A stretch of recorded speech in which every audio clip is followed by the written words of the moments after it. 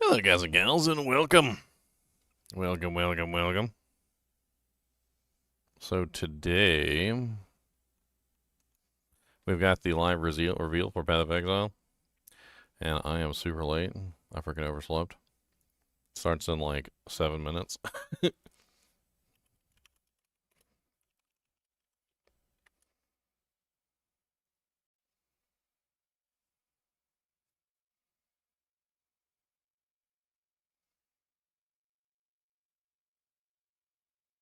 That's what I get for streaming all night long.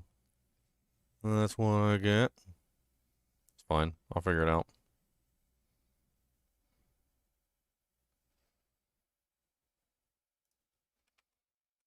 Let's get this up on the stream real quick.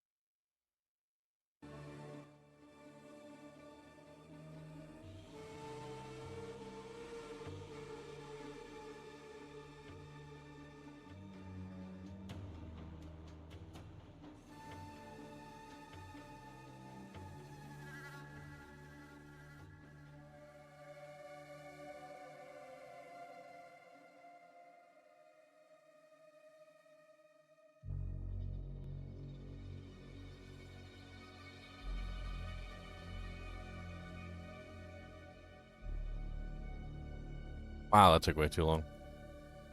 Sitting here trying to switch my monitor back from the Nintendo Switch, and it was just like being a pain in my butt cheek.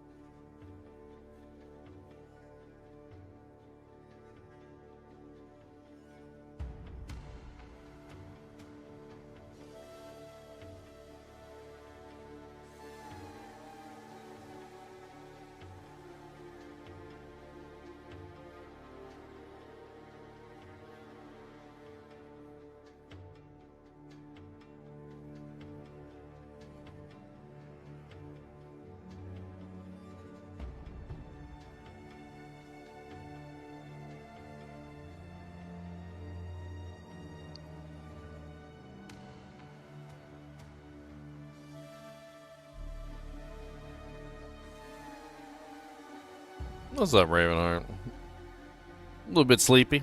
I stayed up way too late last night.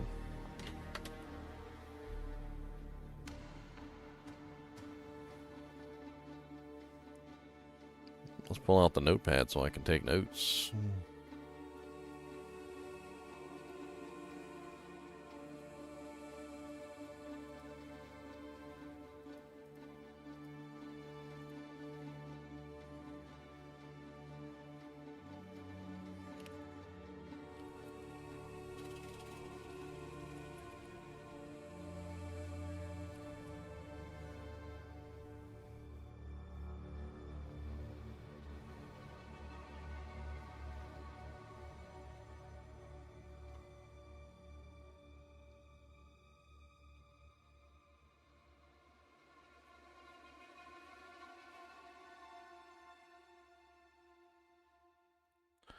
What's up, Leon?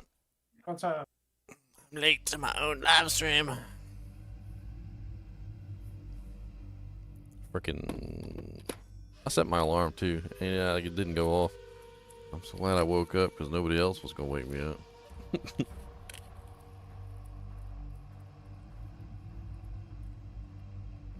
At least I woke up before it aired instead of after.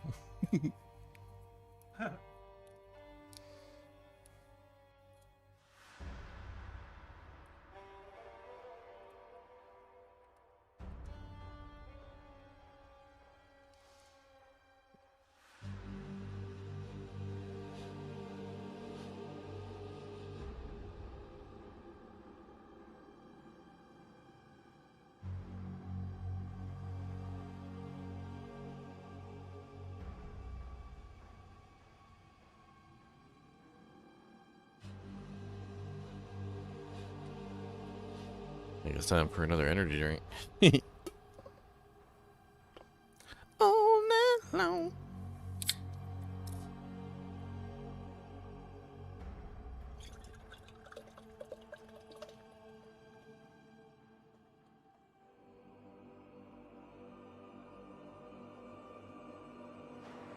Apparently there's another, like, interview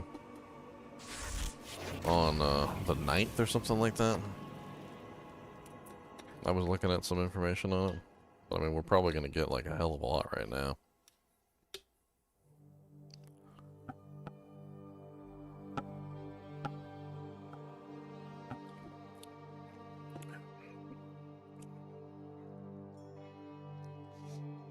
Hey, what's up, Derelict? 32 months, holy Jesus.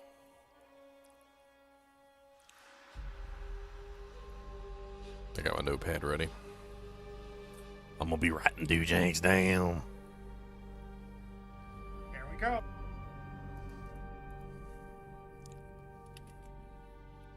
Where's our official... Is it up on YouTube or just Twitch? Man, I've got it up 52 seconds on Twitch.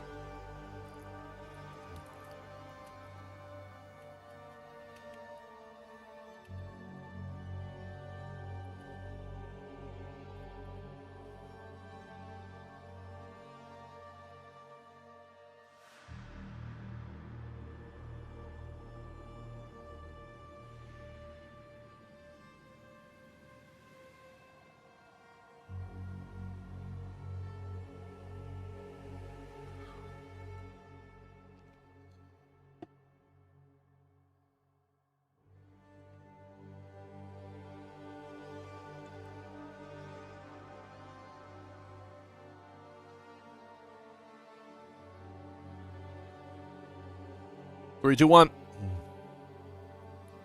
Hi, I'm Jonathan Rogers, Game Director on Path of Exile 2, and welcome to GGG Live.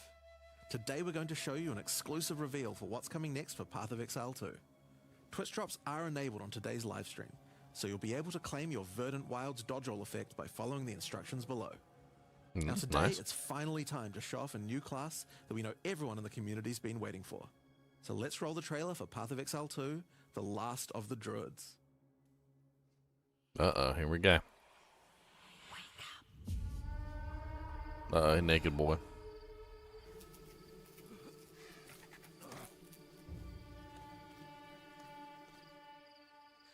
Well, well. What have we got here, then? You lost, fella? Hey, we're talking to you. I asked you a question.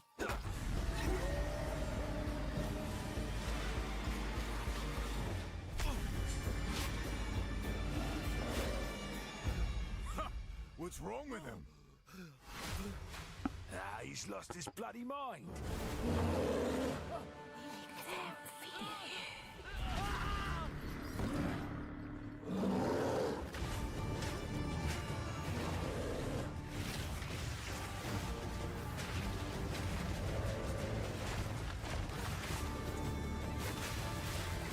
Oh, I like that ice attack. That looked cool.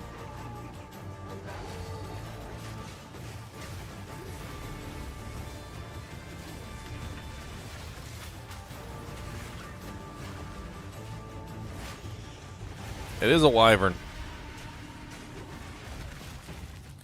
Where? Wyvern.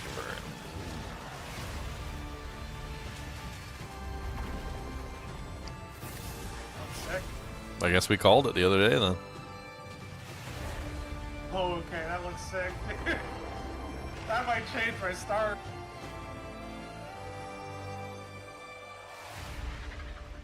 Nope, and they're dead.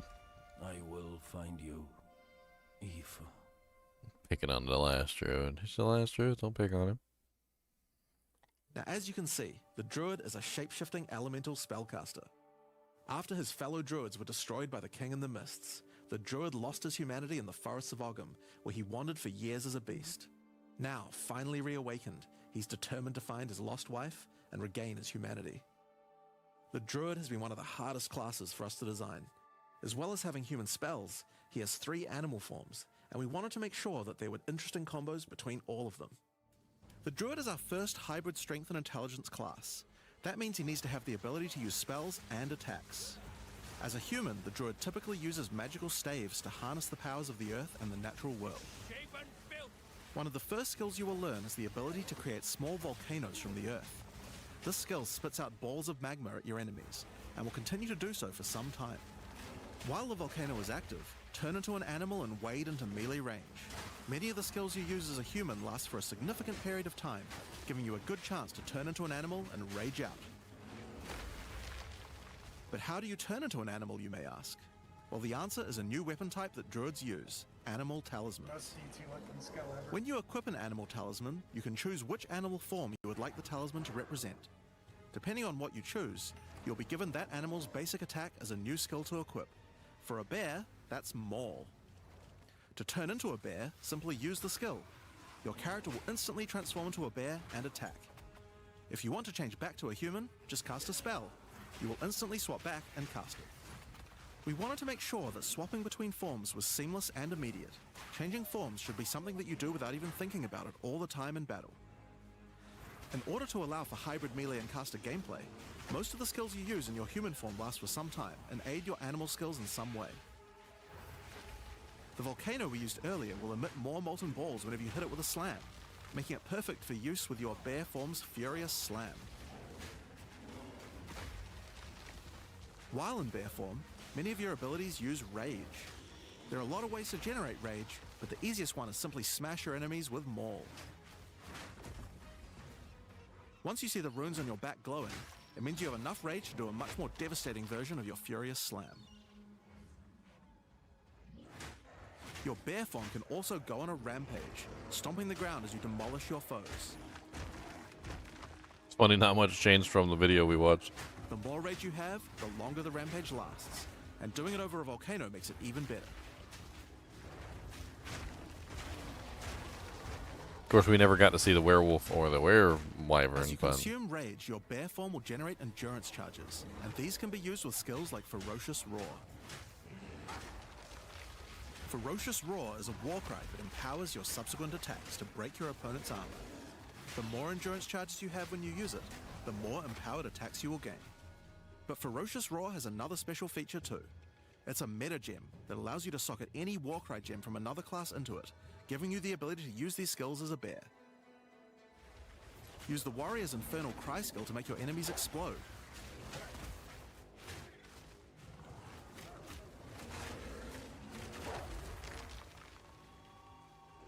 Or use Seismic Cry to stun your enemies and double up the number of slams you do.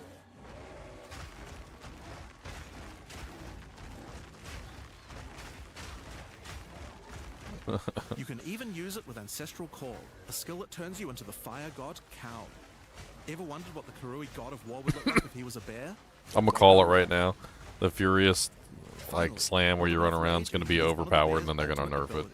Walking Calamity.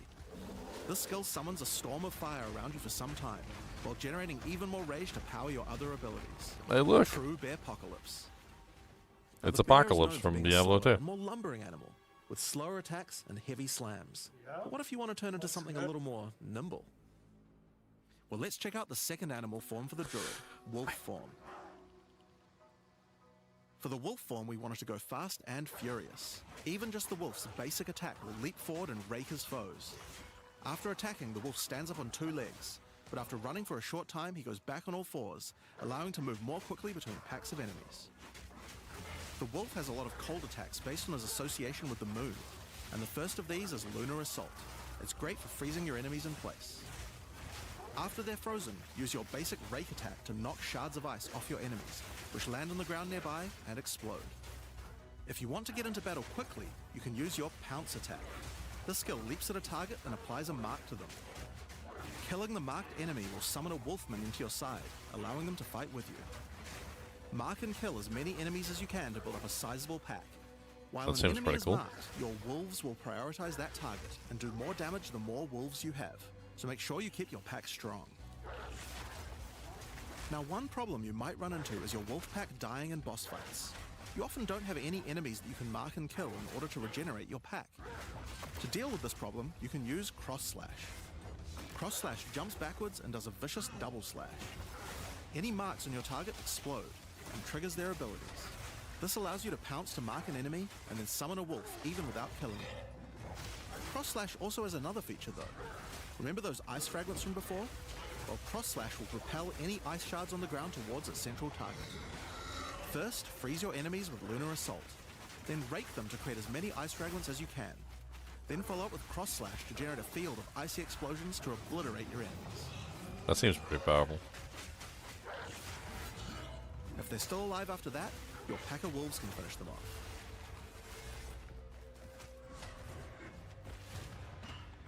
Just like with the bear's raw skill earlier that allows you to use skills from other classes, Pounce is also a meta gem that you can socket mark skills from other classes into. So for example, you might want to try adding Freezing Mark from the Monk to Pounce. After pouncing at an enemy, Cross Slash to explode the mark and gain extra cold damage for a time. The Wolf has many other ways to go all in on cold though. Using the Arctic Howl Warcry will allow you to add cold damage and chilled ground to any slam, while buffing your pack of wolves as well. You can also use it to freeze enemies that are close to being frozen, making it much faster to use your other combos.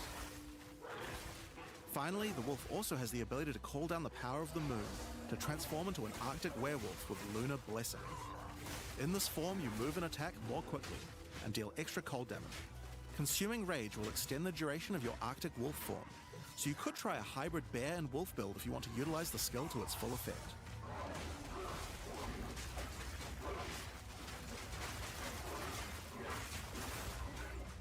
Alright, let's talk about the third form available to the Druid. The I think it's a cool one. Wyvern. The Wyvern. The Wyvern has a number of long-range breath abilities, but that doesn't mean you can't get into melee range when you want to. The basic attack of the Wyvern is Rend. Jump forward into combat and slash your enemies with your lethal talons. If they're close to being stunned, you can blow them off balance with a blast from your wings, causing an explosion of damage. After the battle though, it's time to feed. Devour the corpses of monsters to create power charges, and this is when the Wyvern's abilities really come online. When using Rend, you can consume a power charge to charge up your wings with lightning. Not only does this do a bunch of damage, but it allows you to turn this melee skill into a much larger AoE attack. Once your wings are charged, your Wing Blast will also do lightning explosions for even more damage. If your enemies are close to death, no need to wait for them to actually die. When you see this blue marker, just devour them alive. Fresh meat is much tastier after all. Alright, so those are some melee options, but how about range? Well, you wouldn't be much of a dragon if you couldn't breathe fire after all. Rolling Magma is the first of the Wyvern's breath attacks. Spit balls of fire that bounce along the ground. These balls will trigger volcanoes as well, so it's a good idea to cast one as a human right before you start spitting. That rolling magma looks really nice. But that's not all you can spit. You have something a little nastier in that gullet of yours. Spitting a barrage of oil at your enemies will cover them in a viscous sludge that makes them easier to ignite. If you have power charges though, plant your wings in the ground and vomit a barrage of lightning-infused projectiles. The more power charges you have, the longer you can do this for. But make sure you keep your foes at range. You're vulnerable to melee attacks while channeling this skill. In order to help with that, let's take a quick diversion back to some of your human abilities. As a Druid of Scoth, you have the ability to harness the power of nature to create entangling vines to slow down your enemies. Another of nature's punishments is the thunderstorm. Creating one of these will create periodic strikes of lightning from the sky, and will also make your enemies wet. Why is that useful? Well, of course, things that are wet are easier to shock. Use it with lightning damage from your Wyvern form to enhance your damage. Making things wet also makes them easier to freeze, so it works nicely with your wolf form as well. Well, And you know dang. what else likes water? Plants. Water your plants to give them various extra abilities. Use Lightning Storm with Entangle to make them last longer, and attach more vines to each enemy, slowing them further. Summon Thrashing Vines to slam at your enemies for a time. Any that are created in water will be larger and deal more damage. The vines look crazy. Now then, with Just- our enemies just the sufficiently vines. subdued with our plants, time to really lay into them with our lightning-infused barrage. That lightning-infused barrage sounds nutty. Now, this last Wyvern ability is just ridiculous, but we felt like we had to do it. Use Flame Breath to take to the skies and rain down a stream of fire on your enemies. You have wings, so we have to take full advantage of them after all. so fly around and burn in it. Burninates.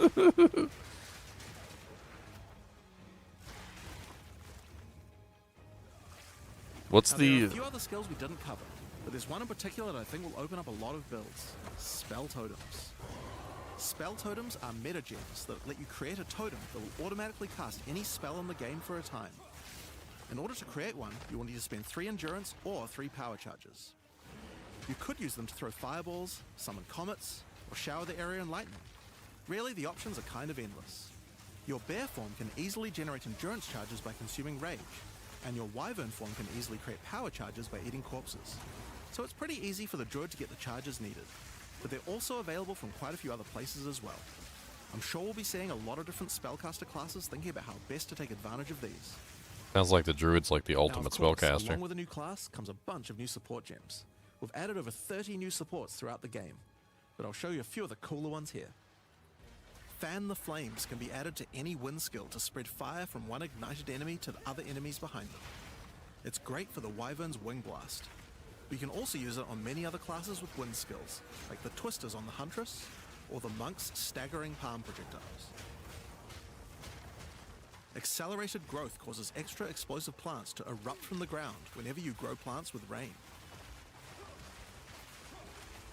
And Advancing Storm changes storm skills like your Thunderstorm or Tornado to move across the battlefield. It's great for watering plants en masse, or to turn tornadoes into a real disaster by sucking up multiple ground effects as they travel along. And the Sorceress might like to use it with Firestorm as well. That actually seems really nice. Causes your Warcry skills to echo. They will repeat a couple more times with a delay after you use them, giving you more empowered attacks. Use it for the druid's animal form Warcries, or on the warrior for a nice power boost. Grounding Shocks causes monsters you shock to turn into living Tesla coils, arcing lightning to nearby enemies. You could use it with your empowered wings for an extra damage boost, but it's also great with any other shocking skill. Try it out with Lightning Spear. It obviously needed more AoE clear. There's a whole pile more. That's a big one for you, Mr. Lightning. Now with the new Yeah, class comes new I thought I was ascendancy going to do classes. wolf first, The but it druid will might have be 2 options for now, whirlwind. with a third being released later. Might be dragon. The first class is the Shaman. The Shaman channels nature's I'll have to elemental name it fury after a and can Targaryen. harness rage as a spellcaster, unifying his animalistic and magical tendencies. By allocating Druidic Champion, you gain Ooh, spell they made a damage the shaman. angrier you are. I'm so happy. And with Furious Wellspring, you generate rage continuously and can spend it to empower your spells. With the knowledge of the Asmerian Magi, the Shaman can harness untapped power from runes and idols. After allocating Wisdom of the Magi, you will notice that all runes and idols have extra mods only available to the Shaman. These new mods unlock countless new possibilities for enhancing your build. You can also allocate Bringer of the Apocalypse, allowing you to become a walking natural disaster. After dealing enough elemental damage, storms of all elements rain around you, destroying all who would face nature's fury. There are other abilities for the Shaman, but I'll just show a few from each class for now. The other Druid ascendancy is the Oracle. The Oracle perfected the power of foresight and utilizes this in combat to gain massive advantage. When taking Fateful Vision, you will see visions of your future self using specific skills. If you decide to follow this path by using the skill yourself, it will do significantly more damage.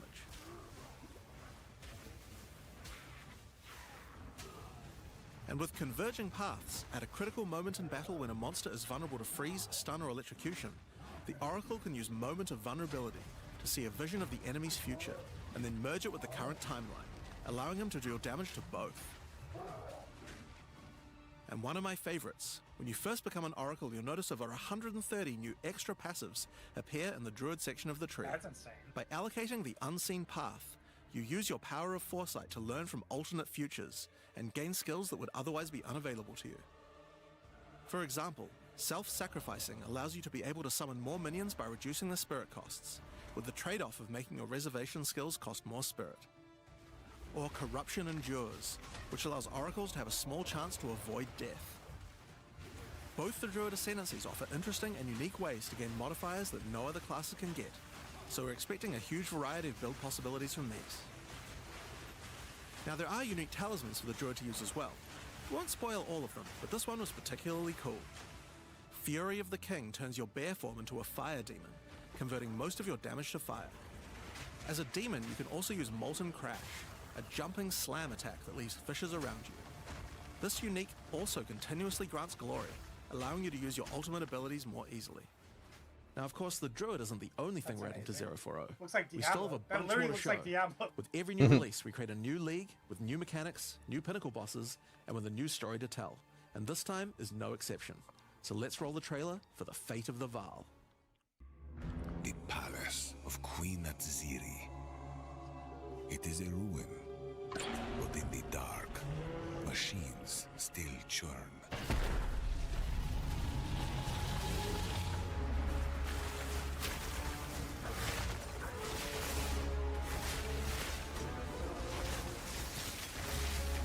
The temple has many functions, and with it, a chance to save the Vaal. A gateway through time.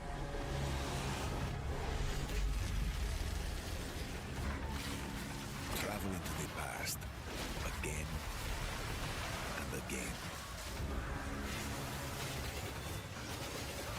Alter the temple. Uncover its secrets. You will be rewarded for your sacrifice. And somewhere Urgent.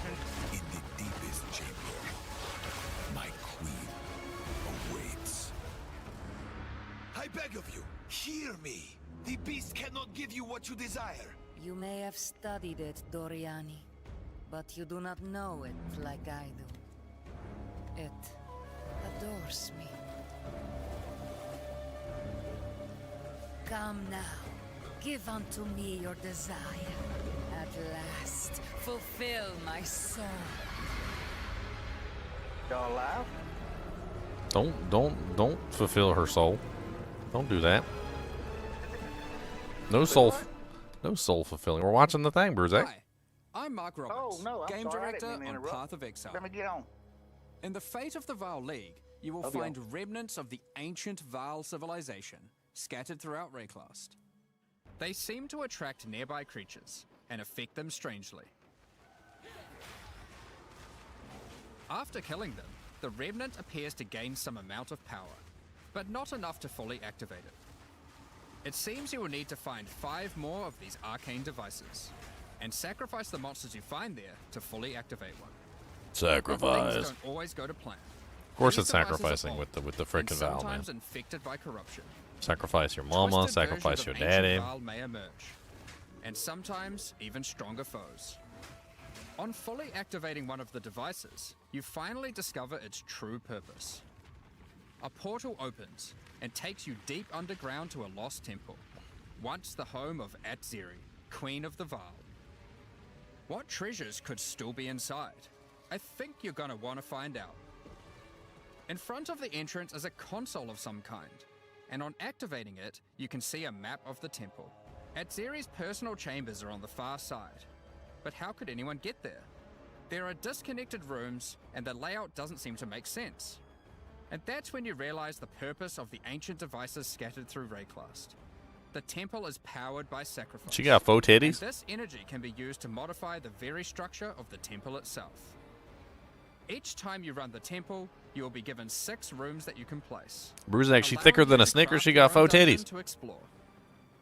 Place paths to link up the dungeon, and place rooms beside them full of precious loot. After you are happy with your choices, open the temple and discover the results of your efforts. Each room contains different challenges along with its rewards.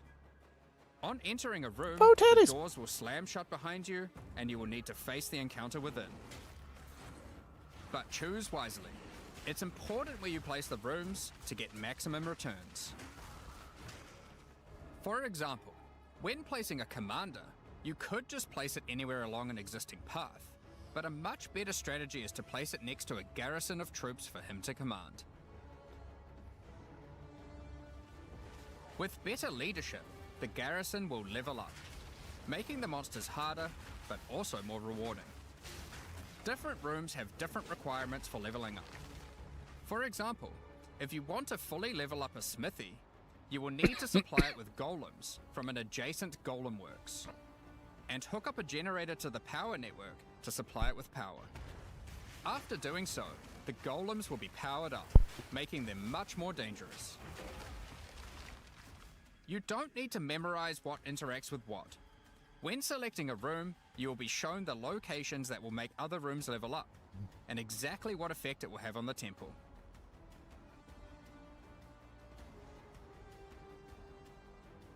After running the temple, a few of the rooms will destabilize and be removed. It will be up to you to rebuild the temple, adding 6 more rooms each time you come back, making the temple larger and larger and larger. So, that's the basic functionality of the temple, but there is a lot more. Once Doriani finds out about your travels to Laraval, he will attempt to persuade you to take on a new mission. The temple entrance contains a prototype of the time portal device. It will be able to take you back in time, but only to one specific point, right before Edzeri triggered the cataclysm that destroyed the Val. He requests that you go back and attempt to stop Edzeri to prevent the Val from ever being destroyed. Yeah, stop messing with the beast. You don't need to be a hoochie. Edzeri is on the far side of the temple, so you will need to expand the temple significantly to get to her. And even worse, her chambers can only be unlocked by a room that isn't currently accessible to you. In order to deal with that, you are going to need to visit the architect of the temple. To get to him, you will need to place path rooms, but while doing so, you will probably want to exploit some of the Val technology only available in the past. Once you can travel into the past, a whole new set of rooms are available to you, and they have some pretty insane rewards. At level 1, the corruption chamber can be used to corrupt a single item. But placing it next to a thaumaturge to run the place, and a sacrificial chamber to provide soul energy, you'll be able to level it up. And it's worth it. Because once you get the room to level 3, there are some very nice rewards to be had. In a level 3 corruption chamber, you will find this mysterious device. It has a slot to place an item, and it only accepts items that are already corrupted. What will happen to them? Well, normally once an item is corrupted, you can't modify it any further. But this device allows you to corrupt your item a second time, adding another enchantment. This has the capability to craft some very powerful items indeed. But be warned, the Val are all about taking risks in the pursuit of power. There is a 50% chance that the item will be destroyed. Well, alrighty then. The season of gambling. Each room has its own Leon does not want it. and rewards when it levels up. Many of them contain bosses to fight, special drops, and in many cases, new crafting opportunities.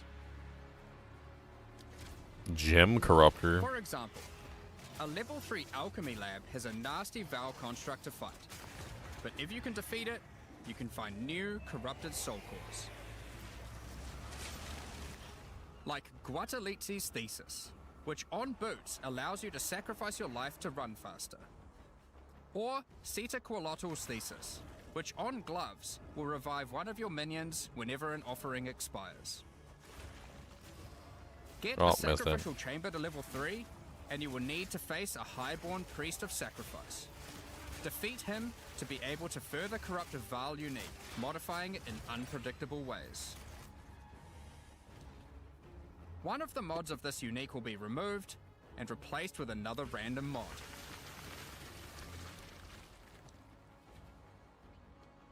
For example, this Soul Mantle.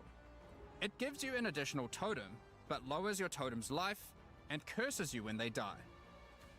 By using the machine, this could result in a terrible item if you remove the good mod, but also some amazing items if you replace the downside. So you can Now, just remove one the extra negative thing from to mention uniques. about these Val crafting machines. That's gonna be You crazy. don't have to take the items you want to craft into the temple. If you don't have the item you want to craft with you at the time, then clicking this button will allow you to create a currency item instead, allowing you to do the craft later or trade it if you want. Now there are all sorts of interesting rooms you can find in the temple, but the last one I want to show you today is the Flesh Surgeon. A Val Flesh Surgeon can be leveled up by placing him next to a high-level synth flesh lab.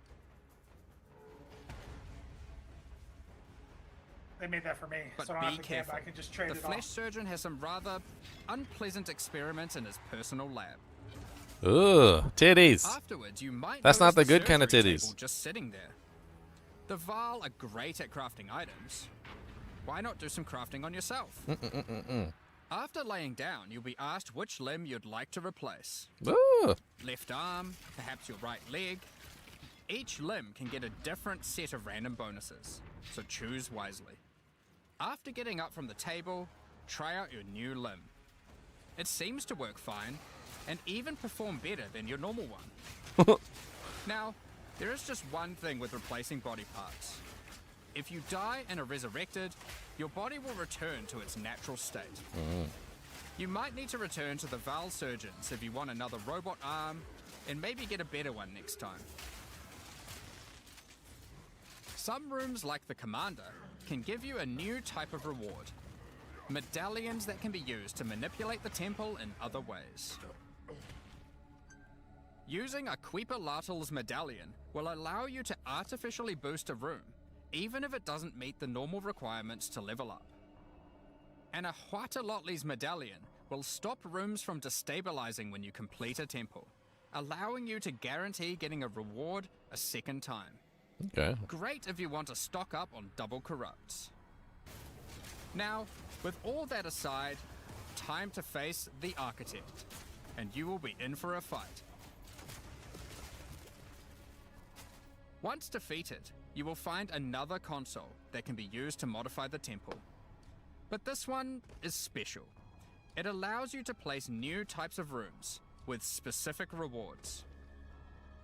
There are rooms with specific uniques, special runes, and currency. But also a few other, more niche crafting experiments. Like this one, that can extract the socketables back out of an item, at the cost of destroying it. Now, Guess if your something socketable is really important expensive. is every league we release a significant amount of content for the in-game. In order to make sure that the Fate of the Val works well for late-game players, we've added many mechanics to make sure that you can scale the difficulty and rewards to match. Getting some rooms to level 3 adds extra mods to the entire dungeon, and these stack with each other. So in endgame, when you can get some really big temples, you can generate a challenge that can even match the strongest of characters. We also start to introduce ways to store up energy for the temple, allowing you to save up many runs so you can do them later at your leisure, and not interrupt your mapping too often. Now in each league, it's important that we have a new pinnacle boss to test your character's might. In the Fate of the Val, you will get to face Adzeri while she was at the peak of her power. One of the rewards you will gain by defeating the Architect is the ability to place the Royal Access Chamber. Once connected to your temple, you can visit it to finally reach the Queen of the Val herself. This fight takes place at a critical moment in history, right as Adzeri communes with the beast's power, Oh, and takes boobies! its true corrupted form. Now, we are not going to show you the whole fight, but we will tempt you with one of the rewards. This is Adzeri's rule. This staff gives additional levels to all of your corrupted gems and lets you trade life not the for mirror. extra damage. But in addition to that, while using the staff, mirrors of refraction will constantly appear on the battlefield. Any projectile you fire at these will split into a nova, and they can chain from one to the other. So, that's the Fate of the Val League. That seems like an OP. But we are also bringing the previous league, Rise of the Abyssal, into the core game, along with a few changes. I Now, figured. for those of you who haven't seen what happens when a league is over, it's important to understand that you will not be seeing abysses in every area anymore. Rise of the Abyssal is now one of the league mechanics that can show up randomly in endgame. If you want to specialize in running abysses, there is now a tablet that will allow you to add them to any map you run. You can also craft the tablet to add abyss-specific mods to enhance how they function. Now that Abyss is core, it also needs its own Atlas tree. You can gain your first points by completing an Abyss. But there are more available for doing depths and killing certain bosses. And there are a bunch of different options. You might just want more monsters and bosses. But you can also make finishing an Abyss have a chance to overrun a nearby map with the Abyssal. Or make your Waystone modifiers also apply to Abyssal depths. You could specialize in the interaction with other leagues, or specialize in a specific Abyssal faction. One of the important elements that we have heard loud and clear is that needing to do Abyss crafting on Waystones is quite annoying. So, we have removed that. In fact, we have removed instilling from Waystones as well. This mechanic felt mandatory on maps because it boosted the value of all other content, but it was both annoying to do and resulted in a lot of visual clutter. Instead, we are bringing back some of that power on tablets, which you don't need to craft nearly as often, since they last for 10 maps each. Once you defeat the Arbiter of Ash, you will be able to upgrade tablets to a rare with 4 mods using regular currency. Even this isn't enough to fully bring back the power you could have gotten from instilling, so we have also buffed the bonuses that tablets give. Going forward, we're not going to be adding any more crafting directly to Waystones outside of the basic currency, because it adds too much micromanagement. But on that note, Fate of the Veil does bring the ability to corrupt your tablets, hoping to get one of many different random outcomes. The tablets are getting beefed up, Now, which makes sense because with they regard to of the Delirium changes Fog, they made to tablets. even though you shouldn't have to have it on every map anymore, we still did want to make it less visually annoying. Delirium Fog has been toned down significantly, so you won't feel like you're just playing in a sea of grey. Another big source of problems in the endgame is the feeling of getting overwhelmed with monsters. In 031, we reduced the number of monsters in early endgame in order to help with this, but still scaled up the number of monsters to previous levels by the time you got to tier 15. Well, after letting this simmer for a while, we are still getting this kind of feedback. So we are no longer going to scale up the number of monsters you go as you get deeper into the endgame. Good. Instead, we are scaling up the difficulty and rewards by the same amount. So to be clear, instead of increasing the number of monsters by 40%, they will instead drop 40% more items, grant 40% more experience, and have 40% more life, in addition to all the normal scaling they get due to being higher level. This only applies to regular monsters, not bosses. We have also reduced the speed modifiers that monsters can get sometimes, which a good change. also helps a lot with this. But we don't Now, need thousands of monsters. we did have a large amount of content. No, for in-game thousands play of weak for monsters overall, is stupid. but unfortunately we just didn't get time to finish it. The scope was a bit too large, and so we would need to wait until 050 for that. But rest assured, there will be a ton of upgrades for the existing leagues, as well as new pinnacle bosses, and a significant overhaul to the Atlas passive tree coming soon. Now, another problem that becomes a much bigger issue in the endgame is game performance. And we have done a lot of work here. The primary issue is CPU load. And to address that, a lot of things have been optimized. And we have done a lot of work to take advantage of more of your CPU cores. You should see frame rates of at least 25% higher, and a lot less bad frame spikes during gameplay. It does make quite a big difference, especially on consoles. A lot more work in this area is ongoing. I mean, it and looks a you will lot better. continue to see performance improvements over the next I could few tell months. just glancing at it. Of course, another important area is game balance. and we have made a lot of changes. Now, most of these we will save for the patch notes, but I'll do a quick summary of some of the numbers. As well as adding 11 new unique items, we have rebalanced dozens of others that are not currently used very often. We've also done a pass over lineage supports. 21 of them have been rebalanced, as well as adding 9 more. Alongside the 2 new Druid ascendancies, we have made balance changes to almost all the others, with some of them getting a grander rebalance, such as the Smith of Katava. Alongside the 20 plus new Druid skills, we've also rebalanced 90 other active skills across all the different classes. And to top it all off, there are also over 250 new passive skills added to the passive tree. These changes should go a long way to increase the viability of many more skills, uniques, and overall build variety that can tackle our most challenging content. Next up, we're going to be talking about our new supporter packs. Today, we're launching 2 new series of supporter packs, the Precursor and Kalgurin packs. Each tier contains the pack's full face value in points, alongside several exclusive microtransactions. As always, the microtransactions in these packs are purely cosmetic and do not affect your character's power or progression in any way. The Precursor series of supporter packs contains 6 exclusive microtransactions. First up, the Marble Statue character effect. Once you finally stay still for a moment, a podium rises up out of the ground to immortalize you, turning your skin to marble. When you That's next kinda funny. move, the stone crumbles around you. The Precursors had mastery over gravity manipulation.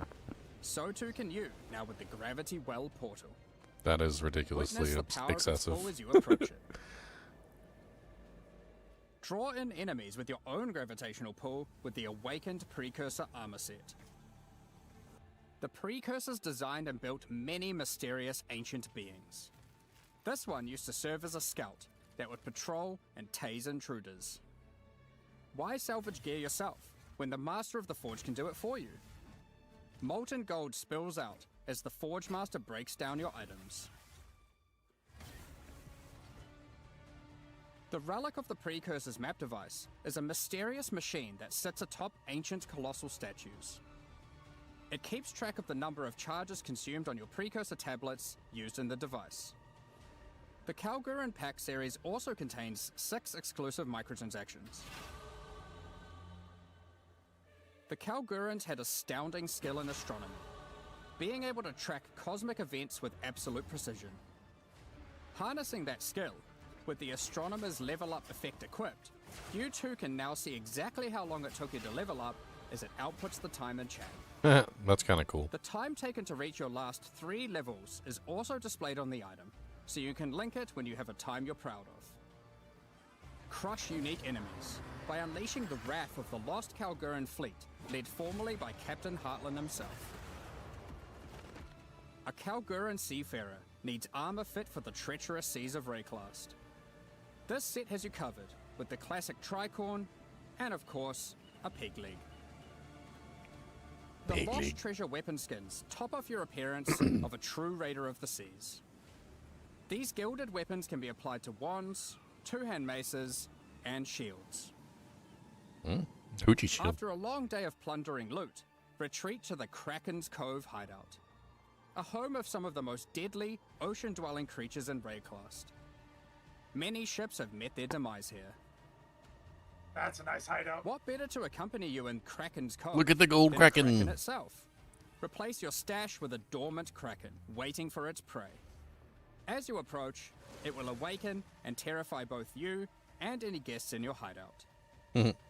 Alongside this, an extra stash skin item will be granted to you, and when placed, will automatically open to any stash tab set with the currency affinity, to help having to navigate through your tabs. Additionally, any microtransactions from these supporter packs will be made available for use in Path of Exile 1. Thank you very much for all your ongoing support. We're just about to start the Q&A with Ziggy D. Afterwards, at 11 AM NZ time, we'll post the patch notes. With release at the end of next week, our community team will be posting crucial information you'll need for the release. Keep an eye on the news. Patch Thanks for notes. joining us today and checking out our 2 latest hours from now? Is that what he said? We're looking forward to playing alongside our fellow shapeshifting exiles, all while uncovering Lost Vale secrets by doing some dungeon crafting. We'll begin the Q&A shortly, so please get your questions ready. Q&A with Ziggy D. Well, this patch looks like it's going to be crazy. They basically just released like 4 classes. The Druid is essentially 4 classes, I hate to say it. It's like I'm kind of giving them more credit than I probably should, but... Welcome back, Exiles, to the Q&A portion. I am your host, Ziggy D, and today we're going to be touching on the design of the Druid and the fate of the Vile League while we gather some community questions.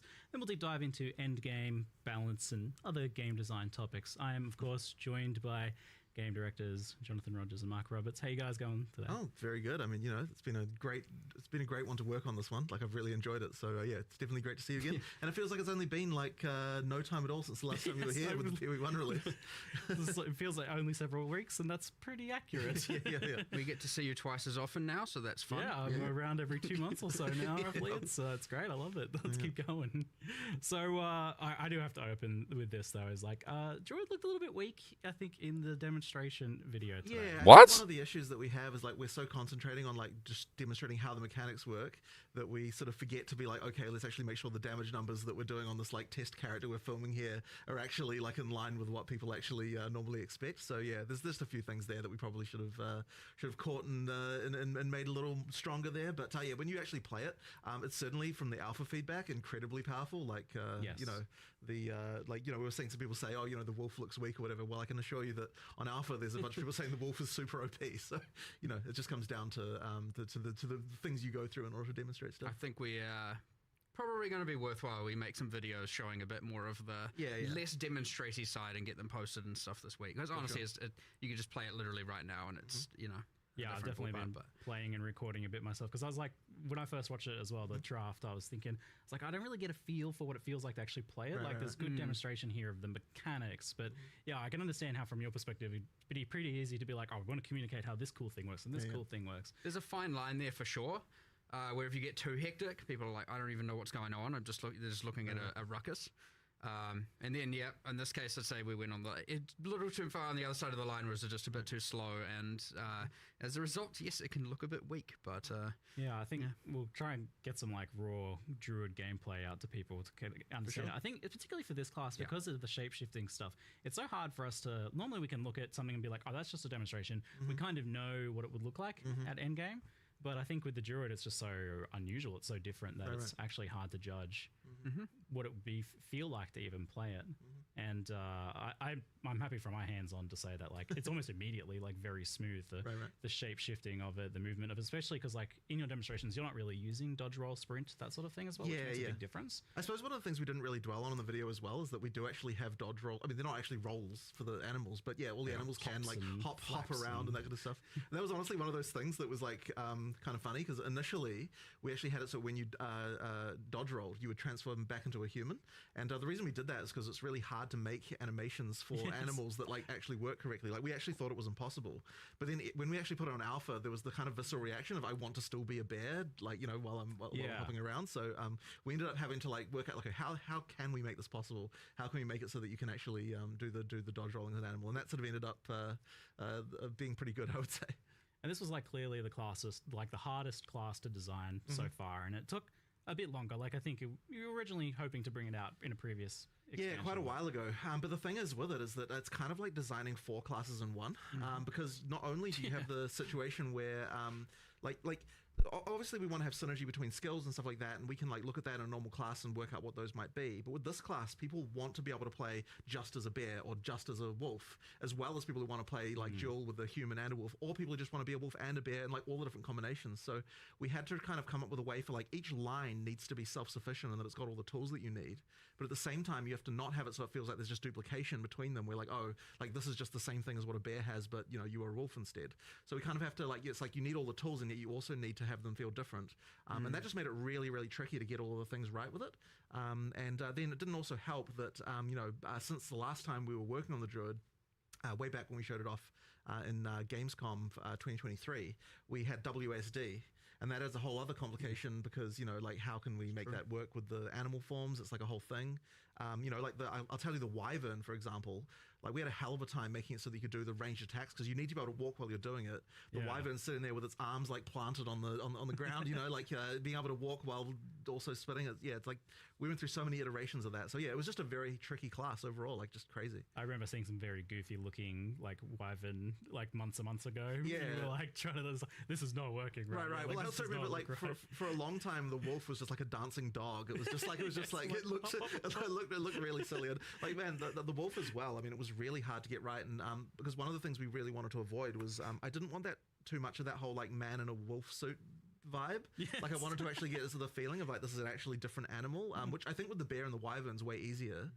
With the wolf, it's like it's really hard not to just go back into that. So we had a lot of questions about like what even the locomotion was. How does it walk? Are we going to walk on 2 legs? Are we going to walk on 4? We ended up splitting the difference. You can do both, right? Like you get that when you're attacking and you can be upright walking on 2 legs. When you're walking, you run on 4, and you actually do get a speed boost while you're on 4 legs. Like as a wolf, just so after like 1 second of walking, you speed boost. 4 legs, you start moving a bit faster.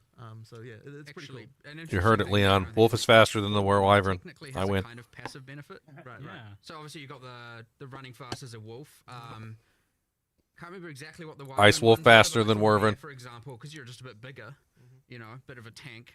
Yeah, you actually do get armor, and armor applies to elemental damage as a thing, and like you know, there's a kind of which is like honestly, unless you actually click the bear keyword, is like undescribed everywhere. Well, it was even more than that because I was just looking at it in game before. The bear has like passive endurance charge generation. Yes, it from does. Rage From expenditure. rage expenditure, it does. I was like, that's so cool. yeah. So we really wanted to make sure that each of the different forms had things that The bear seems like it would work benefit really the good with forms. Warcries. So like it was Better really than what are the warrior resources that the bear does. can generate? What are the resources the wolf can generate? What are the ones the wyvern can generate that the other ones can then use? I really to like kind the of way get they that cross address synergy. Warcries and So the way they address yeah, that's kind of marks. like The bear has one of the reasons why we had to kind of come up with what stuff. meta Yeah, support, and then the And that wolf caught has me by built-in surprise as well mark because meta support. like technically it's mentioned, but I never really. Well, not only that, but like understood, you like, can basically just like make a better version of the warrior now with the bear. Yeah, I think that's what's going on here. Yeah. So That's why I don't you want to can, start leap bear. into It's the too wolf similar to and then what I played immediately last week. transform to a bear mid-slam. I'll make a bear build. So It'll probably be the like my thing is third that, or fourth.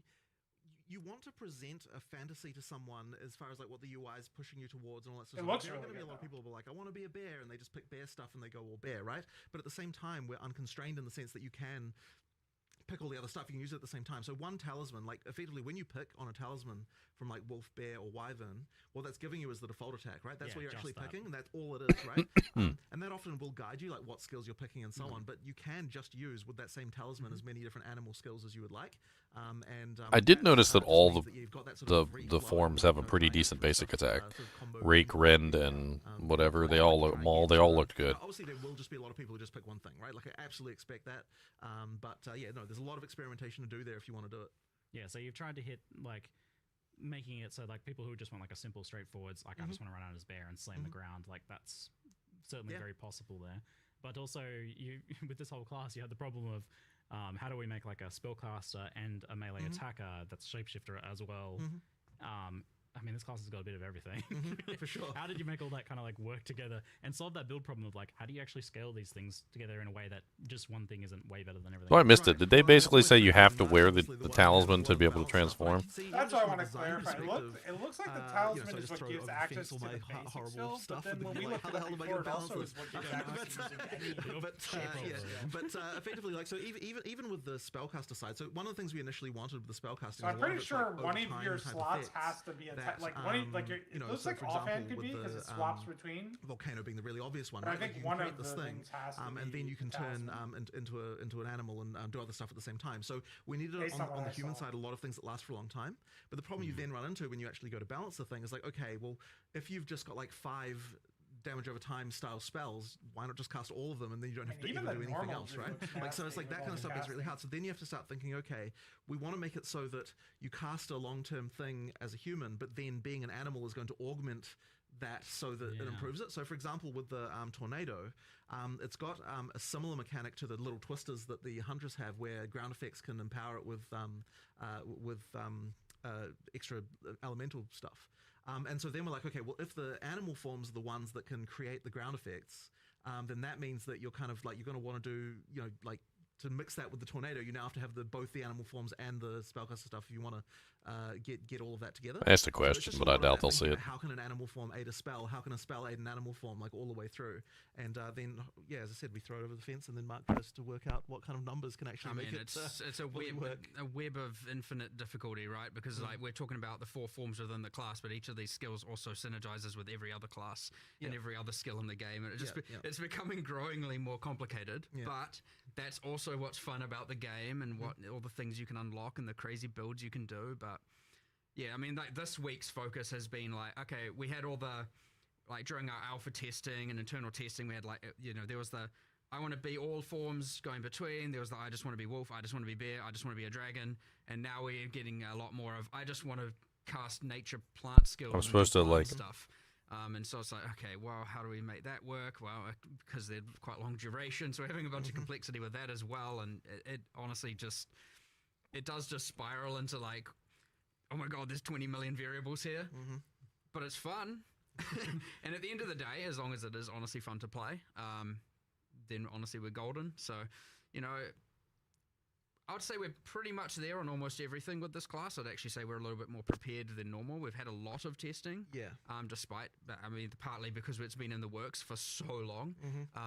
But yeah, it's, I don't know, like ultimately pretty fun. I'd say there's still something, obviously there's still more to do. There's obviously always more to do. But yeah, there's a lot going on, a lot of enjoyment. I saw yesterday, I was just like walking past someone's computer and, you know, someone was mentioning like, yeah, it's just fun placing 6 volcanoes and then just slamming on them. I was like, all right, sweet, you do you. Like, that's fine. It's like the exact same build you played last season. Like with dropping tornadoes, and there's the totem which you can summon in animal form, and then you're putting fishes down and they're exploding, and you're putting extra things on the ground and they're exploding. And there's definitely some boss deletion going on there. So. Even just walking past the just many entangles going out, and then there's that plant support general. Yeah, it's kind of crazy to like look at it from that perspective too, because I watched you last season doing that build with the hammer and whatnot, and it really does kind of look like the same exact build like the bear is doing that you were doing last season. No, the designer said that's probably not intended. Thanks, Ziggy. I'm like, I don't know. We'll see where that goes, because I was like, no, that's fine.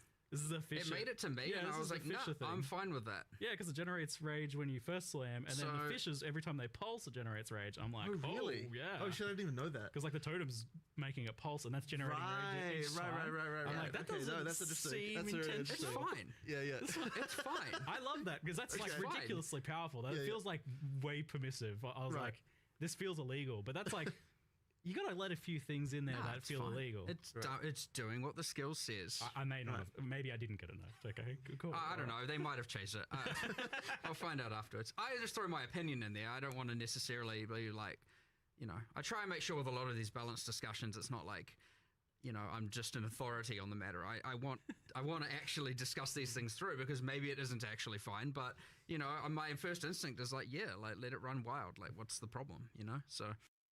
Yeah, you gotta. We'll see what happens, but whatever. They said Q&A and they haven't answered like a single question. Thanks, you ruined it. Now people will know the change. Am I the only one that's noticed this? They'll see the thing not generating rage, and let's see that line of text. Now that's the Ziggy line of text. I'm developing a reputation now. It's just helping finding bugs. It's okay.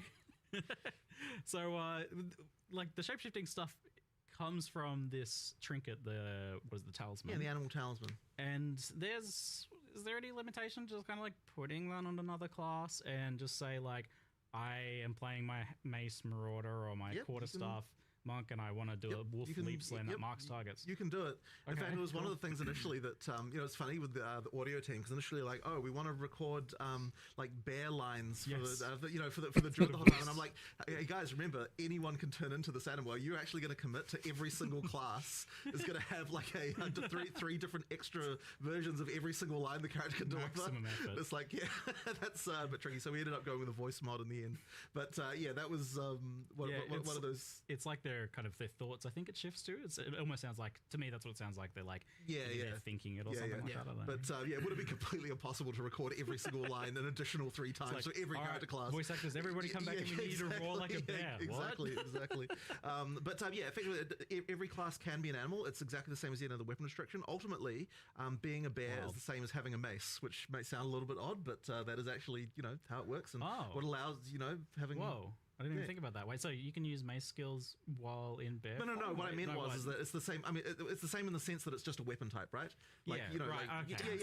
Damn it, now we have to make that possible. Well, I mean, you can turn into Calm as a bear. That's unique item territory for the future.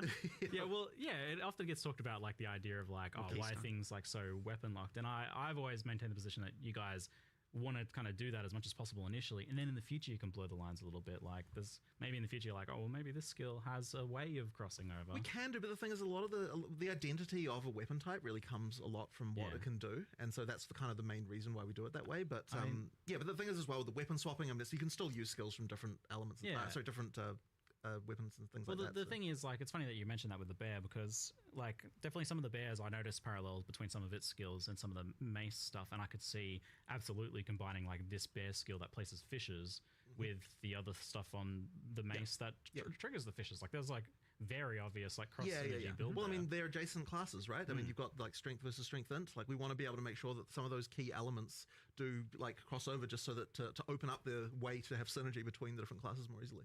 Well, as you get more classes and more skills, you obviously get an overlap of the kind of mechanics and keywords and stuff, iterating, and thus they will always cross synergize. And where there still will be new things a class offers, yes, there's always going to be a bunch of stuff that they use that will then interact with all the other skills. So. Yeah, and now you added plants and plants that grow from rain, and there's a plant keyword that has overgrown as a keyword. Like, it's interesting actually, those ones, because they're on completely opposite sides of the tree. You've got Dex versus Strength int, and that's been a little bit hard to kind of like get the where the mechanic should go on one side versus the other. So where we ended up going is that the nature side of things for plants on the Strength int is like you've got the poison on the Dex side versus the kind of like just pure nature, like physical damage spells on the Strength inside. But that's been fun though, because now it's actually been really fun designing the supports, because the more classes we have, the more we can start to think, okay, like, here's a support that's for something obscure. How can we make it so this can apply to some other kind of thing on the opposite side of the tree, where, like, now you've got some interesting interaction. So there could be some kind of like thing where growing plants as a ranger could be sort of something. I mean, like, I can't say I've tested the potential there myself, but like, we made all of that work. All the plants can, like plant stuff all has mechanics around, like, watering the ranger's plants is like a thing. They all have ways that works. I mean, that definitely opens up interesting party options in the future as well. Like, I do like the idea of being like a rainy druid watering. It's a thing. It's easily a thing. It's not even hard to do as well. Right. It's kind of just like, thanks, druid, you buffed poison rangers. Yeah. Like, that's kind of just what happened. Yeah. All right, good, yes. And the rain buffing lightning skills as well, like increasing shock chance and stuff. It's pretty wild how much stuff you've just jammed into one class here. How did you, like, kind of settle on a identity for the wyvern in particular? I feel like people know what a bear is, people know what the wolf is, and even a lot of the, like, druid stuff is pre-established as, like, you've got plants and you got, like, nature and you got, like, lifting up the earth, that sort of stuff. Well, we really wanted to have a third form that was a little bit out there in terms of different from what you'd seen in another game. I mean, obviously, like, every game that's got transformations has the bear and the wolf, right? That's just like the staple. But and actually, for that, funnily enough, for that reason, we couldn't not do it. There was actually a period there. The Tesla coil thing on the wyvern seems really kind of beast. It's just like, well, exactly, right? That was the reaction. The ability to basically turn your enemies into, like, little mobile Tesla coils. How dare you? Exactly, right? So we're like, okay, we'll have a exactly. Don't anger them. That was a real concern. So we decided to go. We needed the two familiar, and then we needed one that was a little bit more out there. And really, when we're looking at the bear and the wolf, it was kind of like, we want the slower, harder hitting. We want the faster and like speedy kind of version, obviously being the wolf. We also wanted something that had some range elements, and then a sort of more spellcastery vibe a little bit more. And so we sort of thought about it a little bit like, what animal is ranged? Like it's not really there's kind of not a lot out there that can really sort of do that.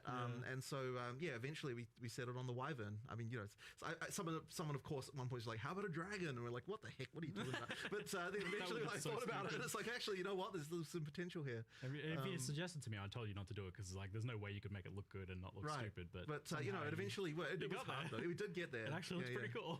Yeah, I don't know. But, it's kind of starting exactly. I'm definitely making a shaman for range stuff, but it's I don't know if I'm like going spell leaning kind of melee into the things chimera going on. form or as it should be. I might be strengthened. doing you were asking more what the passive buffs were. I was spellcaster looking at stuff. before, We'll it's see. like, it's got buffs I mean, the that you can spellcaster seems pretty and OP. Those totems that can cast any spell that you want sounds kind of nuts. It's a Like shame you can that basically have like a was totem actually just being spamming banned comets or anyway, I something. just wanted to change them. That seems kind of nutty. I mean, that's fine. Do something. I mean, you can have like sparks. They had one on there that was just casting sparks. So you just had like unlimited sparks all over the battlefield, spreading everywhere. I can't believe they put Diablo form in the game. I think they did that just to have Diablo in the utility game. or defensive. Before That way they all work across all board. That's They my did that as a general meme. philosophy. So I was like, Oh, they if put you're Diablo in the game? trying to design Yeah, that energy shield unique. thing, I don't mind. The unique transforms a wanted to bear have into go a at designing demon stuff that looks that's like more Diablo. utility or defensive only. You don't feel like, oh, I should have to play. I think I on took a this screenshot of side that unique. gets the passive Right, benefits. okay. That way, if you wanted to do a kind of weird, Everyone said the out there same thing I said during the it moment doesn't in your feel so stream. bad, Everyone was but, spamming in chat. We'll see what I come up with. Yeah, Diablo. Nah, I got no Before, clue. I don't know. You could play on the fact it's got like wings to something defensive for block or something for hard carapace maybe or. Was that the Fury of the King talisman? Something to do with the So much wings, right? dragon lore to pull from. Yeah, I think so. I got like a book that my daughter really likes to read that's like full of dragon lore. I'll send you some ideas. All right, sweet, yeah. Dragon, they hoard gold, right? Gold finds. Yeah, that totally. sounds like it. Eight piles of gold for buffs or Oh, there's something. gold over there. Quick, shapeshift, pick it up. Shapeshift back. No, obviously. Conversion to fire damage too. I'm not doing that. Gold find, no, please don't. Mandatory dragon gold find build. I know it's kind of funny though. It's distinctly PoE. So the druid is this like string int class, and with the Templar we had the idea more of like you've got the armor energy shield stuff, but that's still the case here, as that's the strength int base. But I feel like the energy shield stuff is not as iconic to druid. How have you incorporated that and made it feel like something that makes sense, or like in what ways have you incorporated that to the druid? I feel like it's not obvious. Yeah, look, it's a little bit off in terms of the feel there, but at the end of the day, we kind of don't really have many options as far as what we can do. I mean, like that, it is important for it to be that it has that, like armor and energy shield approach. There's a few sort of interesting, what do you call them, spirit reservation gems. I don't know I can never remember what the official name of that is. I mean, you're kind of pigeonholed. Like you don't really have much choice. You're starting in between the armor section and the energy shield section. And you are in the armor energy shield section, so you're either going armor or energy shield, or armor energy shield. Like you can't go evasion really at all because it's on the opposite side of the tree.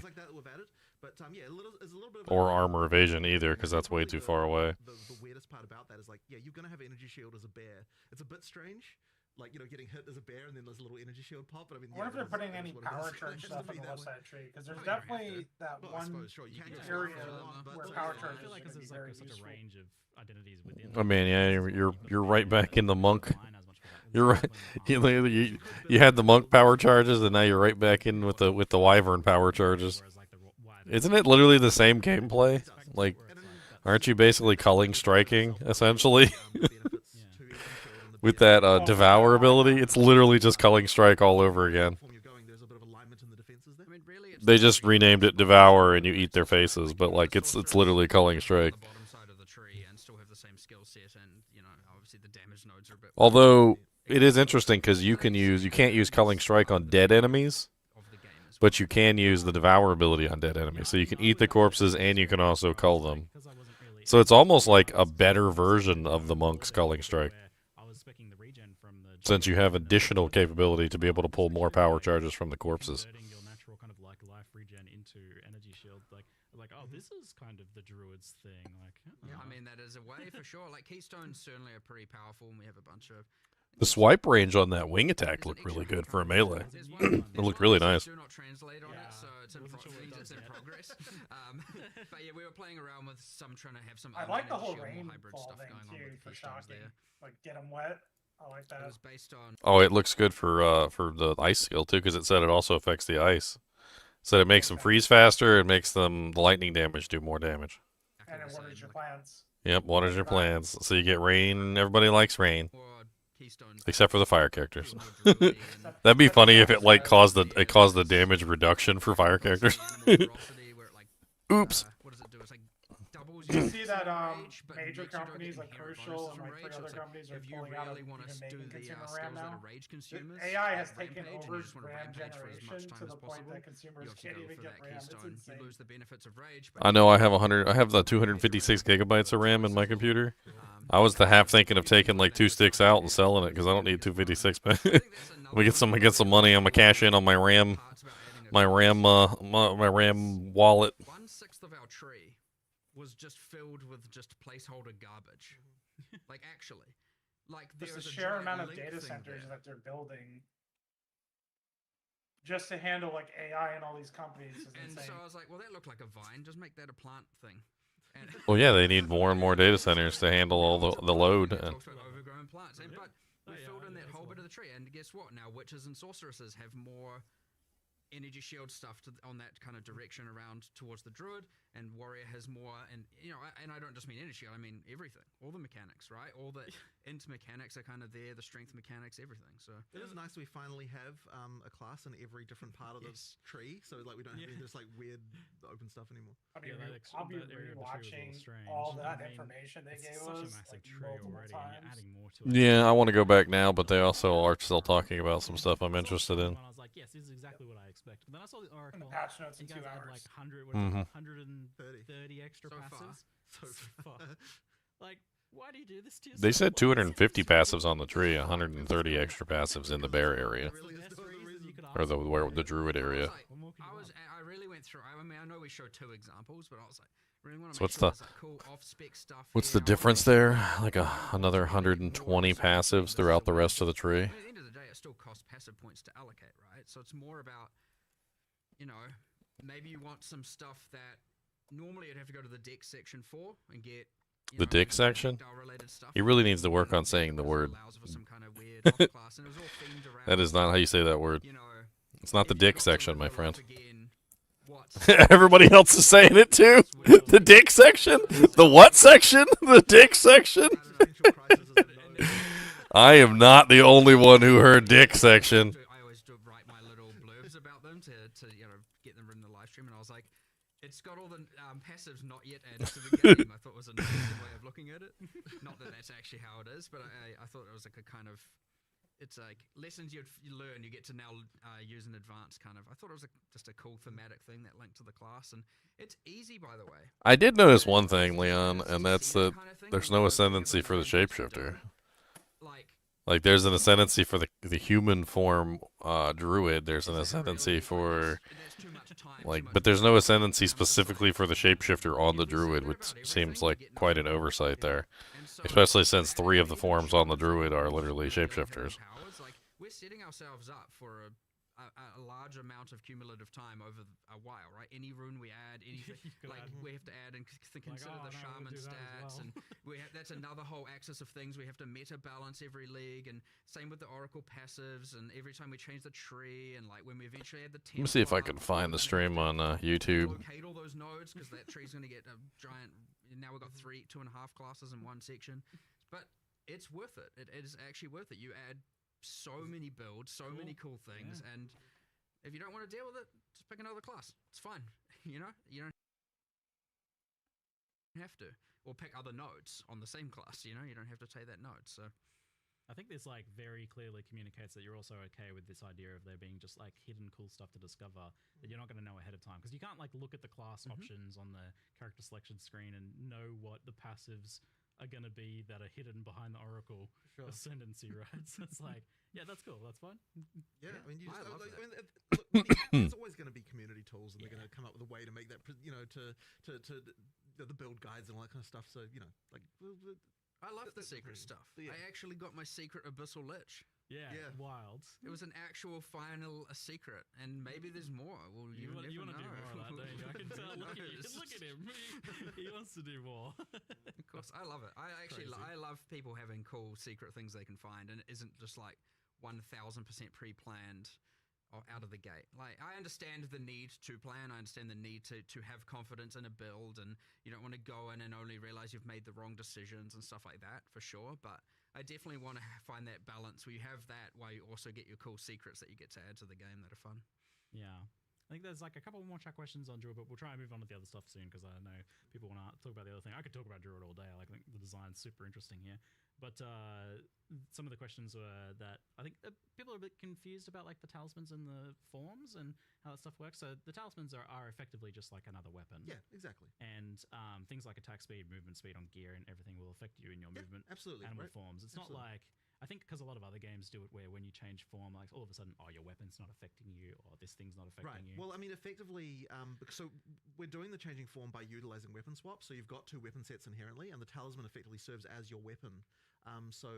Yeah, like if you're playing a druid, you are going to have to learn how to use weapon specialization passives and stuff like that if you want to have the spellcaster and melee thing. Now, a lot of the passive tree nodes, like in the druid section of the tree, all have like attack and spell damage and that kind of stuff.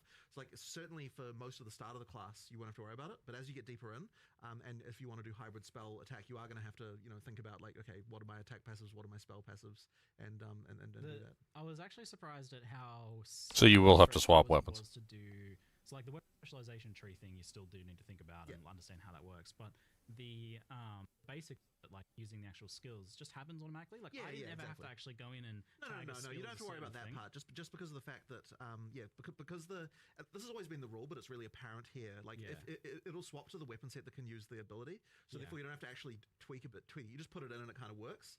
Like if I tried to use my spell, it would shift to human automatically and use the staff. And so like that was all automated, and I didn't have to like program anything like that. Right.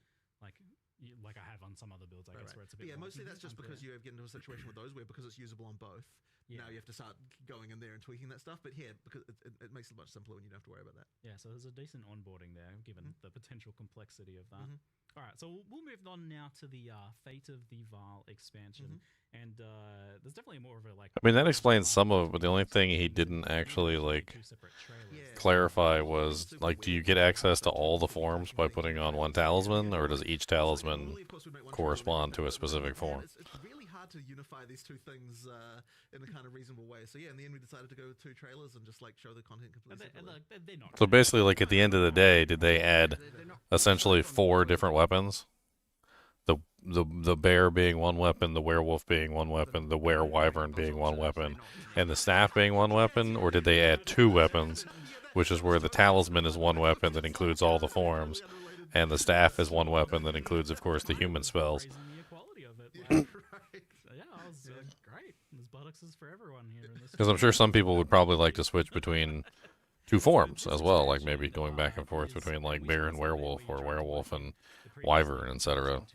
Some of the skills on the werewolf actually do seem pretty cool, like the ability to mark your targets with that one skill. Where like Doriani's saying, go back in time and try and change these things that happened in the campaign. I was like, this feels like a major campaign story beat. So I mean, on now. There's a few things going on there. So like initially, this league, unlike I think what we've done too much of in the past, the storyline develops quite a lot more, kind of like through the campaign with different events that happen and sort of link in a lot. And part of the reason originally for that is that one of the things we sort of don't like necessarily about what leagues do is like you've got this situation where you like walk out of town in like literally the first area, and it's like some eldritch entity is immediately recruiting your services. You know what I mean? Like it's actually very like unfortunate. Put this rusty thing in your body. Exactly right. So we kind of wanted to try and make sure that there's a little bit more like it doesn't feel like the world is on your shoulders like right from the get go. Like there's actually like a little bit a growth of epicness throughout the league.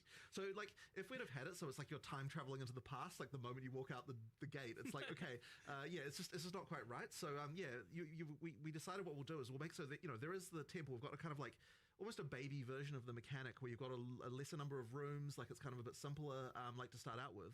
And then once you pass the sort of key point in the storyline, then it like really opens up. You go into the past, you've got a little more story stuff going on.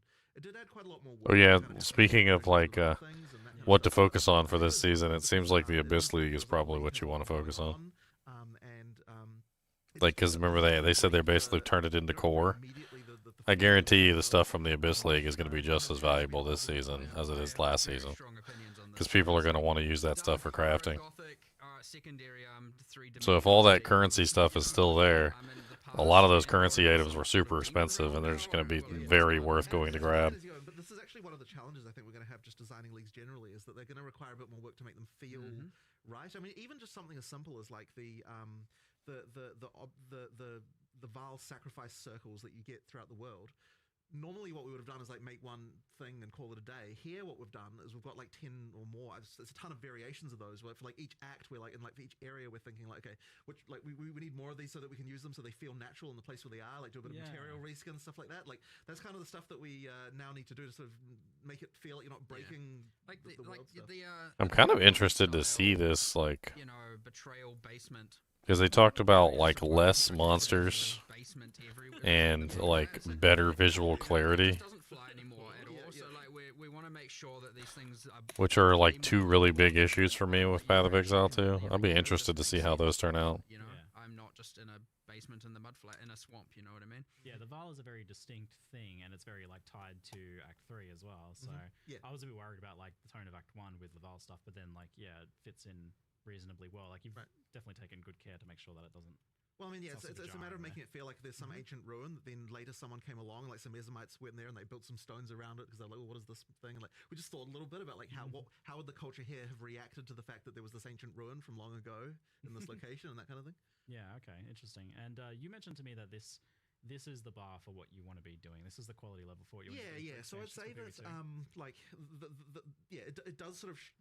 I would say here, like the level of polish and the stuff that we're doing, like the amount of content that a league needs to actually be good. Like, you know, obviously, when we did 020, the league was a little bit like, you know, it was just the Asmerian spirits, and like, I mean, it was a league, but it wasn't really. Didn't have like the depth of content. Asmerian spirits suck balls. With 030, I think we did like it came a lot better. I'm just telling the truth, guys. Asmerian spirits suck balls. Like PoE 1 level kind of. Yeah, and then this one here, I think like, you know, you get up to the level of quality that we really want to be delivering in PoE 2, like, you know, post release and everything, and like the kind of the amount of content you need for a league. Like it needs to be quite sizable and good, and it did take a lot of effort, but I think it's worth it because you sort of shows you what we can do when we. Yeah, I was gonna say that's like a high bar that you've effectively kind of like locked in committing to for expansions. Well, hopefully I don't come to regret it, but you know, it's and honestly the scope did explode a little bit because when we I think that one of the things so when I initially designed the league, I kind of want to go like review the original reveal footage. I'm already bored watching this. In the context of PoE 2, it's like, well, these after chats are always so boring. I mean, yeah, there's some nuggets of information in here, but they're always so boring. Let's encounter mechanics and different crafting mechanics. Let's hop off here and let's go look at the video. I think that's what we're gonna do right now. We're gonna go look at the video. So I did find the video here. This is the live reveal. We're gonna go through here and we're gonna like pick out stuff and we're gonna take a look at some of the things. So I mean, first off, of course, we got like the original walkthrough. I guess we'll just pause it on things we're interested in. So the volcano skill was something that we already knew about from the original Druid reveal, which actually looks really cool, but if you've already played a lot of warrior playthrough, it looks like the bear, like I can't honestly say that the bear doesn't look like a superior form of the warrior. Like it looks like a warrior that you've probably played 100 times on the warrior with the fissures and all the explosions and the fire and everything else. And it's just like an amped up version, like with war cries and whatnot. It's just like an amped up version of the warrior is what it looks like. And it's not that I'm hating on the druid, the bear, because it does look really interesting. But like if you've already played the warrior a lot, this could essentially just kind of feel like more of the same. But if you've never played the warrior, maybe you just want to get into the warrior, this could definitely be like a superior version of the warrior. In fact, this character might work really well with the warrior ascendancy that's based around Warcries. So like if you really wanted to get like the most out of a Warcry build or like a warrior build using like the fissures and all the Warcries and all the other stuff, there is a whole ascendancy on the warrior that would work really well with the bear. I am absolutely 100% sure that you could use that one and just like really tank out the Warcries, especially with the ability to like double that. They added that new support gem that could like double your Warcries. That seems kind of crazy. You could have like all 3 Warcries running like all at the same time, just constantly like smacking stuff around.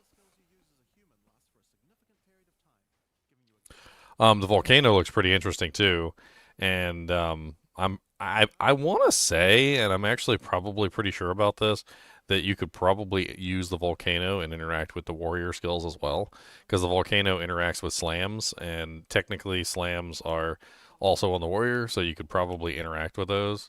I want to listen to this explanation about the talisman real quick. Hold on. Animal talismans. When you equip an animal talisman, you can choose which animal form you would like the talisman to represent. Depending on... So I was right. So you do have to have a talisman for each form. So that kind of sucks. So the talisman is... You basically can choose whether or not the talisman represents the werewolf or the werebear. But you don't get to have both the werewolf and the werebear with one talisman. You could potentially have 2 talismans equipped, one with the werewolf and one with the werebear, and essentially swapping back and forth between the werewolf and the werebear talismans. But it seems like the entire character is almost based around swapping weapons, which not really the greatest thing in the world. I'm not really like as super fond of like the weapon swapping stuff, but I guess we'll see. What you choose, you'll be given that animal's basic attack as a new skill to equip. For a bear, that's Maul. To turn into a bear, simply use the skill. Your character will instantly transform into a bear and attack. If you want to change back to a human, just cast a spell. You will instantly swap back and cast it. I wonder though, because he specifically says that when you choose that, you're choosing which basic attack you obtain. I wonder if that doesn't preclude you from being able to use the other thing anyway. Like if you have like a specific werewolf skill equipped. It almost seems like that what he's saying there You'll be given that animal's basic attack as a new... is you're just getting the basic attack by choosing which form. So you can't have both basic attacks, obviously. But if you choose the bear, you get Maul. If you choose the werewolf, I think you get Rake. Skill to equip. For a bear, that's Maul. To turn into a bear, simply use the skill. Your character will instantly transform into a bear and attack. If you want to change back to a human, just cast a spell. You will instantly swap back and cast it. We wanted to make sure that swapping between forms was seamless and immediate. Changing forms should be something that you do without even thinking about it all the time in battle. In order to allow for hybrid melee and caster gameplay, most of the skills you use in your human form last for some time and aid your animal skills in some way. The volcano we used earlier will emit more molten balls whenever you hit it with a slam, making it perfect for use with your bear form's furious slam. While in bear form, many of your abilities use rage. There are a lot of ways to generate rage, but the easiest one is simply smash your enemies with Maul. Once you see the runes on your back glowing, it means you have enough rage to do a much more devastating version of your furious slam. Your bear form can also go on a rampage, stomping the ground as you demolish your foes. The more rage you have, the longer the rampage lasts, and doing it over a volcano makes it even better.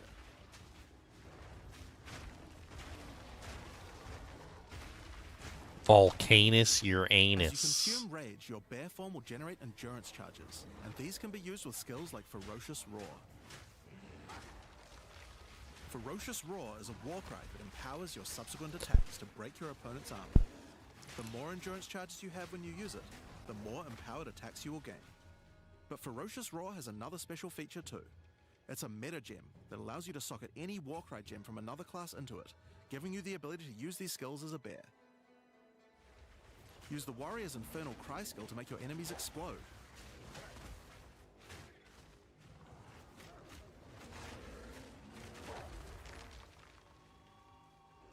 or use Seismic Cry to stun your enemies and double up the number of slams you do.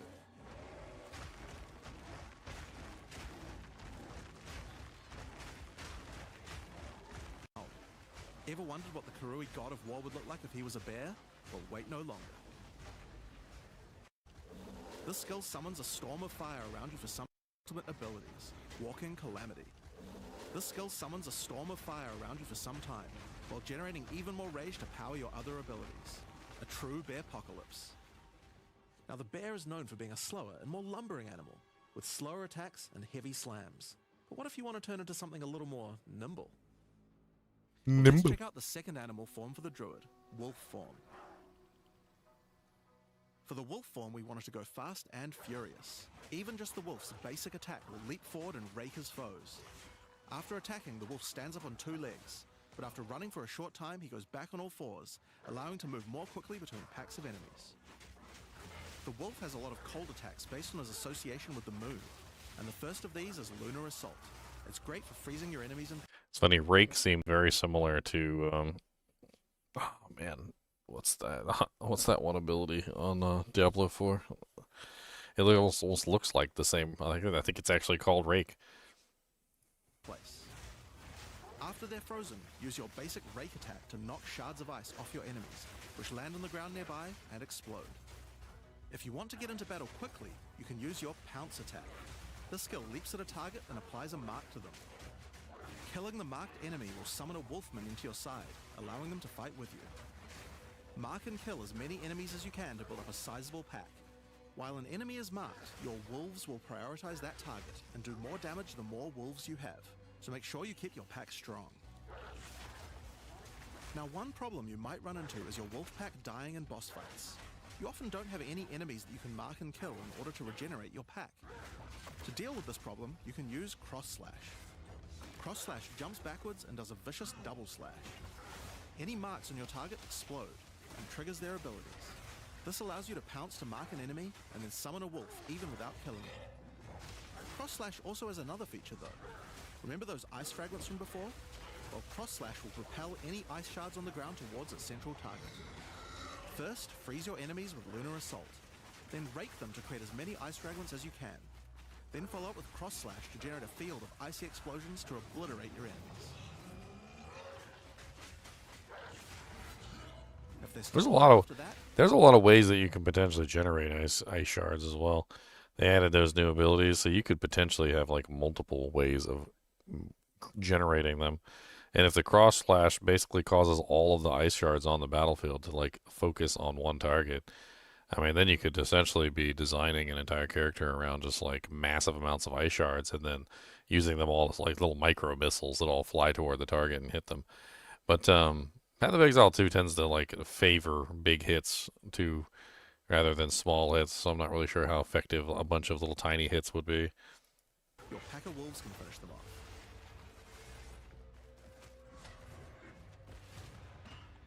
Just like with the bear's raw skill earlier that allows you to use skills from other classes, Pounce is also a meta gem that you can socket mark skills from other classes into. So for example, you might want to try adding Freezing Mark from the Monk to Pounce. After pouncing at an enemy, Cross Slash to explode the mark and gain extra cold damage for a time. The wolf has many other ways to go all in on cold though.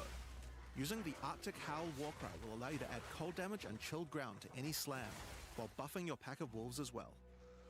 Arctic Howl Warcry allows you to add chilled ground to any slam.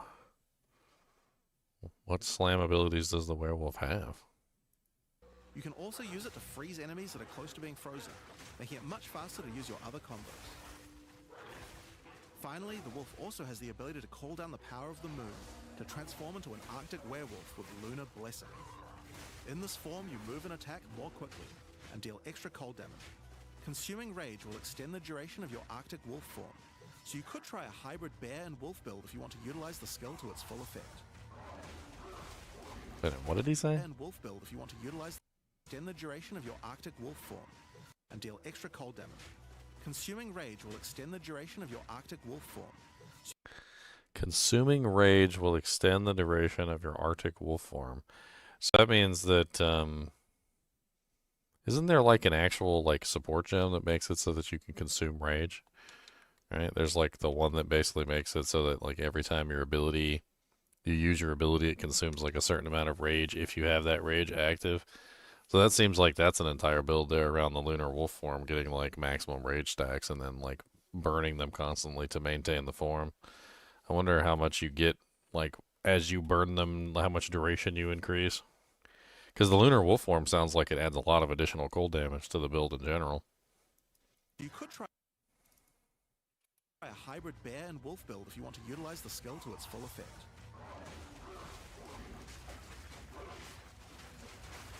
Oh, hold on. I want to look at something real quick. You could try a hybrid bear and wolf build if you want to utilize the skill to its full effect.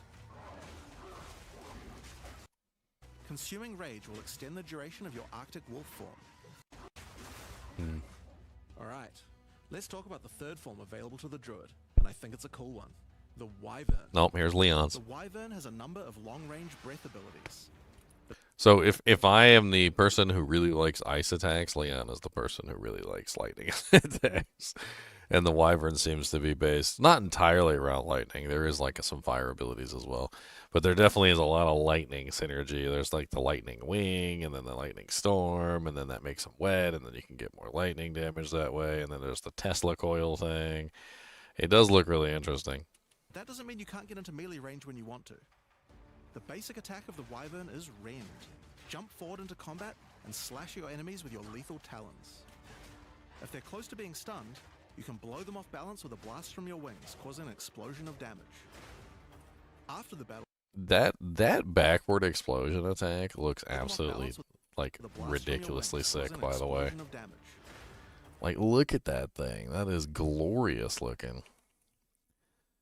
Yeah, let me take a look real quick at the like AoE range of that thing. So he hits like every single monster in front of him except for that one doggy in the back. Or does he also hit that doggy in the back? It looks like he creates like some shock waves or something from the monsters that were stunned. Is that what I'm saying? Like the ones that were actually stunned when he uses the ability? So there's one stunned right in the center of the pack. Is that the one that explodes? Yes. So it looks like if the monster is prepped for a stun and you use the wing ability, it causes an explosion. I noticed also that the one up top was prepped for a stun also, and apparently it worked on him as well. So it looks like you have like a whole setup here just around like prepping for explosions and then causing the explosions to like murder everything around in a circle. It looks like that's going to be great for like AoE clear. after the battle though, it's time to feed. Devour the corpses of monsters to create power charges. Yeah, so you get to eat corpses and build power charges, which is actually kind of crazy. That means that if you have a large number of corpses nearby, you can just like run over and get more power charges whenever you want, instead of having to find monsters to kill. And this is when the Wyvern's abilities really come online. When using Rend, you... Man, look at that beautiful like attack range on that lightning And this is when the wing. That is glorious looking. I want to say that's like a... Trying to look at like the exact arc range of it.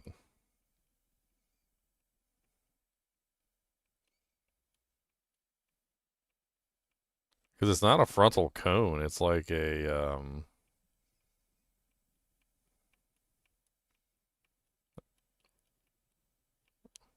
I don't know, it's almost like he attacks like the entire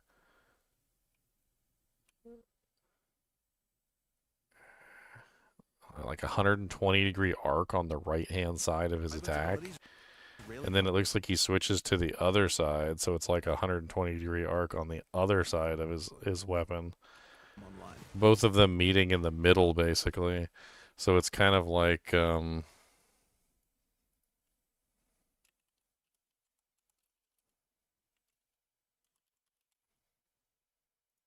let's see here. Let's pull up a degree do-janker anchor.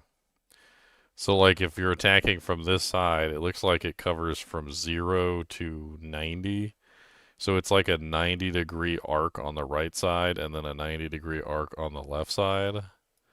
is what it seems like. So I'm looking at it, and that's really what it looks like. It looks like a 90-degree arc on both sides. After the battle, though, it's time to feed. Devour the corpses of monsters to create power charges, and this is when the Wyvern's abilities really come online. It looks good. Using rend, you can. I think it might be a little bit more than a 90-degree arc. And this is when the Wyvern. I mean, I'm looking at it, and it looks like the attack ends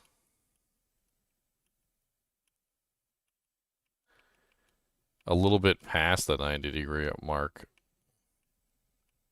It's kind of hard to see exactly where, but it like starts right there and moves over. I don't know. It might be closer to 120 than 90. It definitely looks like it covers a large swath of the field, though. I mean, the melee strike range on that thing's got to be like +4, +5, maybe even +8, like to hit that distance between. Because you think the player's right here, right? So like the distance between him and like the tip of his attack is like, what is that? Like 1, 2, 3, like 4 monsters. It's like a 4 monster range difference. So if you had like an entire pack of monsters in front of you, like say the 4 deep and like all the way across, and like they were surrounding you, and you swing your arm, you'd hit pretty much the entire pack, like just about. Maybe none of the monsters over here on this side would get hit, but with your second swing, you would hit every monster on this side, and you'd kind of like alternate back and forth. The Wyvern's abilities really come online. When using rend, you can consume a power charge to charge up your wings with lightning. Not only does this do a bunch of damage, but it allows you to turn this melee skill into a much larger AoE attack. Once your wings are charged, your wing blast will also do lightning explosions for even more damage. If your enemy Your wing blasts will do lightning explosions? also do lightning explosions for even. Wow, okay. So that wing blast skill we were looking at earlier that was really cool looking because it caused huge amounts of AoE damage, looks like it's also going to be really useful for the lightning version of the build, because you get to do like a back jump and then make everything explode. That's kind of nutty. More damage. If you're in So I'm kind of confused. Do you need power charges to use any of the lightning-based wing attacks? Is that basically what he's saying?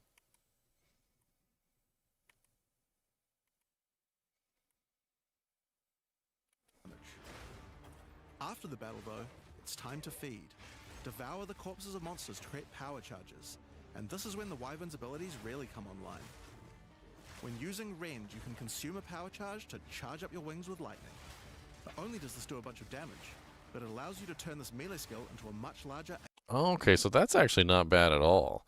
It looks like each power charge creates 10 seconds of charged wings, which means that essentially 3 power charges is the equivalent of 30 seconds of charged wings. And it looks like you can maintain those charges relatively easily by either consuming corpses or also devouring monsters. And if you have some other ways to generate power charges as well, I mean, it seems like you could very easily maintain 100% uptime on the charged wings. So it's not like something that you have to, like, for every attack, you have to consume a power charge to maintain the charged wings. Now, you basically get, like, an unlimited amount of wing charge as long as you have at least 1 power charge. And you can generate, like, 1 power charge every 10 seconds, which should be doable. Just 1 power charge every 10 seconds. That's not too bad. AoE attack. Once your wings are charged, your wing blast will also do lightning explosions for even more damage. If your enemies are close to death, no need to wait for them to actually die. Yeah, see, because like right here, notice his wings are still charged, but he has no power charges up here. Might be hard to see because I know my little my view counter is in the way. But he has 6 seconds on the charge, and he still has the wing charge, but he doesn't have any power charges at the moment because he hasn't eaten a corpse or generated any recently. So he's able to maintain the wing charge essentially without having to actually have power charges active, which is really cool. I think it just automatically consumes charges, or maybe it's an ability that you use, but it automatically consumes charges, I think, to just give you the 10-second buff as long as you have a charge, which is useful. If your enemies are close to death, no need to wait for them to actually die. When you see this blue marker, just devour them alive. Fresh meat is much tastier after all. Alright, So those are some melee options. But how about range? Well, you wouldn't be much of a dragon if you couldn't breathe fire after all. Rolling magma is the first of the wyvern's breath attacks. Spit balls of fire that bounce along the ground. These balls will trigger volcanoes as well, so it's a good idea to cast one as a human right before you start spitting. That seems like a really fun combo right there. The volcano rolling magma. So you just like slap down 2 volcanoes, because you can increase the limit on the volcanoes from 1 to 2. Slap down 2 volcanoes and then just start spitting the rolling magma. That sounds actually really fun. That'd be a really fun fire build. Not really sure about the single target damage, but I guess you could put both volcanoes right underneath the anus of the monster, right? And then just start spamming rolling magmas on them. You have something a little nastier in that gullet of yours. Spitting a barrage of oil at your enemies will cover them in a viscous sludge that makes them easier to ignite. If you have power charges though, plant your wings in the ground and vomit a barrage of lightning-infused projectiles. The more power charges you have, the longer you can do this for. But make sure... That seems like a really powerful single target ability. So this vomit ability, you could basically just have like a lightning charge version of it. Just spam massive amounts of damage. I wonder how good that is against the boss. That looks like one of those crazy DPS abilities that you could potentially build around for bossing. Skill. In order to help with that, let's take a quick Also, it looks like the Devour ability doesn't require you to target each individual corpse. It looks like it's like an AoE Devour, so as long as there's any monster nearby. It looks like, because there's 1, 2, 3, 4, I think maybe 5 monsters on the ground right now. And notice he uses the Devour ability 1 time, and it looks like he eats 3 out of 4 of the corpses. So it has a pretty large radius on the Devour, so you're going to be able to build your power charges up pretty quickly as you're going. That's kind of nice. Back to some of your human abilities. As a Druid of Scoth, you have the ability to harness the power of nature to create... I thought these whips look absolutely hilarious. Like, they're just like whipping around the monsters, and the monsters are just like bouncing back and forth like little ping pong balls. You got like the guy in the center, and it's like...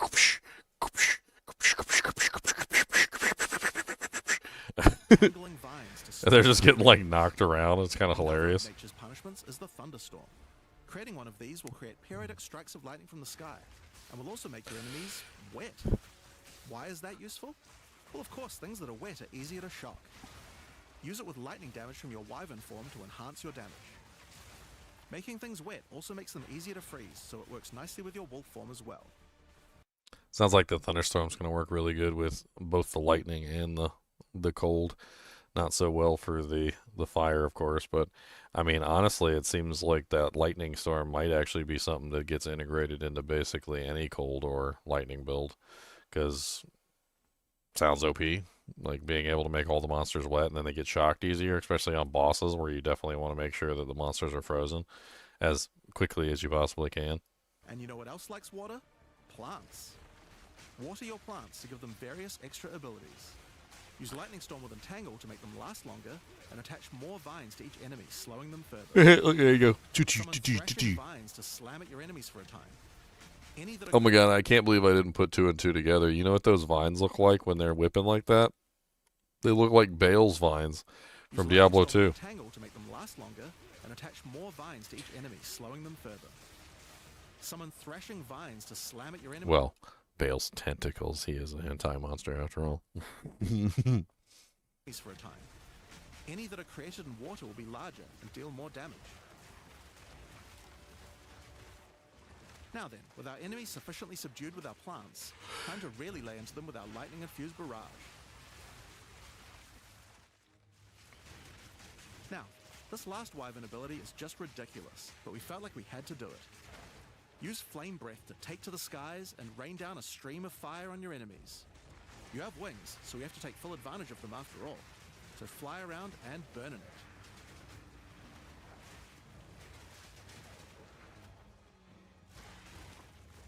I like the fact that that's kind of like a channel ability, but it's a channel ability that you can actually move with. It's like the first time I've seen a channel ability that you can move. Because like the way that it's working is it's essentially allowing you to burn the ground, right? But you're still able to fly. So you're still able to like while you're locked in this channel ability, which it is still technically a channel ability, and it might even be tagged as one, I don't know. But like you're still able to maneuver a little bit, get yourself out of trouble. Like if there's something in the way. You don't maneuver very quickly, mind you, but being able to move at all while channeling is a huge boon, especially when you consider that most abilities don't let you move ever. Yeah, the delirium fog being reduced drastically is a big win. That's a huge win. And the monster numbers being reduced, that is a big win as well, because there's just too many monsters.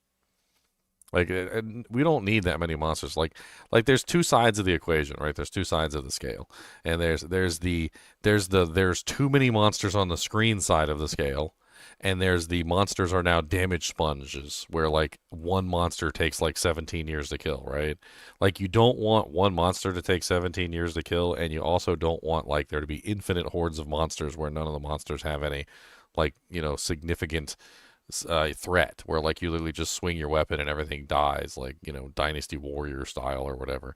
Like, so basically you want it to kind of be in between, and I've always felt like Path of Exile was a little bit too far on the way too many monsters and less on the damage sponginess, where they needed to kind of like increase the HP of the monsters a little bit and decrease the number. So I think this is going to be a good change overall. I think it's going to balance it out a little bit better.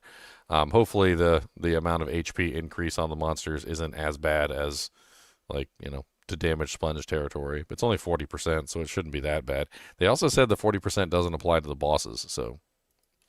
But there's one in particular that I think will open up a lot of builds. Spell Totems. Spell Totems are meta gems that let you create a totem that will automatically cast any spell in the game for a time.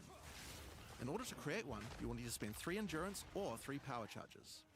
So this is really interesting, the totems that basically let you cast any spell in the game. So you basically drop a totem and it just starts casting like Meteor or Comet or like Spark or whatever other ability you might want to use. The fact that they require endurance or power charges, though, is interesting. So like the Wyvern is naturally linked into it because the Wyvern has his own ways of generating power charges. The bear is definitely linked into it because the bear generates endurance charges, like as almost like a general rule. And then it seems like the werewolf is left out of this because the werewolf doesn't have any innate ways to generate charges. Maybe through marks. I think there's like the marks, but like that's the frenzy charges, right? And the frenzy charges isn't included in the totems. It didn't seem like. There could be some ways where you could do conversions or something like that, or maybe even use those gloves that give you charges every time you build a certain amount of rage. There might be some ways for you to include the totems into those builds. But being able to have a totem that just like casts random spells, honestly, the more I watched this, the more I was like, man, is the druid like just the best spellcaster? Because it seems like the druid has a lot of really fun spellcaster type skills, including the totem, which has all the abilities to cast specific spells, and then they also have like that whole tree, the apocalypse ascendancy, which looks really good for spellcasting as well. Looks like it's going to be really fun. We'll go over the ascendancies. I think they go over those later. Yeah. You could use them to throw fireballs, summon comets, or shower the area in lightning. Really, the options are kind of endless. Your bear form can easily generate endurance charges by consuming rage, and your wyvern form can easily create power charges by eating corpses. So it's Oh man, for the ice wolf, I could have the totems just like casting frost bombs over and over again. That would be hilarious. How would I gain the charges though to be able to use them? Just go like, oh, actually, no, it kind of like all fits, right? Because I want to consume rage, right? And there's those gloves, the gloves that consume rage as you're going to give you random power charges. What are they called? The hate forged gloves. Oops, I don't want to go to that site. Ugh. Hate forged molded mitts. Lose all rage on reaching maximum rage.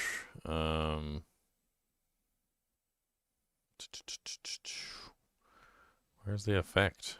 Doesn't even show the effect. The effect is that you gain, oh, here it is. Gain 1 to 3 random charges on reaching maximum rage.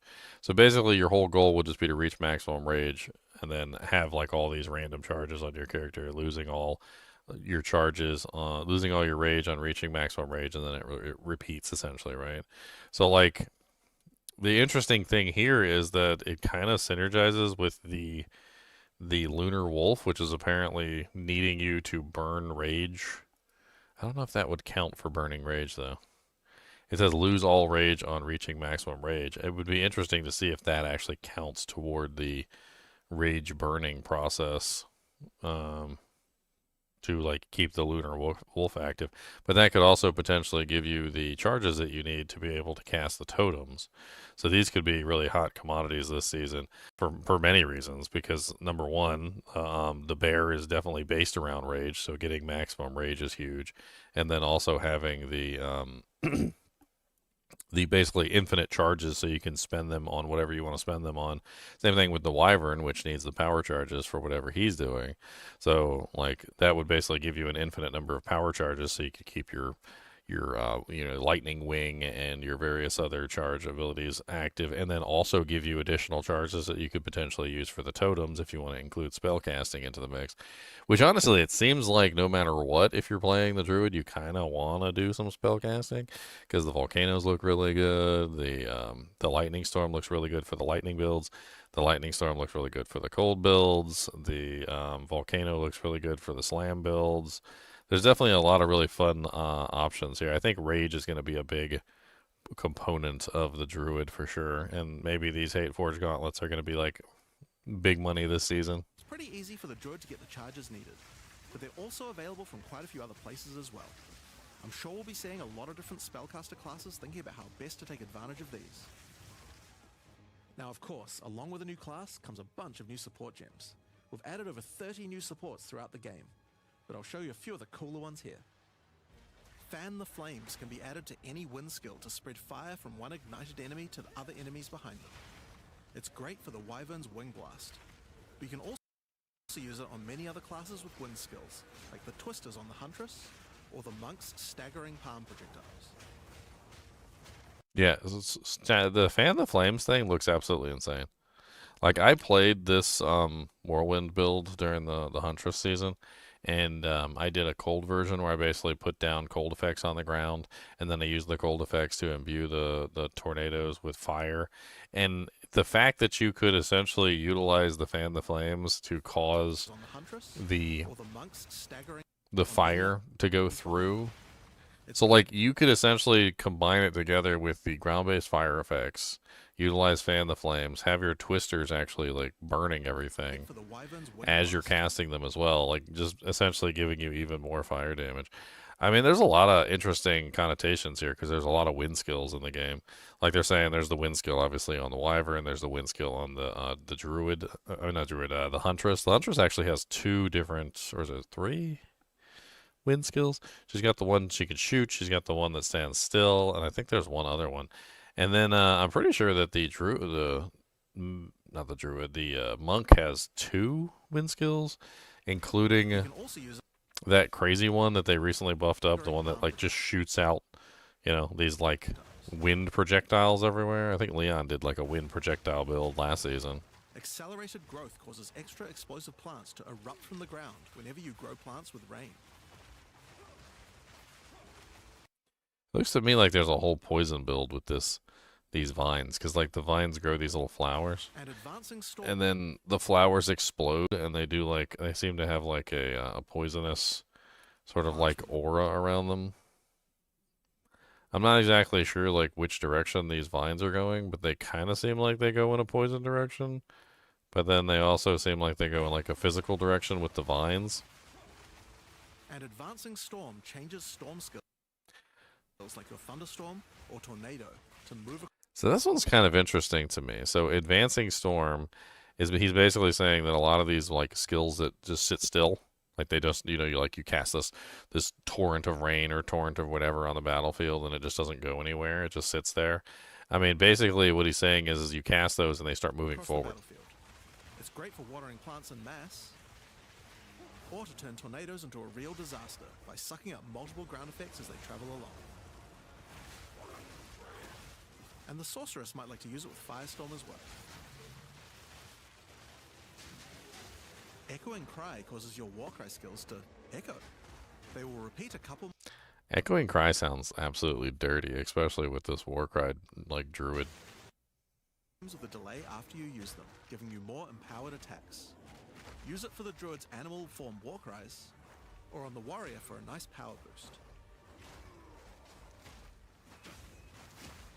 Grounding Shocks causes monsters you shock to turn into living Tesla coils, arcing lightning to nearby enemies. You could use it with your empowered wings for Tesla coils. Grounding Shocks causes monsters you shock to turn into living Tesla coils, arcing lightning to nearby enemies. You could use it with your empowered wings for an extra damage boost, but it's also The Tesla coil thing looks really cool for the lightning abilities, for sure. great with any other shocking skill. Try it out with Lightning Spear. It obviously needed more AoE clear. There's a whole pile more. but we'll I think leave that those was for you. sarcastic. Now with a new class comes new Ascendancy classes. The Druid will have 2 options for now, with a third being released later.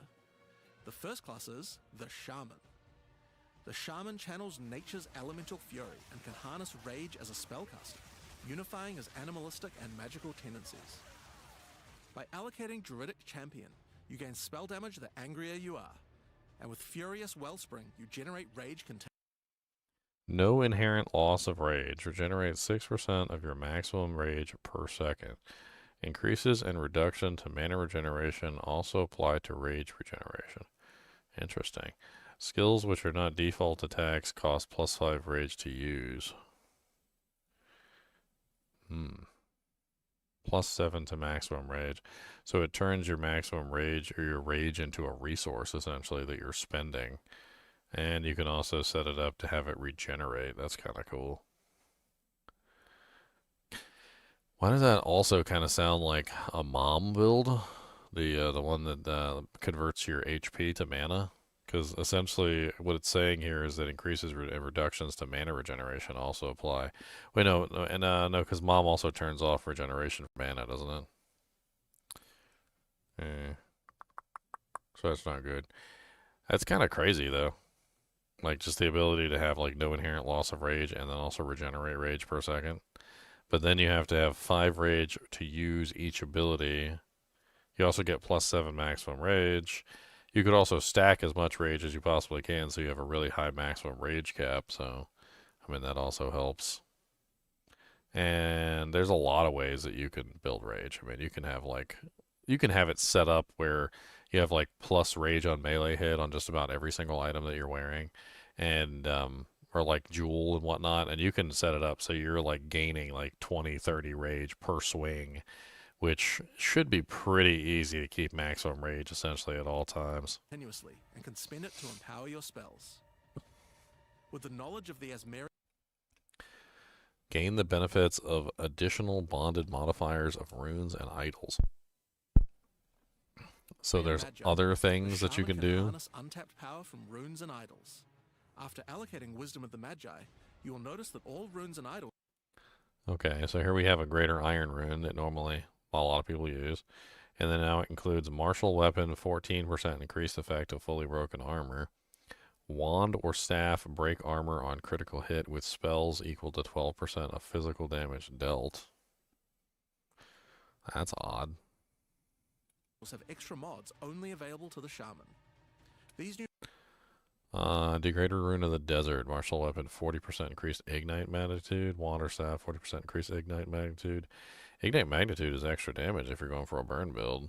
Although I always found it like counterintuitive, because although ignite magnitude does in fact increase your ignite, increasing your damage also increases your ignite as well. Like, it's kind of like a catch-22, because while you can increase the magnitude of your ignite by increasing ignite magnitude, you can also increase the magnitude of your ignite by increasing your damage.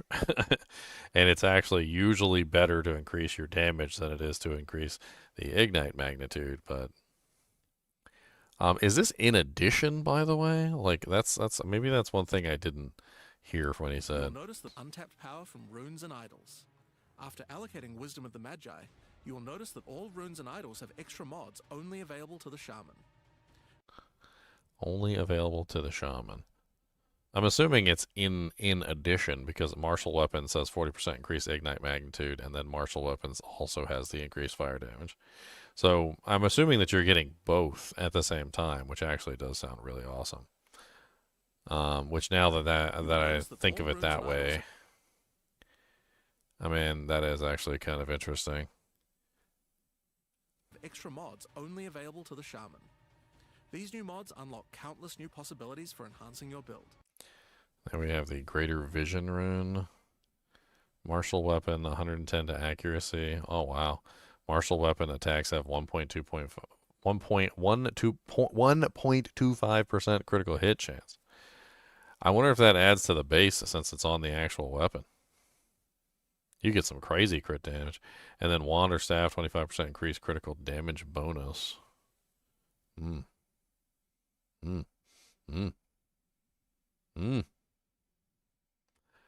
you can get what? Like, what is it?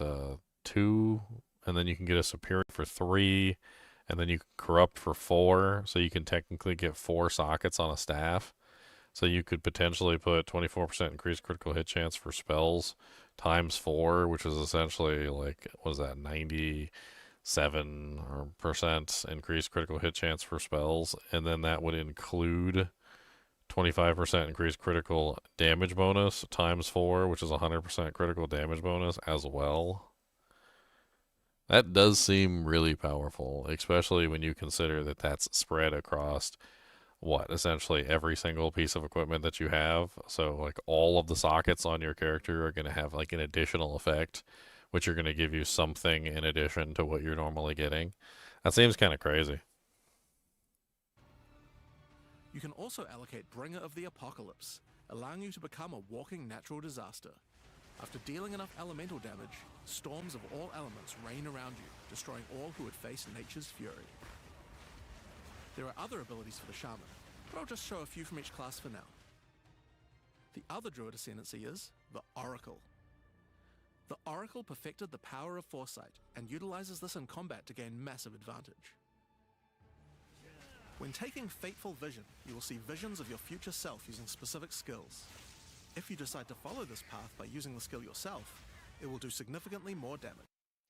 I was thinking about this when he first announced it, and it seems interesting, but like at the same time, you're kind of like at the whim of whatever the foresight does. So like if the creation or whatever, or what you see in the future casts Fireball, and you don't want to cast Fireball, I'm not exactly sure that that's a really good path to go down. I guess if you were to do this, you would probably have to be a multi-element build with basically every single skill on the bar. And it kind of looks like that's exactly what he has down here. If you look, he's got fire skill, right? And then he's got like ice skill, vine, lightning skill. Like he's basically using like, he has like every single ability down there. And he's essentially using whatever the ability is that his like future self uses to get the extra damage bonus. Paths. At a critical moment in battle when a monster is vulnerable to freeze, stun, or electrocution, the Oracle can use Moment of Vulnerability to see a vision of... Now this was kind of interesting. He basically said that there would be like a double of the boss, and then you could essentially dish out double damage by hitting both bosses at the same time. The enemy's future, and then merge it with the current timeline, allowing him to... I mean, that's essentially double damage, right?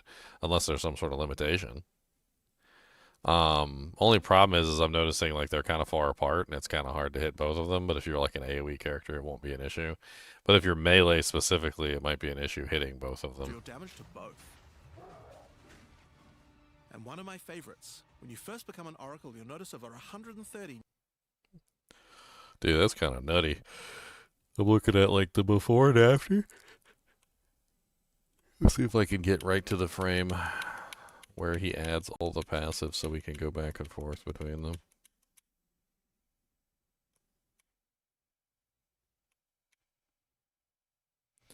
Come on. Come on. I did not, no, bad. The unseen path. You use your power of foresight to learn from alternate self-sacrifice and gain skills that would up path. Passives appear in the Druid section of the... First become an Oracle, you'll notice over 130 new Almost got it.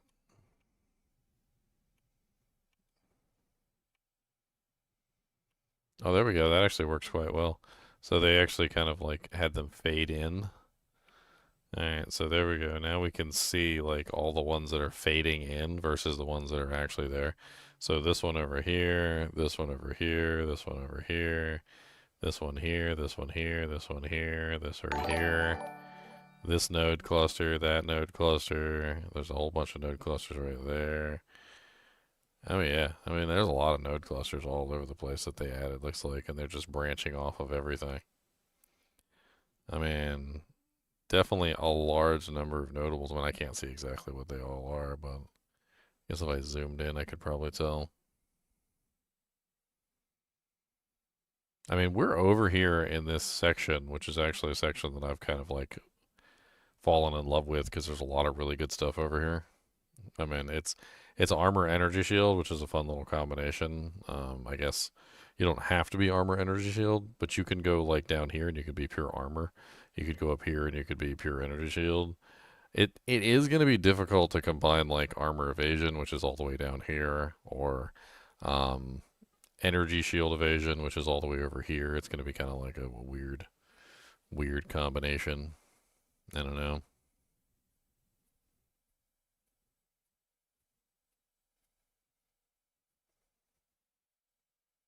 Over 130 new extra passives appear in the Druid section of the tree.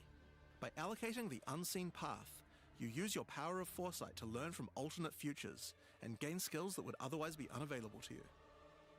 For example, self-sacrificing allows you to be able to summon more minions by reducing the spirit costs, with the trade-off of making your reservation skills cost more spirit.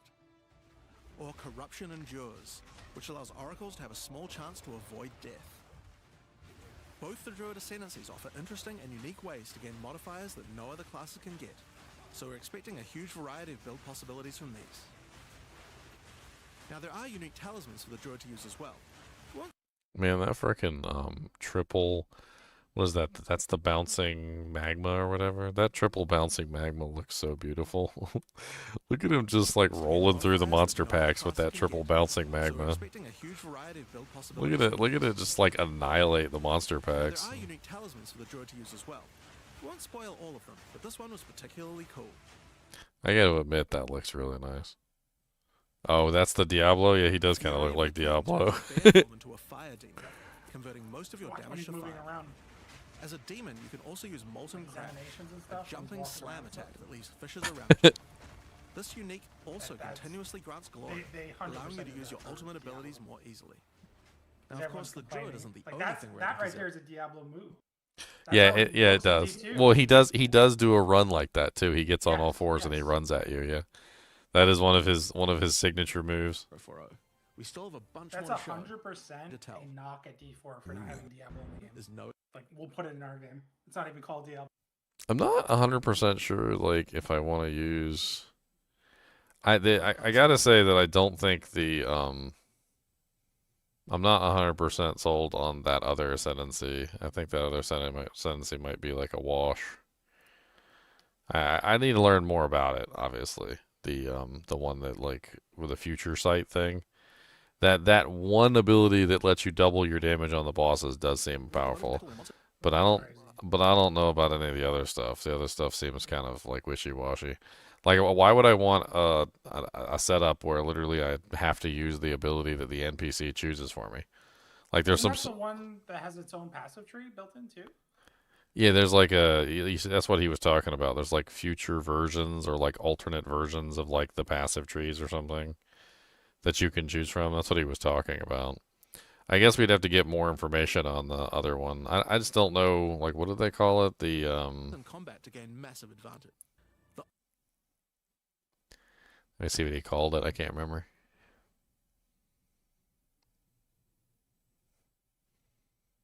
Why you gotta spend some time loading? Why not just load the video? Like, it's probably not even that big. You gotta loaded the whole thing into memory at some point. That's silly. 1622. Let's just refresh it because it seems to be having a heart attack.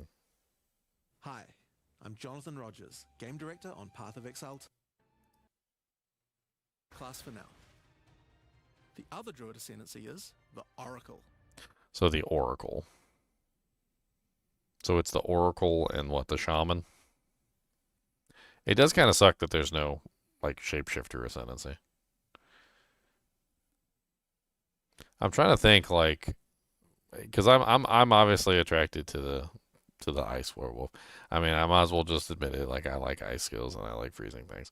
So, like, the Ice Wolf does look very interesting to me, but I'm not exactly sure what Ascendancy I would go with for the Ice Wolf. The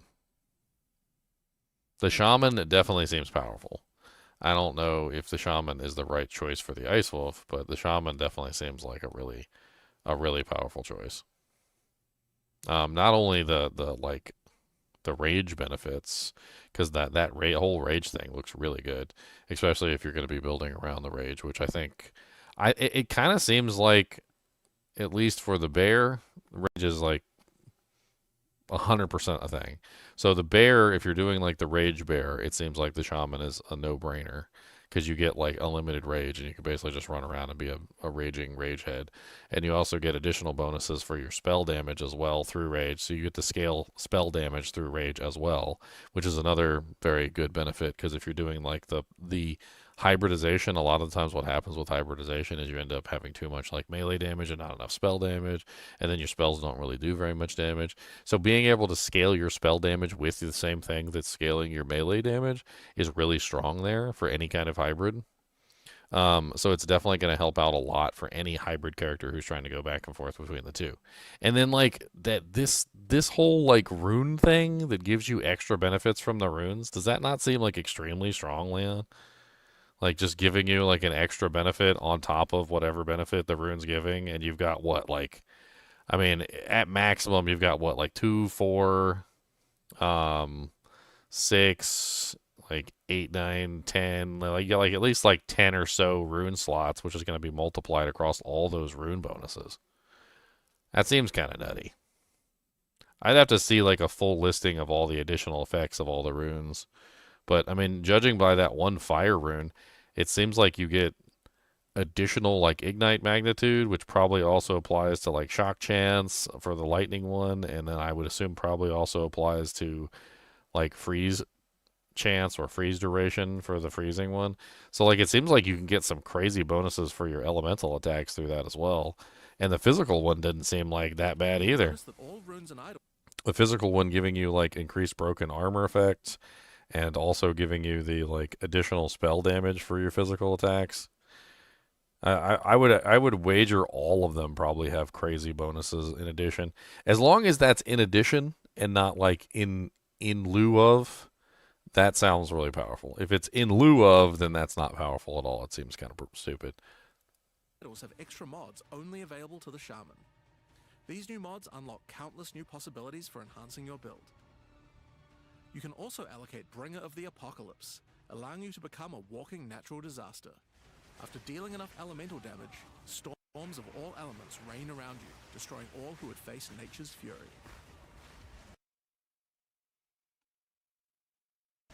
There are other abilities for the shaman, but I'll just show a few from each class for now.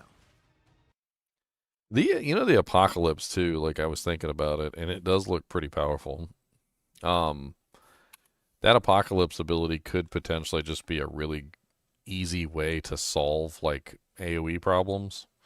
You know, like if you're running a relatively like single target build for whatever reason, like, and you feel like your single target damage is really good, but you're not getting enough AoE. I mean, that's just like free AoE damage, which is just going to massively affect the monsters. And since it does all damage types, I mean, I would assume it's be useful for all 3 elements, fire, lightning, and ice. And that one could be pretty crazy, too. We don't know what this one is. They didn't show this one. I don't think they showed this one. Showed a couple of them. This was the Rage one. They showed the Rage one. They didn't show this one that was leading up to the Rage one, which I would assume probably also has something to do with Rage. I'm going to assume that this line right here is probably like some sort of inherent rage bonus, like plus maximum rage or something, or like, and then this is an actual rage, like, you know, like implicit, and then you get another passive like rage bonus, and then this is the one that turns all your effects into the rage, like regeneration and then copies over your mana regeneration into your rage regeneration. That one seems rather interesting as well. I don't know if they showed what this one is. Allowing you to become a walking natural disaster. After dealing enough elemental damage, storms of all elements rain around you, destroying all who would face nature's fury. There are other abilities for the shaman, but I'll just show a few from each class for now. The other druid ascendancy is this in you will see visions of your future self using specific skills. And with the current, and one of my favorite in the druids to learn, for example, self and gain skills that would otherwise be unavailable to you. Spirit costs. Druid ascendancies offer interesting and unique ways to gain modifiers that no other classes can get, so we're expecting a huge variety of build possibilities from these. Now there are unique talismans for the druid to use as well.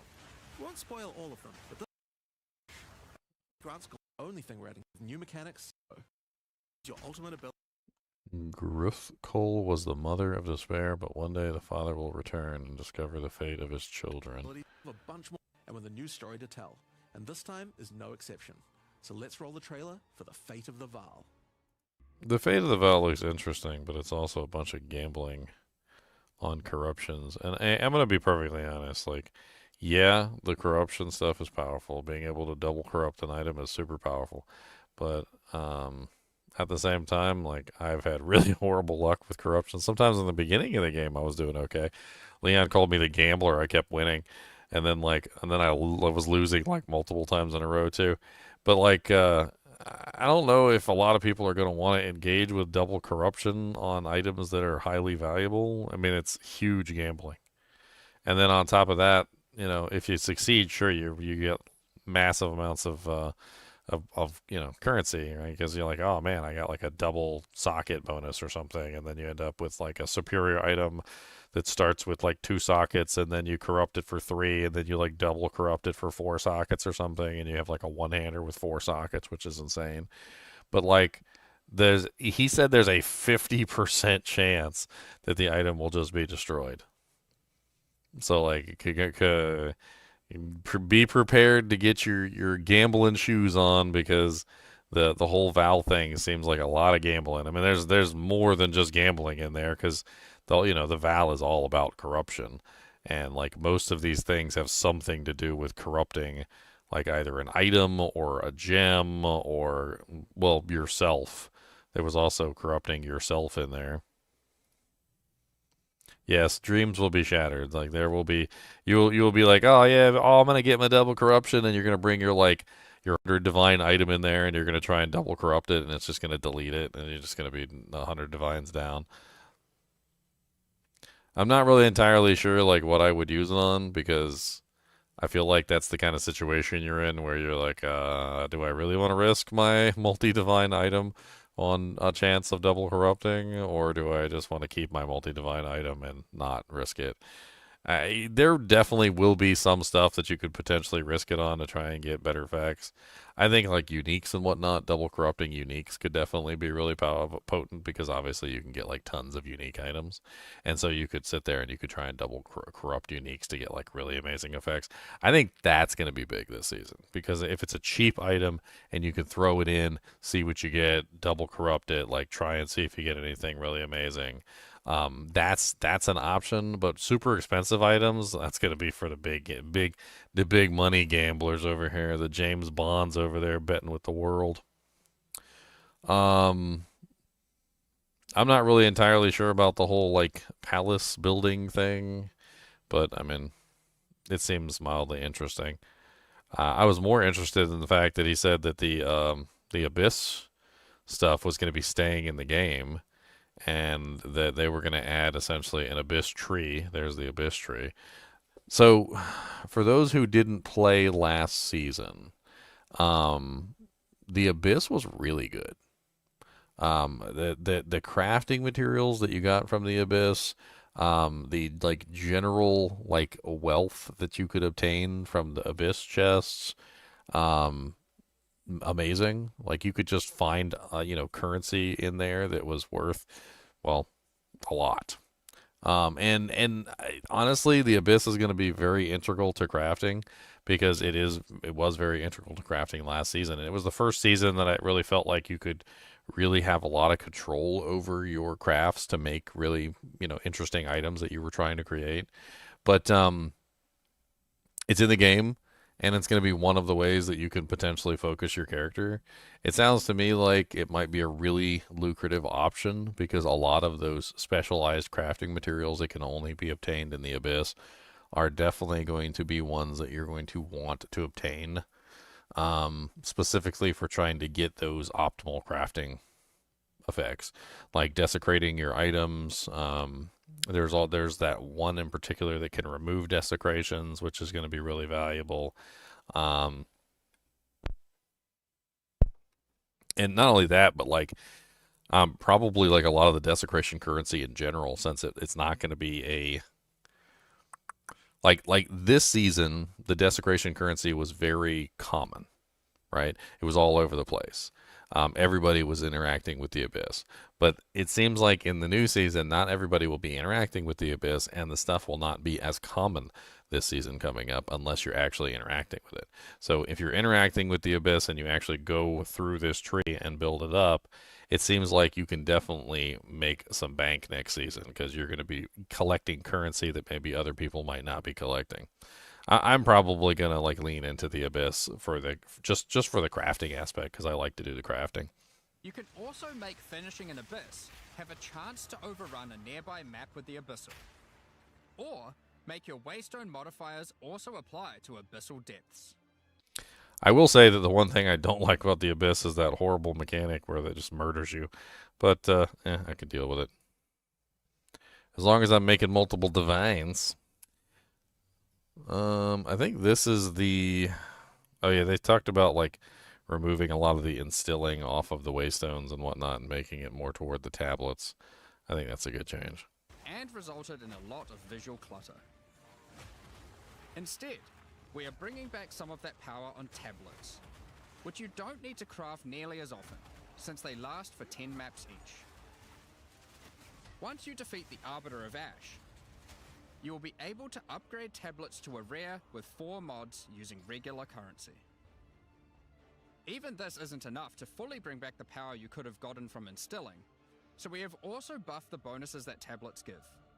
Going forward, we're not going to be adding any more crafting directly to Waystones outside of the basic currency, because it adds too much micromanagement.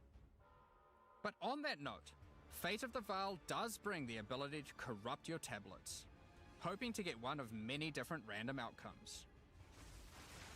Now, with regard to Delirium Fog, even though you shouldn't have to have it on every map anymore, we still did want to make it less visually annoying. Delirium Fog has been toned down significantly, so you won't feel like you're just playing in a sea of grey. Another big source of problems in the endgame is the feeling of getting overwhelmed with monsters. In 031, we reduced the number of monsters in early endgame in order to help with this, but still scaled up the number of monsters to previous levels by the time you got to tier 15. Well, after letting this simmer for a while, we are still getting this kind of feedback. So we are no longer going to scale up the number of monsters you go as you get deeper into the endgame. Instead, we are scaling up the difficulty and rewards by the same amount. So to be clear, instead of increasing the number of monsters by 40%, they will instead drop 40% more items, grant 40% more experience, and have 40% more life, in addition to all the normal scaling they get due to being higher level. This only applies to regular monsters, not bosses. We have also reduced the speed modifiers that monsters can get sometimes, which also helps a lot with this. Now, we did have a large amount of content for endgame planned for 040, but unfortunately it did not make the change. Fortunately, we just to 050 fisting leagues, as well as new. Now, another problem that becomes a much bigger... This seems really interesting, too. They said they increased the performance. I mean, you can see this is like 80 FPS, and it drops into the lower 50s sometimes. And this one seems to be maintaining around 90 to 120. The primary issue is CPU load. And to address that, a lot of things have been optimized.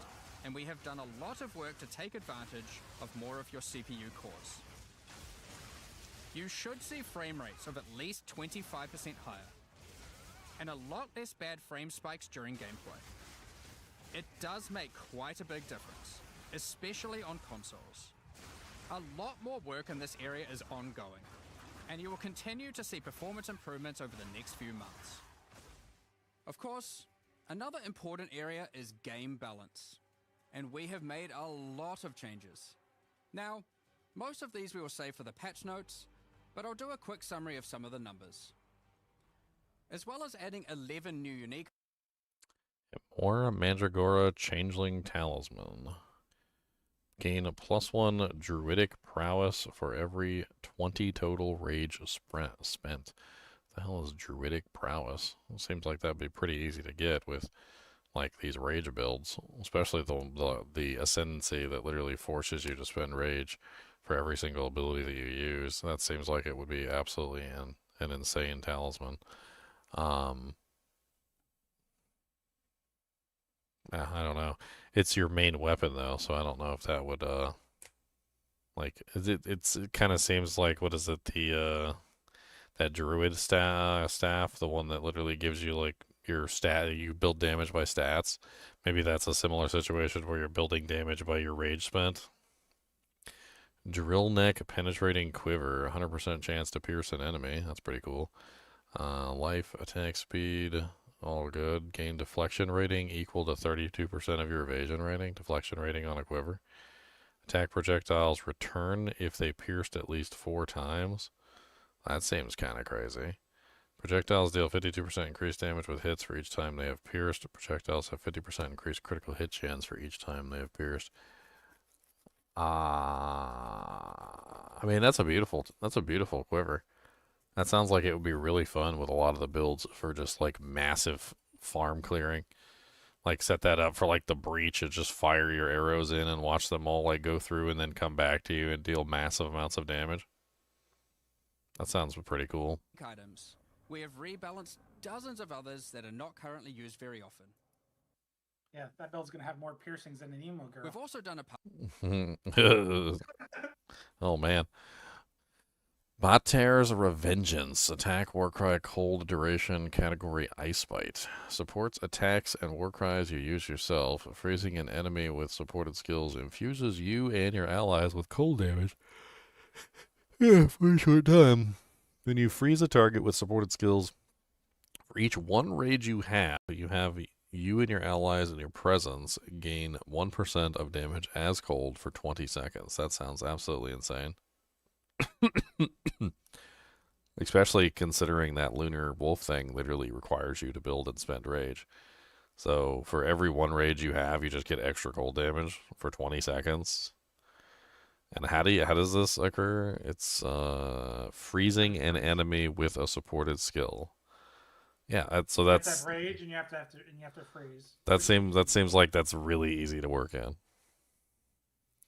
I mean, 20. What's the cap on rage? I don't even know. Like if you go with the shaman, you get like I saw at least +7 on that, and then you can build rage on the board, and I know you can get the 30 up to like 50 relatively easy with the board. So that's like let's pretend at least 60. So that's like 6. Usable in the whirling / twister build. Yeah, that's if you do cold, yeah. Cold. Yeah, that's like 60% extra damage as cold right there. And it also gives it to allies within your presence as well, which sounds kind of crazy if you used it alongside maybe the wolves. And then your wolves also have cold damage, and I think that's what that part is, yeah. I think that's exactly what that's intended for. That sounds really crazy. It is said that the Steward of the Tales roams Rayclass still, lost in the form of a wyvern, full of sorrow and fury at the loss of his beloved pupils to the King in the Mist. It's interesting that it specifically mentions the wyvern, though. Yeah, I guess that's what he that's his form that he chooses. Bahata. I mean, technically, this could be useful for anybody, to be honest. Like, you could use it on your lightning build and get, like, 60% extra cold damage. I mean, what's the difference, right? It just gives you a huge amount of extra cold damage so you can freeze stuff. Yeah, you just have to build rage, max rage. Like you want max rage stacks above 30. You want like to build as much rage stacks as possible over the initial cap. I mean, it seems like all of them have something to do with rage. Like looking at it from what I've seen, like the bear is completely built around rage. Seems like there's like tons of abilities where the bear has rage abilities, and then the werewolf at the very least I don't know like if there's anything else, but we definitely saw the lunar wolf essentially gets longer duration for the rage stacks that you spend. And then there's this ability, which is also ice-based, so that also kind of feeds into the werewolf, which gives you extra damage as cold for freezing enemies, and also gives it to all your allies around you, which is pretty OP. And then even yours, like, you could potentially utilize those Hateforge gloves for, like, infinite power charges, so you never have to worry about your power charges. And then, like, you could feed in other things there. I don't know. Like, there's definitely, like, rage aspects on, like, all the characters. And if you wanted to utilize this, you could build rage as well. So, like, I don't know. And then, I don't know about you, but I was leaning toward the shaman, which also has the whole, like, rage aspect and, like, the rage regeneration and all that other stuff. And then there's also the support gems, like, let's take a look at PoE 2. There's the support gems that have to do with, like, burning rage. So, like, I'll just type in rage, and that's it. Some of them specifically, I hate how this website, when you type in rage and then press enter, it just immediately, like, refreshes the page. Supported skills have 30% chance not to remove rage, but still can gain the benefits as though they had. Supported skills consume 10 rage if possible to deal 35% more damage. So, like, you can burn rage, I think, through this, and that also counts for the, like, some of these skills that are requiring you to burn rage, and you get extra damage through those. You can also grab, like, Rage 3 to gain 5 rage on melee hit and more attack speed while you're not at maximum rage, which could be really nice to utilize with the Hateforge gloves, because you're constantly losing all your rage every time you reach max. So you're going to be constantly keeping that 15% attack speed because you'll never be at max. So whenever you hit max, you dump, and then you get your attack speed back. So that could be really good to utilize with that as well.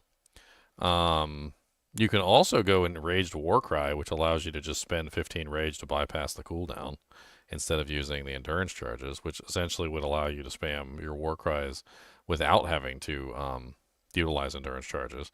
So, like, the bear has endurance charges built in, but the werewolf and the wyvern don't.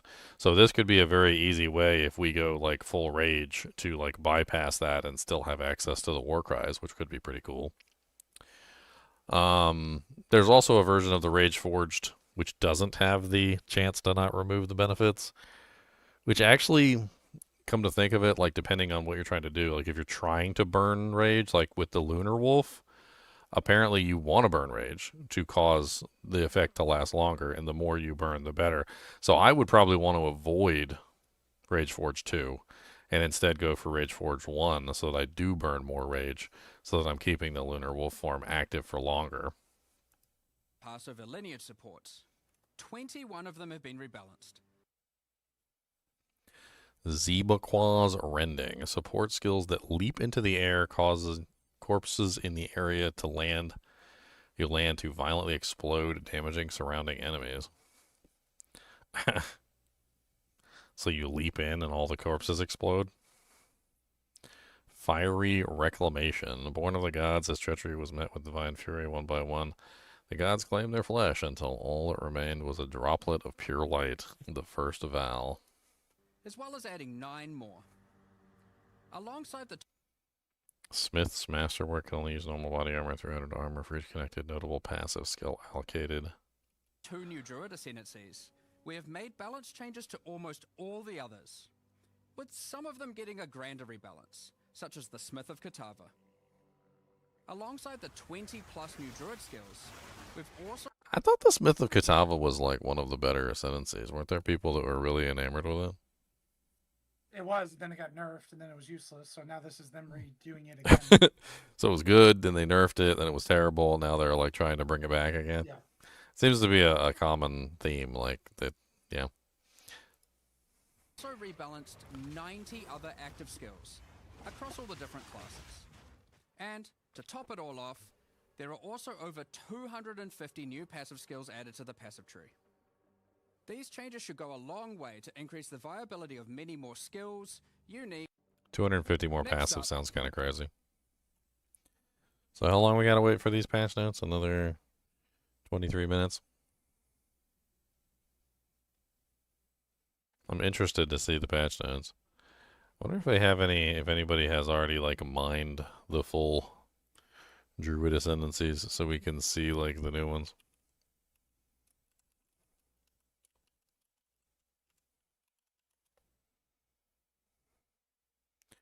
Tools,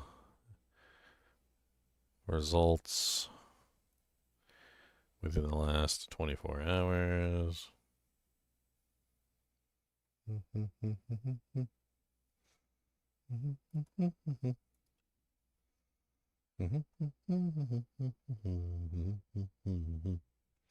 It really is like they added 4 classes, Leon.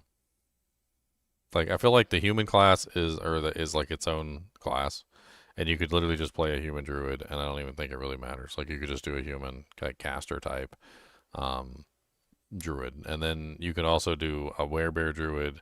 You could also do a werewolf druid. You could also do a wyvern druid, and they all seem to be almost like unique classes in and of themselves. And then you can, of course, hybridize them with each other, which, of course, you can do with any of the classes. But, like, it definitely seems like the wyvern is its own thing. The werewolf seems to be its own thing with, like, a whole slew of abilities, and so does the werebear seem to be its own thing with its own slew of abilities. Yeah, I mean, that's traditional for Druid. I mean, if you think back to D2, you had summoning, you had elemental tree, and you had the shapeshifting tree. You have multiple classes, essentially.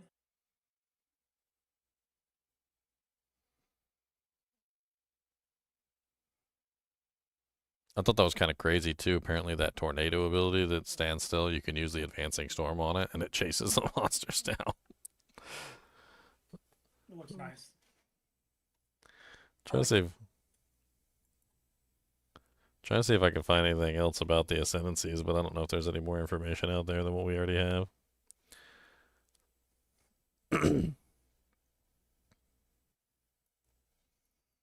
The fate of the vow.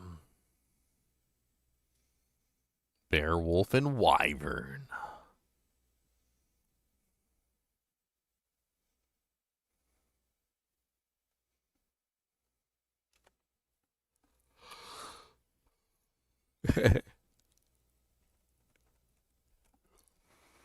Leon's going to turn into a gambler this season. He's going to be double corrupting everything. I want to be selling those things. I'll let other people gamble. You can gamble, and you can gamble, and you can gamble, and I'm not going to gamble, but you can gamble.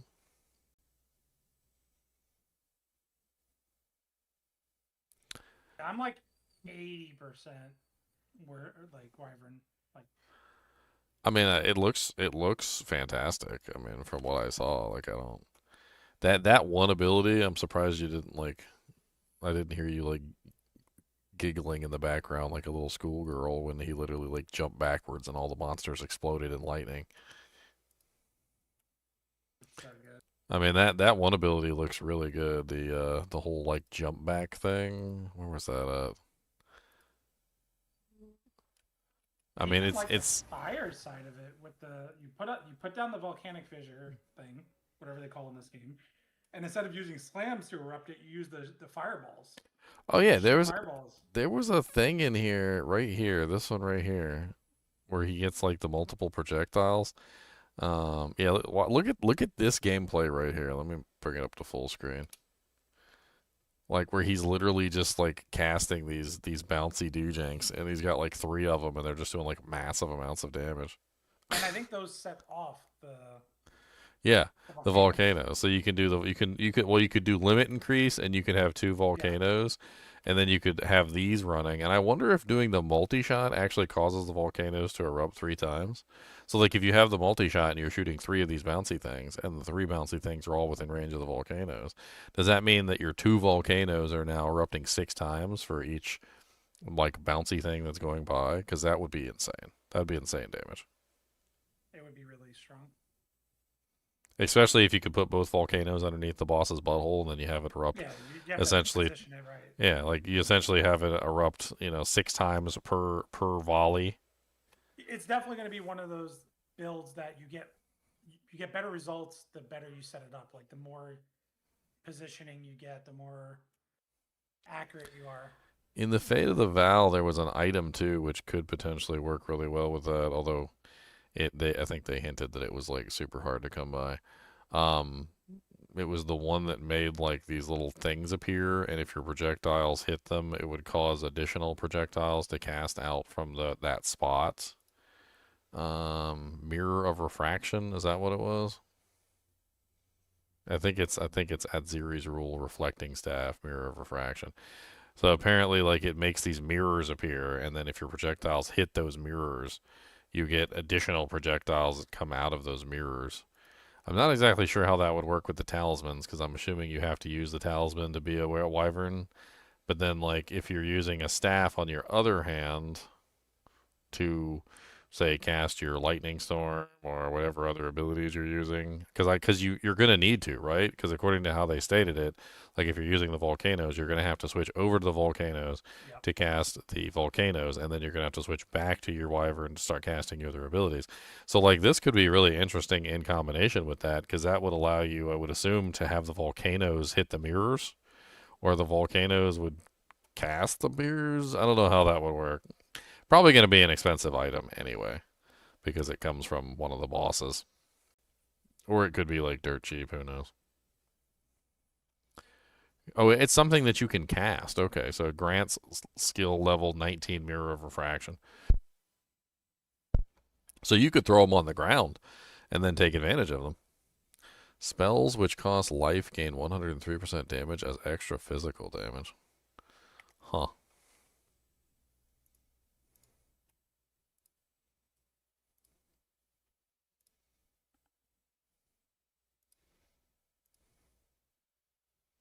They said that a bunch of changes all over.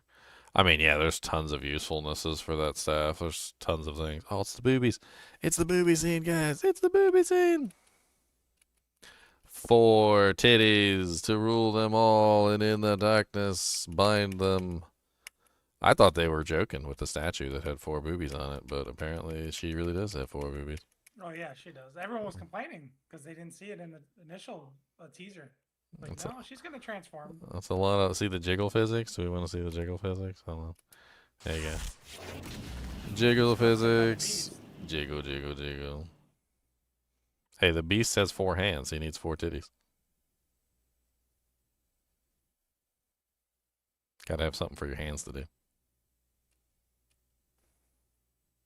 Man, she's gonna have a mirror phase. I already know it. A mirror phase, basically casting the Mirror of Refraction. Yeah. She had So, PoE 1. so it's gonna be bullet hell, basically.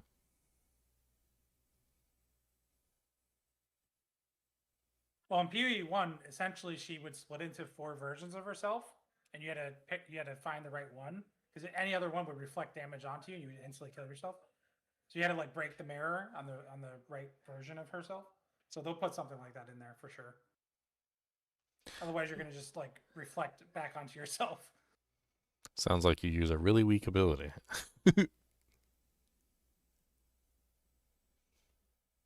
Hold on, let me break out my regular punch.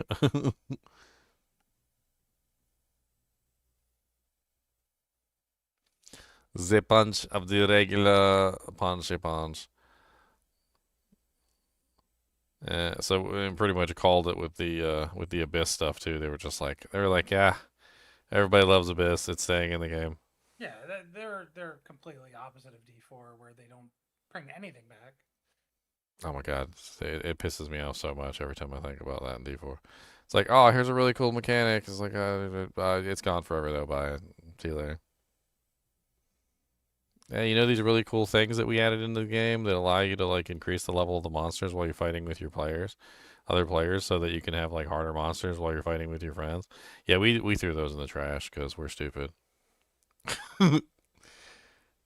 It still kills me, man, to this day, Leon, that they had literally like the goose that laid the golden egg in their hands and they just threw it away. Like I don't even understand. Like those things that increased like the level of the monsters just for you, that allowed you to increase, your difficulty while the other people in your group were staying at the same difficulty that they were always at, and also rewarded you for increasing the difficulty. Like it didn't make any sense why they would not understand how those worked and why they were so popular, and then they just removed them from the game and never brought them back, and they just completely misunderstood what made them special, because like it's so dumb. Like, it's just one of 1,000 stupid decisions that they make on the Diablo 4 team, I swear. I honestly think I could do a better job, Leon. Like if I was in charge, I could do a way better job. I could make Diablo 4 great again, guys. I'm gonna get a hat that says make Diablo 4 great again.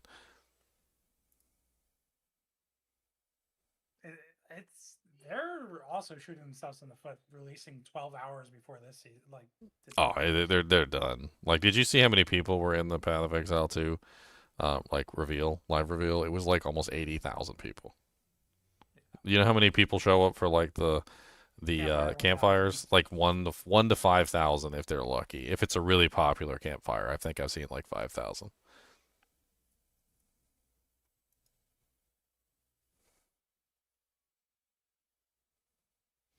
It's not even a competition. Like the Diablo 4 season's going to be like almost completely dead. Maybe some people will hop on for the first day, and that's it. It's gonna be a day. Like if they release the Paladin, if they ninja drop the Paladin because of the announcement, and just say, hey, you can play the Paladin now. All the expansion, campaign and story and game modes, all that stuff is coming in the expansion. But the class is playable now, right now, this season. Here you go. I'll play it for like 4 to 8 hours, but I'm going to bed early because I want to play PoE too. Like I don't even care if the Paladin's fun. Like I'll play it for 4 hours, whatever, and I'm going to bed. I mean, I'm not like excited. Like it's I don't know. But like imagine if you had like a person who cooked you food, and every time they cook you food, the food's nasty. And then the person comes in and they got like a bowl in their hands and they're like, oh, I made you your favorite dish. And it is your favorite dish, but you're not excited because you know this person like always fucks up the food that they make. And like, even though they made you your favorite dish, it probably tastes disgusting because they just are terrible at cooking, right? Like that's basically me with Diablo 4 right now. Like, are they going to add the Paladin? Apparently there's overwhelming rumor that they're going to add the Paladin in the next expansion. But like, am I excited for it? No. Because like the person adding the Paladin is like one of the worst people that I would ever choose to add the Paladin into the game.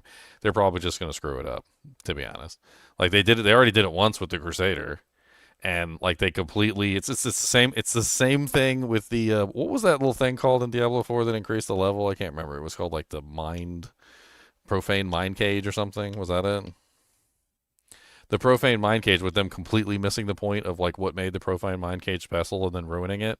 Like when they made the Crusader, they completely missed like everything about what made the Paladin special and so powerful in Diablo 2, and just completely ruined it.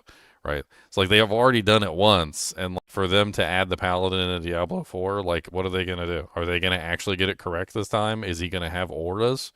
Because I got to tell you this is the most important thing, and I feel like I need to just like take a notepad here for no other reason other than just to like demonstrate this as greatly as I possibly can and say this as loudly as I possibly can.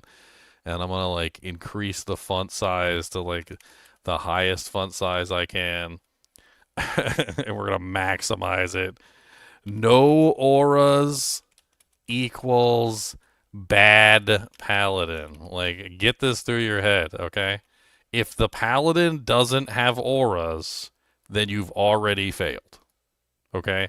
The auras literally are what make the Paladin great. It's having the ability to switch between all the different auras and having so many different options of what you can potentially do, not only for yourself, but for the team. And they need to be team-based auras.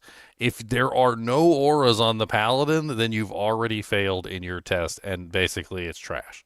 I hate to say it, but no auras equals trash Paladin.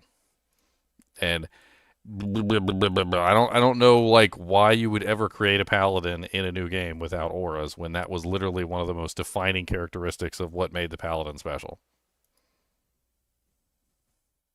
Disclaimer, need welding helmet, good. I wanted to make sure that you saw it with all the blinding fury. I mean, it's so easy to get a paladin made in D4 and get an easy win. You just copy the D2 skills. You put Zeal in there. You put hammers for the people who like hammers. You put Zeal. You can put a charge in there. You can put a smite in there. You can like you just put that stuff in, and then you have a whole aura section. You put all the auras in.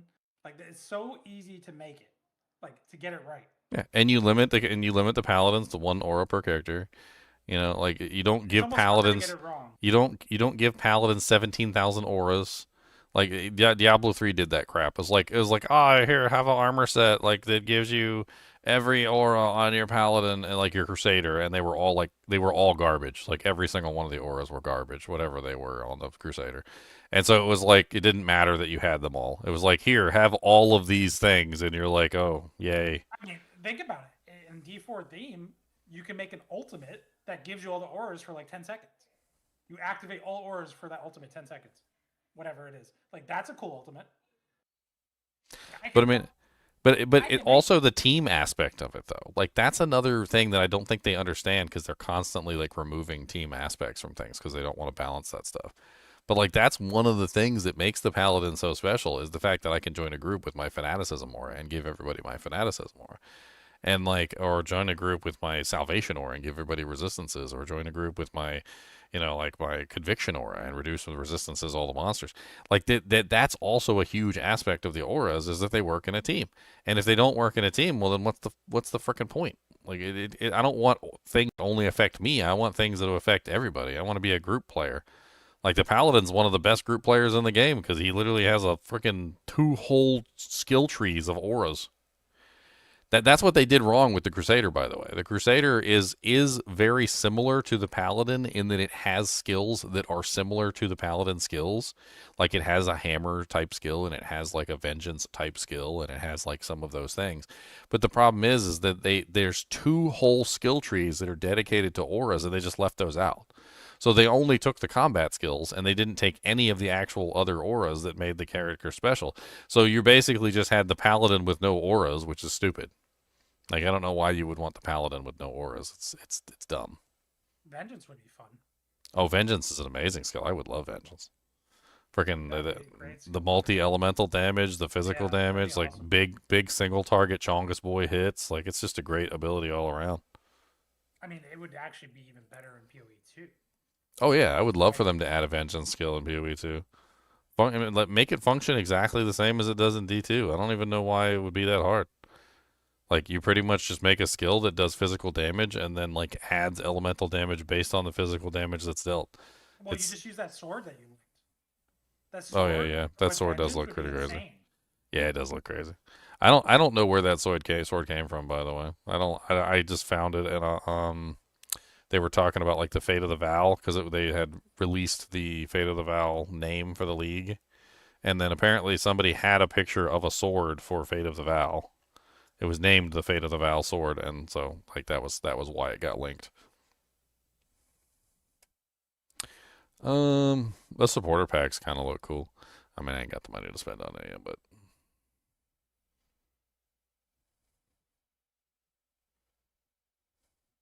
I thought the Kraken with the gold in his mouth was kind of neat looking.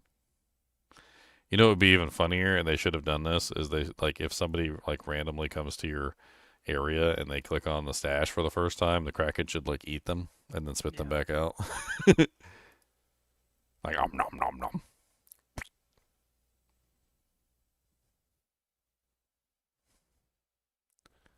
Like ban it, Kraken, ban it. Jack Sparrow.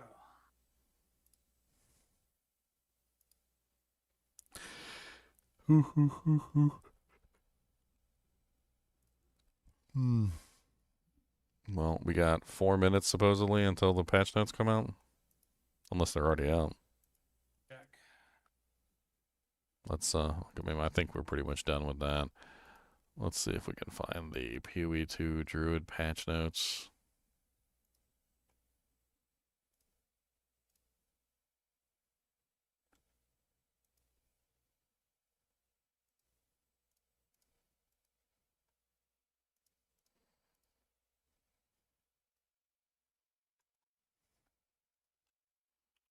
PoE 2. I always have to type in Path of Exile 2. PoE doesn't work because there's too many games with abbreviation PoE. 0.40 or 0.4 They have patch. some of the skills on the website too. Like if you go to pathofexile2.com/druids, they have like you can highlight over some of the skill gems. Oh yeah, on the DB. Yeah. No, just right on their site, pathofexile2.com/druids with an Oh. S.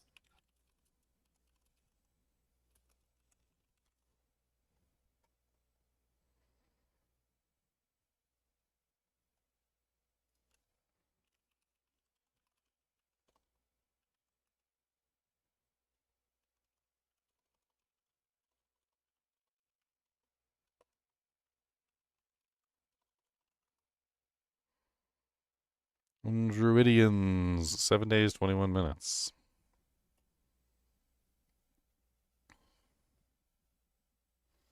And then like see like wolf, and you can just highlight over the items. You can highlight over the Oh, skills. okay. There's Lunar Assault. Yep. Shapeshift into a werewolf and swipe with your claws, projecting an arc of moonlight and ice forward in a crescent. Converts 80% of physical damage to cold damage, 240% more chill magnitude, and 240% more freeze buildup. Attack damage is 40%. Unfortunately, that skill doesn't seem like it's designed around like actually like dishing out any damage. It seems to be specifically freezing. Another one of those skills they want you to use in combination with another ability. Cross slash. Shapeshift into werewolf form, leap backwards as you gouge. Seemed kind of interesting. Hitting a marked enemy with both gouges will activate the mark and cause an additional shockwave. Ice fragments will be pulled into the location where the gouges cross and explode immediately. This skill can be used while other skills, while using so it other has skills to animation interrupt canceling. them. So you can mid animation cancel into that skill, which is nice.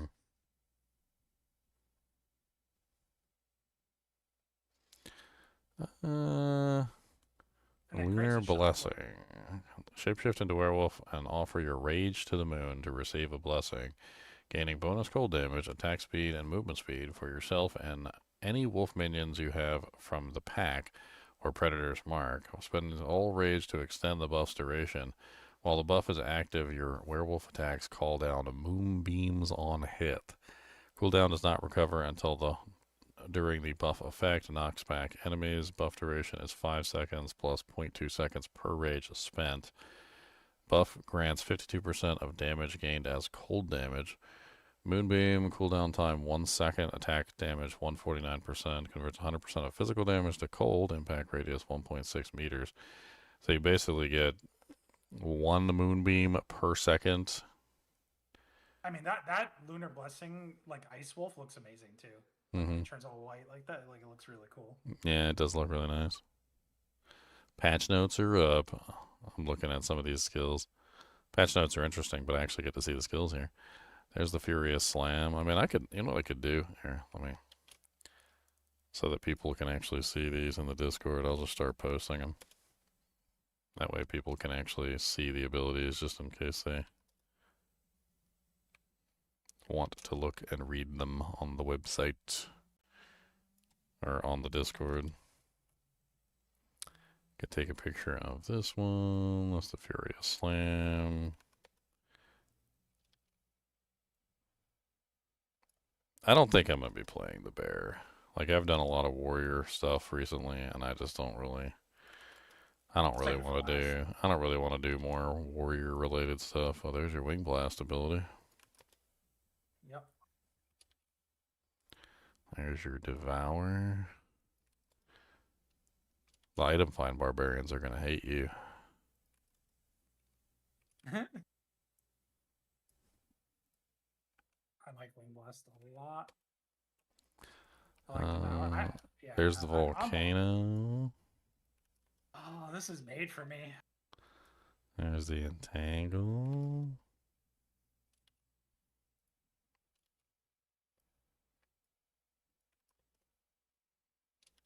Yeah, I think the werewolf was made for me too. I think, I think the lightning and the cold versions like fit perfectly.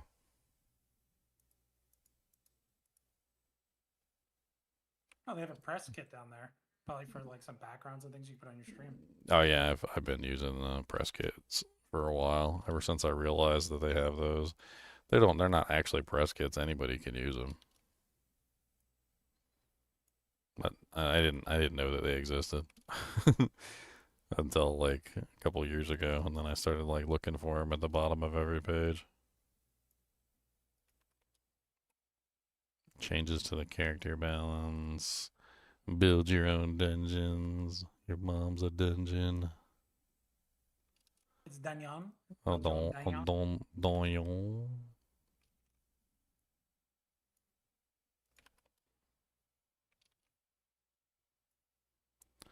There's a twice corrupted Dujank. Twice corrupted armor.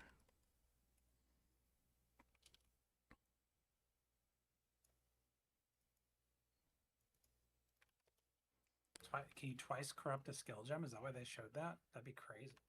That's what they said.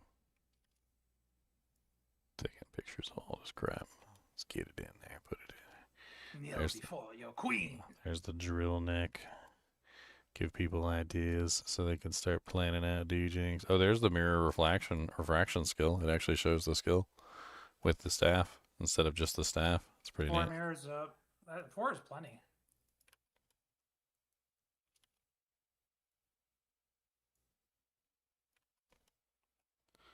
This was Okay. a well-designed page.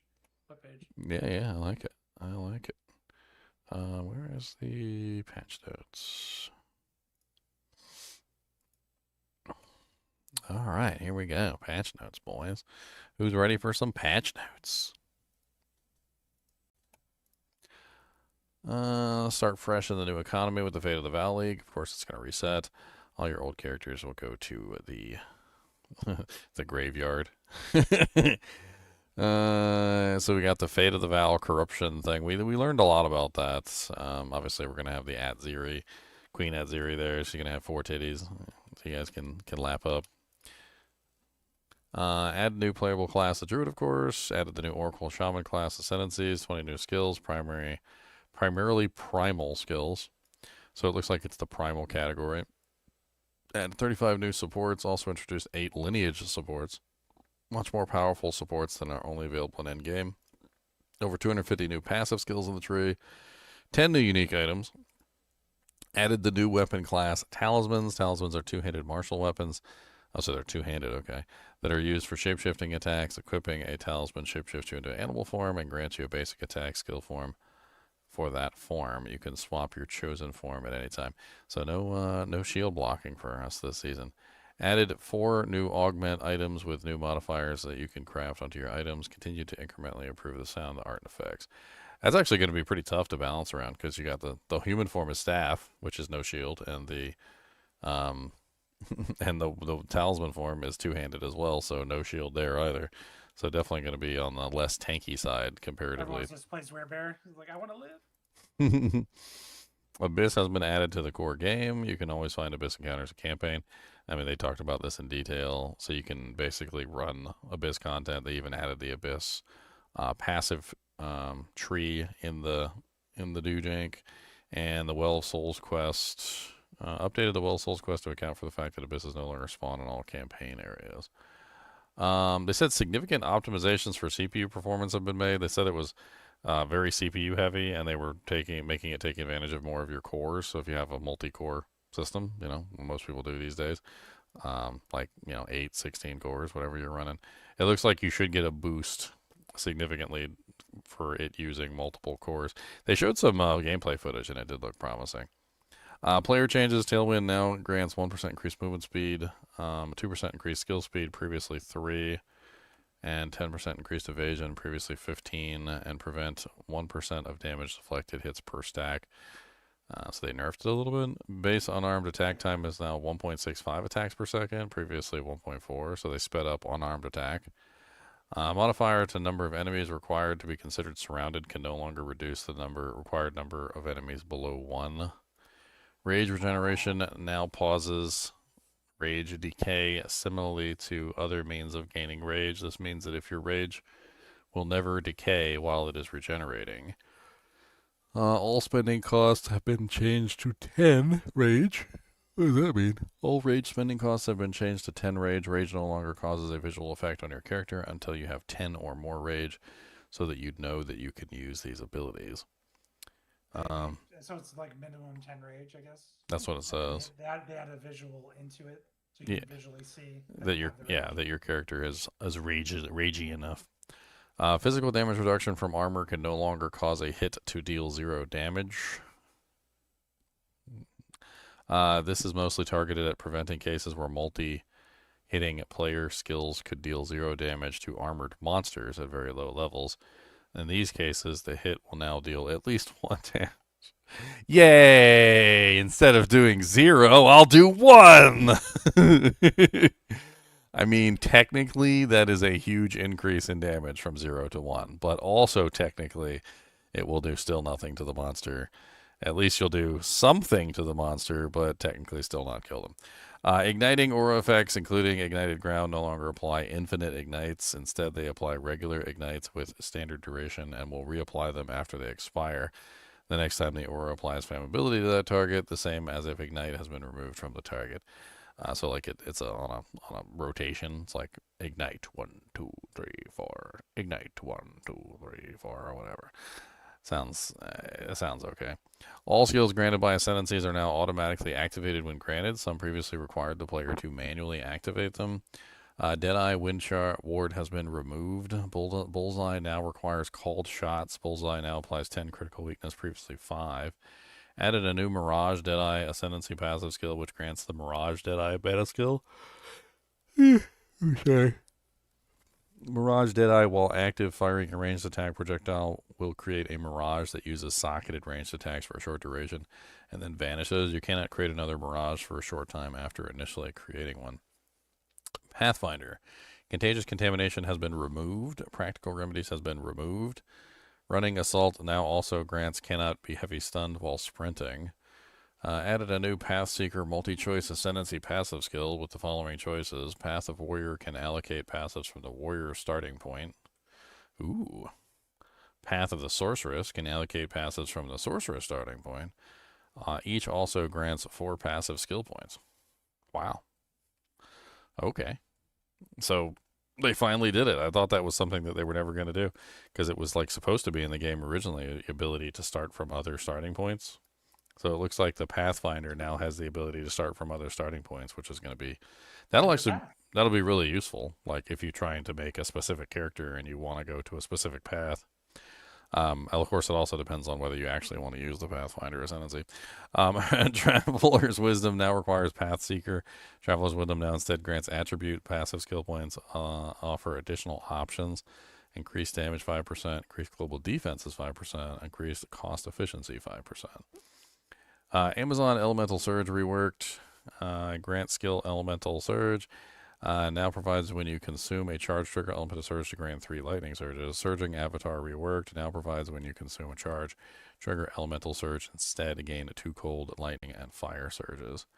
Ritualist. The ritual sacrifice stole modifier duration is 120 seconds. Gem level 20. Previously 19.75. What? Quality is now plus 20 seconds to stolen modifier duration, previously plus 2. So they increased the duration massively? 120 seconds from 19.75 seconds to 120 seconds is pretty huge.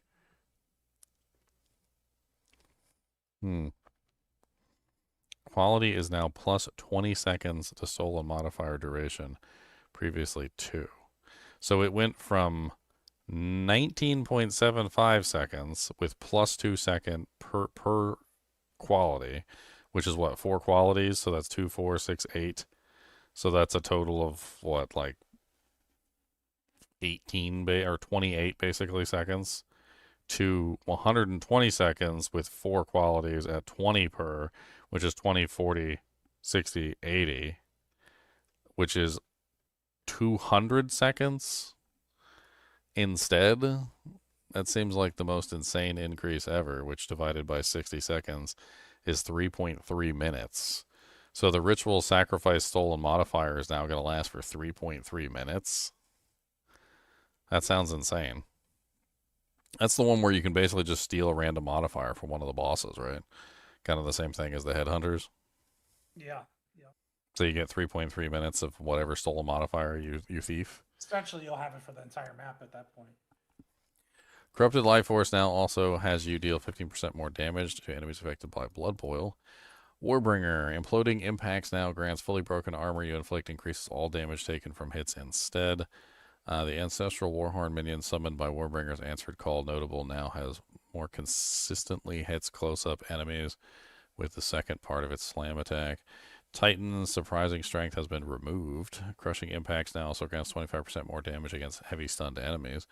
Added a new Mountain Splitter Ascendancy passive, which grants every third slam skill that doesn't create fissures.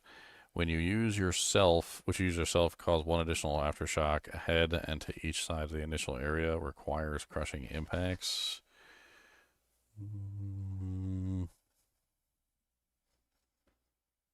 I mean, that seems kind of crazy. Seems like that could work really good with the bear, too. Maybe that's their intention. To add, like, a Titan bear ascendancy. I mean, the bear definitely does have, like, quite a synergy with either Warbringer or Titan, depending on which way you want to go, toward the slams or toward the war cries. So, like, I foresee a lot of, like, warrior ascendancy bears this season. Smith of Katava, each notable connected to the Smith Masterwork notable now grants 200 armor in addition to its other bonuses. Padded plates has been removed. Lead lining has been removed. Heavy bracing has been removed. Added Katava imprint in place of padded plates, which causes your body armor to grant 60% increased glory regeneration. Added spiked plates in place of lead lining, which causes your body armor to grant 100% increased thorns damage. Big buff for thorns builds. Added tribute to Utula in place of heavy bracing, which causes your body armor to grant 30% increased spirit. Internal layer now reduces critical damage taken by 100%, previously 50%. Heatproofing now just causes your body armor to grant the bonus of being unaffected by all damaging ailments, previously just ignite. Okay. So heatproofing now protects you against poison, ignite, why am I forgetting the other ones? Bleed. Am I missing any? I don't know if there's any other ones that like it would protect you from, but all damaging ailments sounds pretty encompassing. The fire spell on melee hit skill grants Heat of Forge Katava now costs no mana when triggering socketed spells.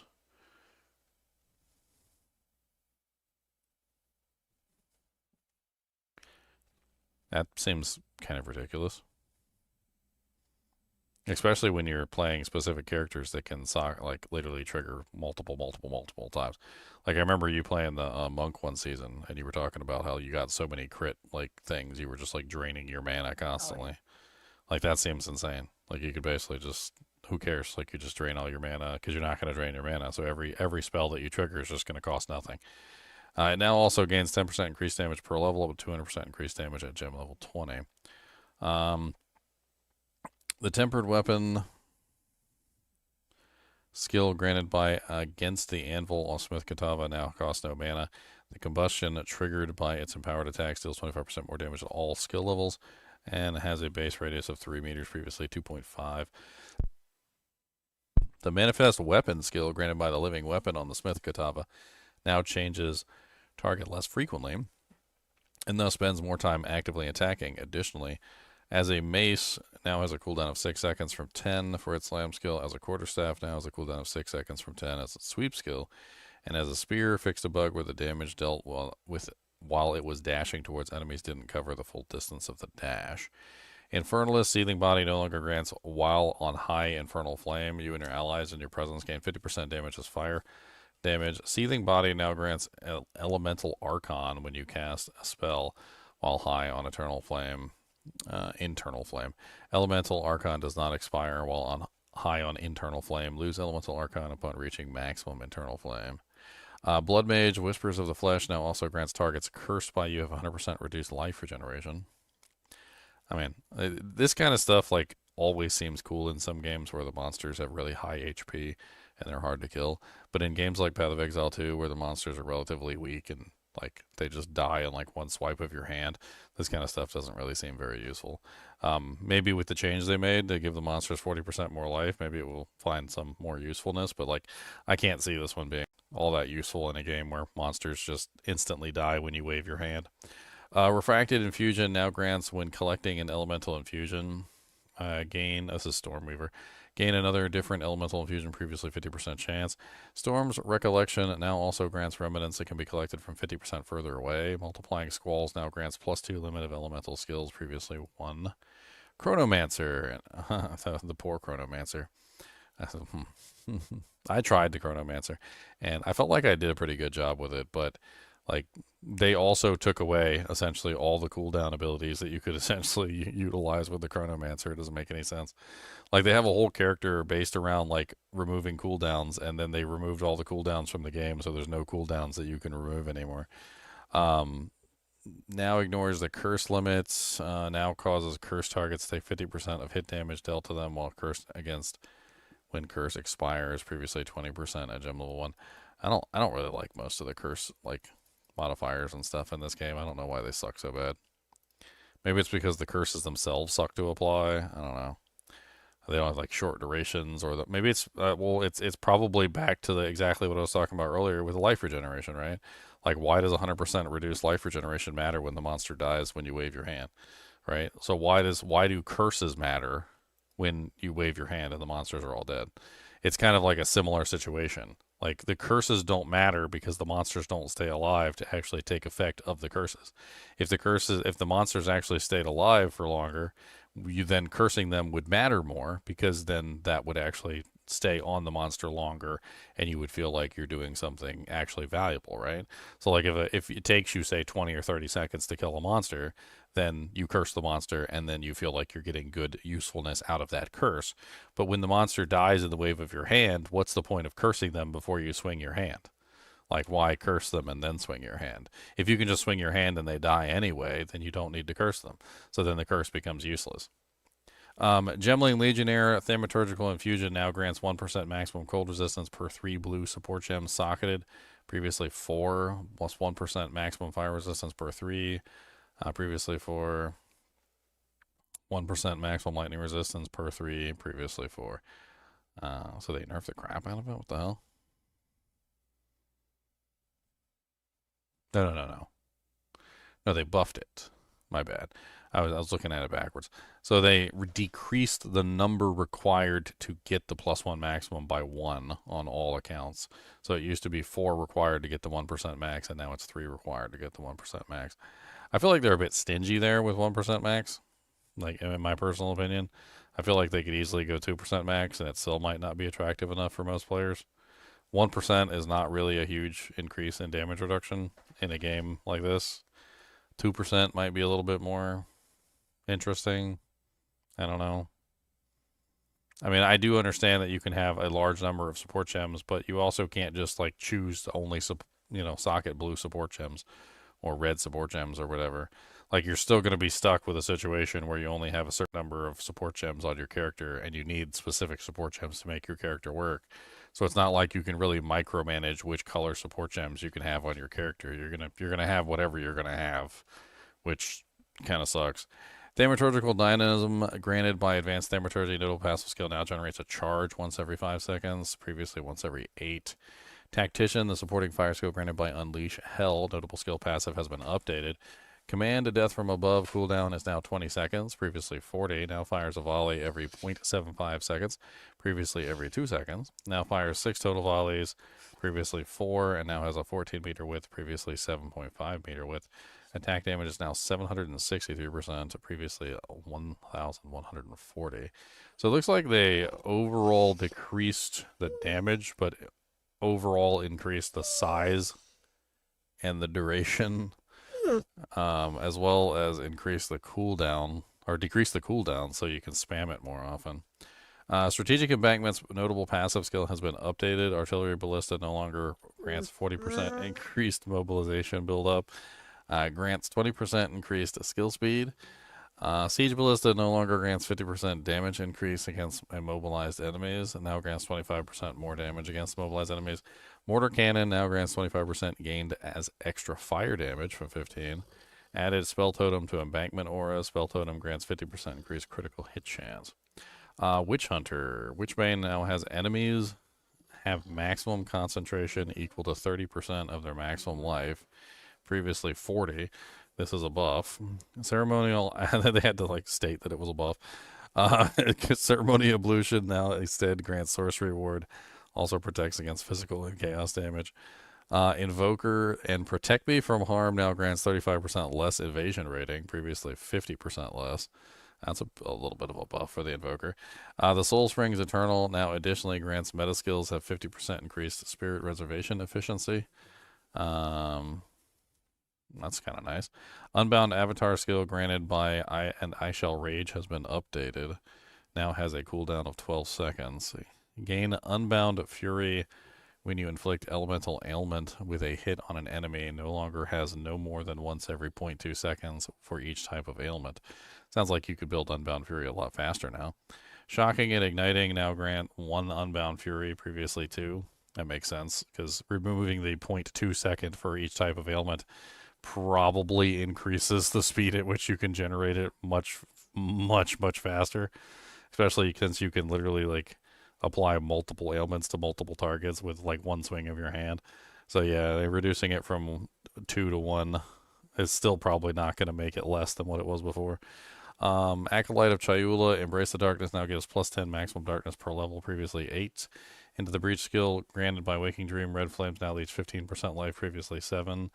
Mana Leech 15%, previously 7. Purple Flames now last 8 seconds, previously 5. Into the Breach granted by Waking Dreams, flames are now created closer to the player.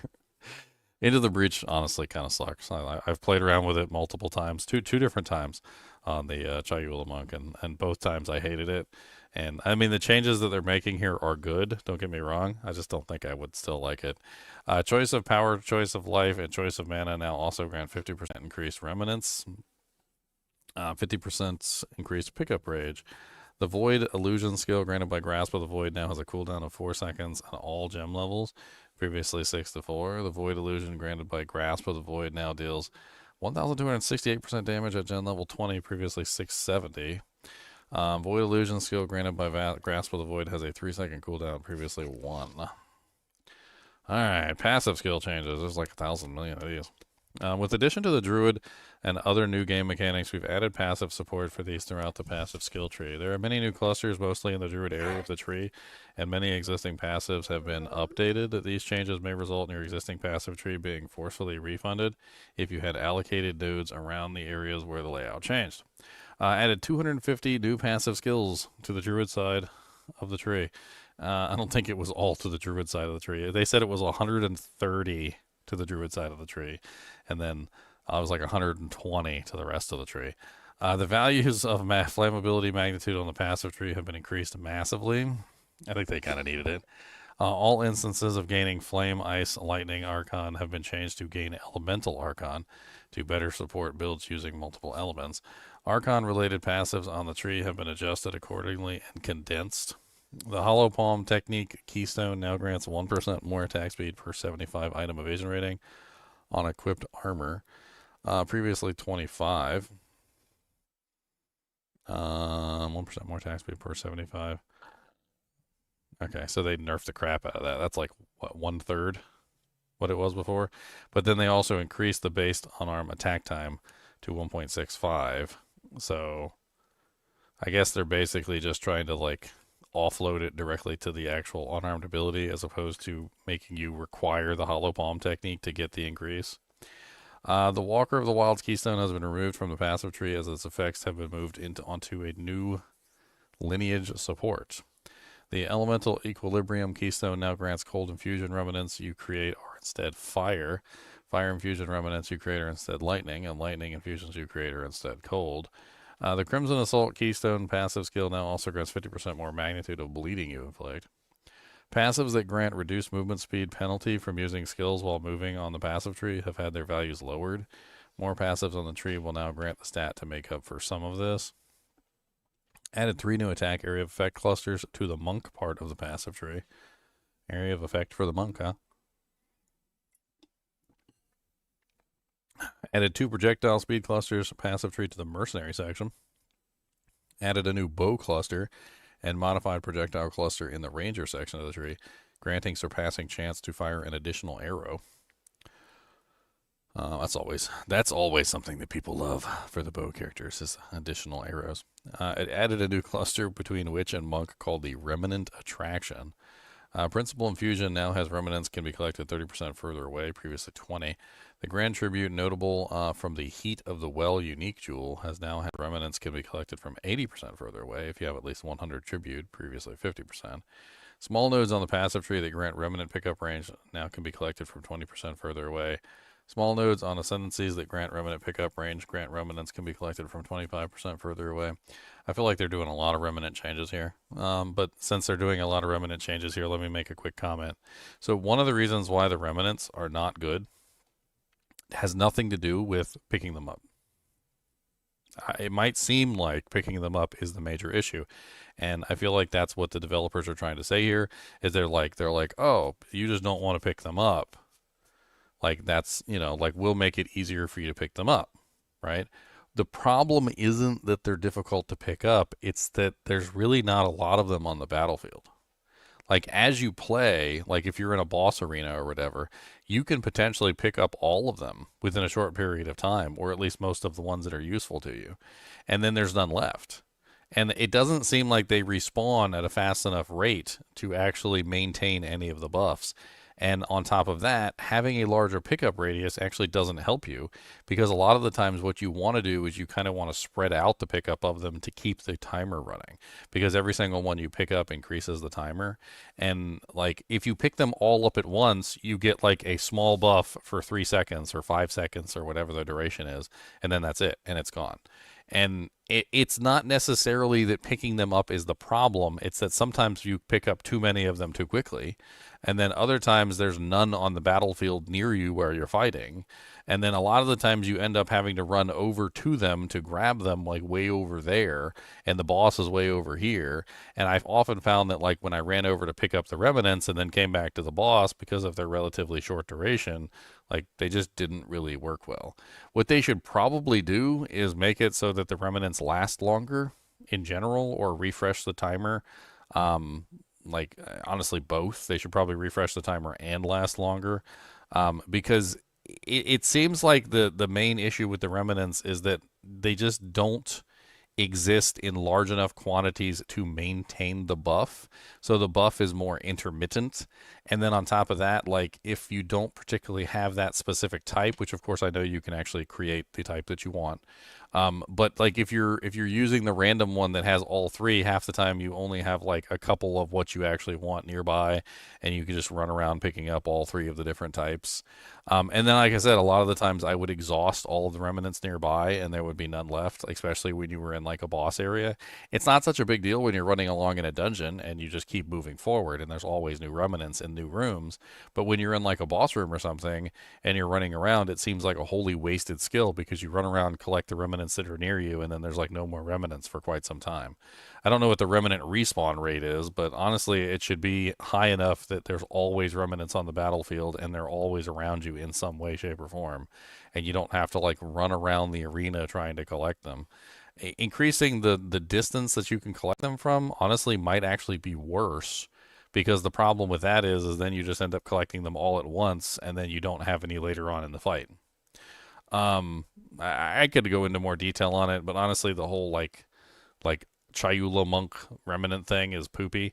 I know the witch also has remnants, and I don't know how hers works, so I can't speak on hers specifically. Moving on. The small passive connected to the invigorating grandeur everlasting glory notables now grant 20% increased presence area of effect instead of skills chance to not be consumed glory. The pure power notable no longer grants 2% increased lightning damage per 10 intelligence. Instead, it grants 10% more maximum lightning damage. Wildstorm no longer grants 15% more maximum lightning damage. Instead, it grants 4% damage as extra lightning damage, gain 4% damage as extra cold damage, and 10 dexterity. Renamed Tandem Assault Passive Tree Node to Hunting Companion with no change to functionality. Change the stats on several small passive tree nodes around the inspiring ally, hunting companion, Sikkim, and nourishing ally nodes. Companion cluster small passive skills now generally no longer grant companions a deal increased damage, and increase damage while your companion is in your presence. Gem changes. Crescendo 1, 2, and 3 are now intelligence support gems, previously dexterity. Perpetual charge is now, it seems like a big change. Perpetual charge is now an intelligence support gem, previously dexterity. Marked for death is now a strength support gem, previously dexterity. Gamble shot is an intelligence support gem, previously dexterity. Bramble slam is now a strength support gem, previously dexterity. Disabled the font of rage support gem. That kind of makes sense since they're adding a bunch of rage characters. They wanted to remove the font of rage. Disabled the Ricochet 3 support gem. The inevitable critical support has been renamed to Exorable Critical 1 support. World drop lineage supports are now less common overall. Specific lineage supports have been adjusted relative to others. Atalui's bloodletting lineage support now grants 2% extra damage as physical per 20 life cost, previously 10 life cost, up to 40%, and no longer has a cost multiplier. Zoph's Pyre now grants supported skills gain 40% fire damage as extra chaos damage, previously 20. Esh's Radiance now grants supported damage gain 40% extra lightning damage as extra chaos. Tool's Stillness grants 40% extra cold damage as extra chaos, all buffed from 20 to 40. Nethel's Embrace grants supported skills gain 40% extra physical damage as chaos, same thing, 20 to 40. Einhar's Beast Ride now grants killing blows from supported strikes skills against rare monsters gain 2 of their modifiers for 5 minutes, previously 40 seconds. Okay, so they're just throwing like headhunters on everything now. Like they beefed up the Headhunter-esque type skill on the Pathfinder, and apparently Einhar's Beast Ride, which was giving 2 modifiers for 40 seconds, is now giving 2 modifiers for 5 minutes. That seems kind of nutty. Zarkov's Refrains now grants supported spells echo 3 times, previously 2, and now grants echoes from supported spells have 40% increased area of effect. Uruk's Smelting. I wonder if that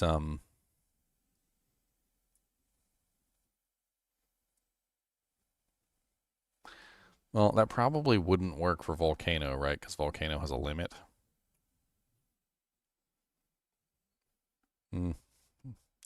It's only and you can only increase the limit by 1 as far as I'm aware, right? So but if you could, like I say, if you could increase the Volcano limit to 3, right? You could just cast 1 Volcano and then it would echo 3 times. So you would essentially have 3 volcanoes up. Uruk's Smelting now grants fully breaking armor with support skills cause affected targets to permanently take 5% increased physical damage up to 20%, previously 2 up to 20. Valena's Propulsion now grants 75% increased reductions to cast speed, also applies to projectile speed for supported skills, previously 50. On's Citadel now no longer has supported skills have 30% less area effect, or supported skills deal 30% less damage with hits.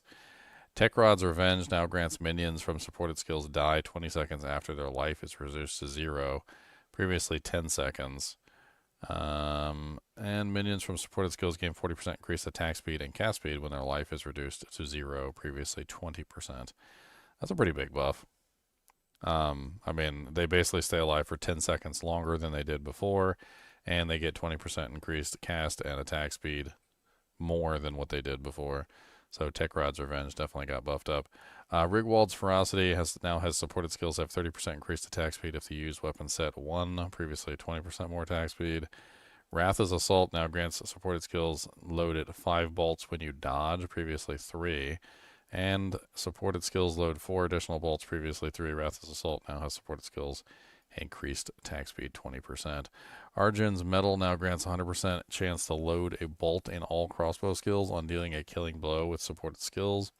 Kelm's Madness now grants supported skills 20% less damage, previously 40. Tawa's Tending now grants totems created by the supported skills have 25% more life, previously 50.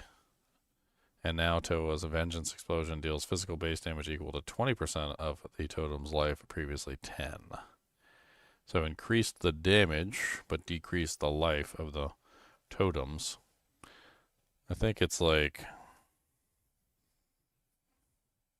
about the same. I'd have to run the numbers, but I mean, if you reduce the monster, the totem's HP by 25%, but then increase the damage by 10% of the totem's life, you're also decreasing the the totem's life, which is essentially decreasing the damage. So despite the fact that you're increasing the percentage of maximum life, I think it becomes a wash there. I guess they're just trying to make the totems less tanky.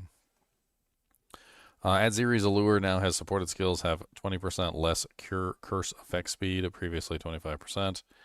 Garukan's Resolve now grants maximum critical hit chance with supported skill is 50%. Also no longer grants supported skill becomes unusable after you move 20 meters. Supported skills become unusable again after use. Kurgal's Leash now grants gain Unholy Might for 15 seconds on commanding minions from supported skills, previously 5 seconds. I'm noticing a good trend here, Leon. Just like them increasing the duration of some of these like really tiny buffs. Like I think maybe they heard us. We constantly complained about Diablo 4 having little tiny buffs, and then like Path of Exile 2 was like, here, have like 20% increased damage for 4 seconds, and you're like, oh yay, it's Diablo 4 all over again. It seems like a lot of the changes that they're making this patch, it seems to be to increase like previous buffs that were only lasting for very tiny durations to more like acceptable durations. Like 15 seconds isn't bad, and 15 seconds is enough to actually be usable, whereas 5 seconds is like all right, well, it's already over. Okay. And now also grants minions from supported skills grant Unholy Might for 15 seconds when commanded, previously 5 seconds. I mean, that looks a lot more agreeable to me than the previous version. The previous version was only 5 seconds and was kind of poopy. 15 seconds seems a lot more useful, and it seems like the monsters might actually have time to hit something in 15 seconds. Whereas like 5 seconds, they might not even have time to run over and hit anything. Ericall's Lust now grants supported skills deal 8% more damage with hits for each poison on the enemy up to 40%, previously 6% more, up to 30%. Tactile's Ire has poisons from supported skills deal 2% faster per rage, previously 1%. Aleth's Chimes now grants 25% chance to gain power charge when expending a combo with supported skills per combo expended. This chance can exceed 100%, previously 10%. Arbiter's Ignition has 100% chance to gain Elemental Archon on igniting an enemy with supported skills, previously 20% chance to gain Flame Archon. That's a huge buff from 20%, which is like a 1 in 5, to 100% chance, which is literally 100% every single time. That's massive. Nova projectiles no longer cause supported skills to gain 4 additional projectiles, or supported skills now deal 40% less damage. What does it do then? So you no longer get 4 additional projectiles, and you no longer get 40% less damage. I can't even remember what the hell it does. Added Nova projectiles 2, causing supported skills to gain 6 additional projectiles and deal 50% less damage, and applying a cooldown time of 8 seconds to the supported skills. Piety's Mercy renamed to Dominus Grasp. Dominus Grasp now instead grants supported skills chain 100% more times. Chain 1 support no longer grants supported skills gain 100% more times. Now grants supported skills deal 30% less damage with hits, previously 50%. Hold on, let me figure out why he's barking.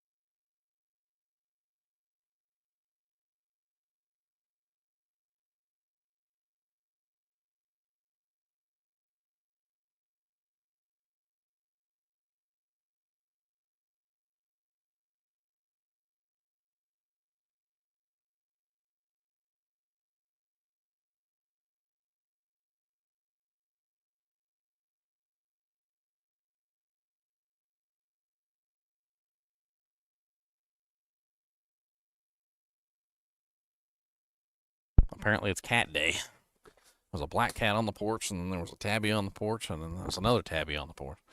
Apparently they're just having an orgy on the porch. That's why Cody's barking at him. Where did I leave off?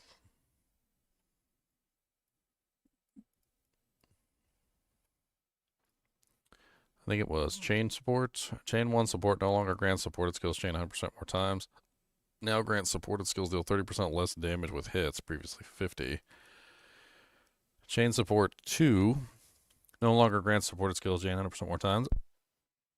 Now grants supported skills chain 2 times, previously 1. Now grants supported skills deal 50% less damage with hits, previously 40. So 2 more times and 50 less instead of 1 more time and 40 less. 50% less is a massive nerf. I don't even know if I would ever take that. Chain 3 support no longer grants supported skills chain 200% more times. Now grants supported skills chain plus 2 times.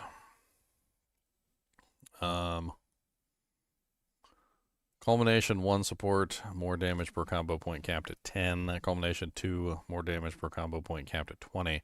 Now grants support skills 2% more damage per combo point, previously 3.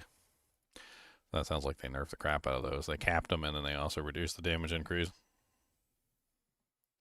The black cat went toward my steps.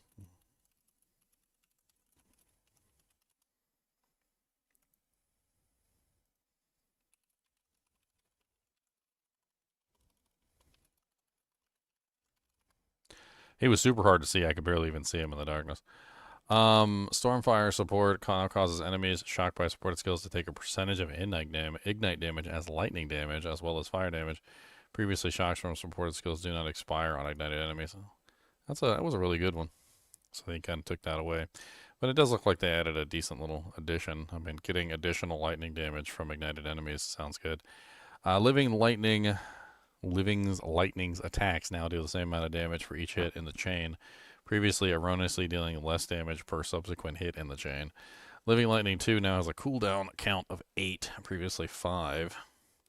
Enraged Warkai and Rage Forge supports are now treated as spending rage. Nice. That's a good one there. I was actually wondering about that. You were looking to see the orange one? I'm not sure what the orange one was. He was hunkered down on the steps. He looked big and fat. He looked bigger than Fat Mama. Enraged Warcry. Upheaval and Branching Fissure supports are no longer restricted to melee attacks. They can now support any skill which creates fissures. Okay. So that's good for Volcano, I would assume, specifically. Impact Shockwave support now actually makes aftershocks, allowing interaction with aftershock specific area and damage modifiers. Previously, it was actually a variant of Melee Splash, which did not benefit from those. This allows a strike to cause both an Impact Shockwave aftershock and a Melee Splash from the same hit. Interesting. Impact Shockwave can now support non-strike wind attacks. That actually is kind of crazy. I'm gonna post that in there too. That sounds like that would make an absolutely crazy monk build. Nutty. Skill changes. The Frozen Mandibles monster can once again no longer be bound as a specter or tames beast. Buffed summon specter variants of certain monsters in each act and their endgame variants. Further details on which monsters have been adjusted will be posted separately prior to release. The palm skill movement has been adjusted to reduce cases in which the player successfully uses the skill but fails to hit the enemy after dashing. Ice fragments created by skills such as from escape shot and ice tip arrows are now only able to hit each enemy once per group of fragments created. Man, that's a big nerf. That is a huge nerf. I don't like that either, because like the wolf that I'm playing is going to be based around ice fragments. So what's the point of that? I mean, it does say escape shot and ice tip arrows, but I'm assuming the new skill probably also works the same way. Yeah, they nerfed Frozen. They took Frozen Mandibles on. I mean, he was kind of like really spammy, and yeah. The per target hit limits on Firestorm, Ice Storm, Rain of Arrows, and Hailstorm rounds are now displayed. That's good. Whirlwinds now take on elements from overlapping allied elemental ground for 8 seconds, previously 4. Added wind type to the following skills: Twister, Whirling Slash, Wind Blast, Wing Blast, Whirlwind Lance, Wind Serpent's Fury, Tornado, Tornado Shot, and the projectiles created by Staggering Palm. So all of them have been added to the wind category for those who may be trying to build wind-related skills. Fix the following skills having modifiable limits that were not described as limits: Frozen Locust, Earthquake, Earth Shatter, Shield Wall. These skills can now be supported by Overabundance.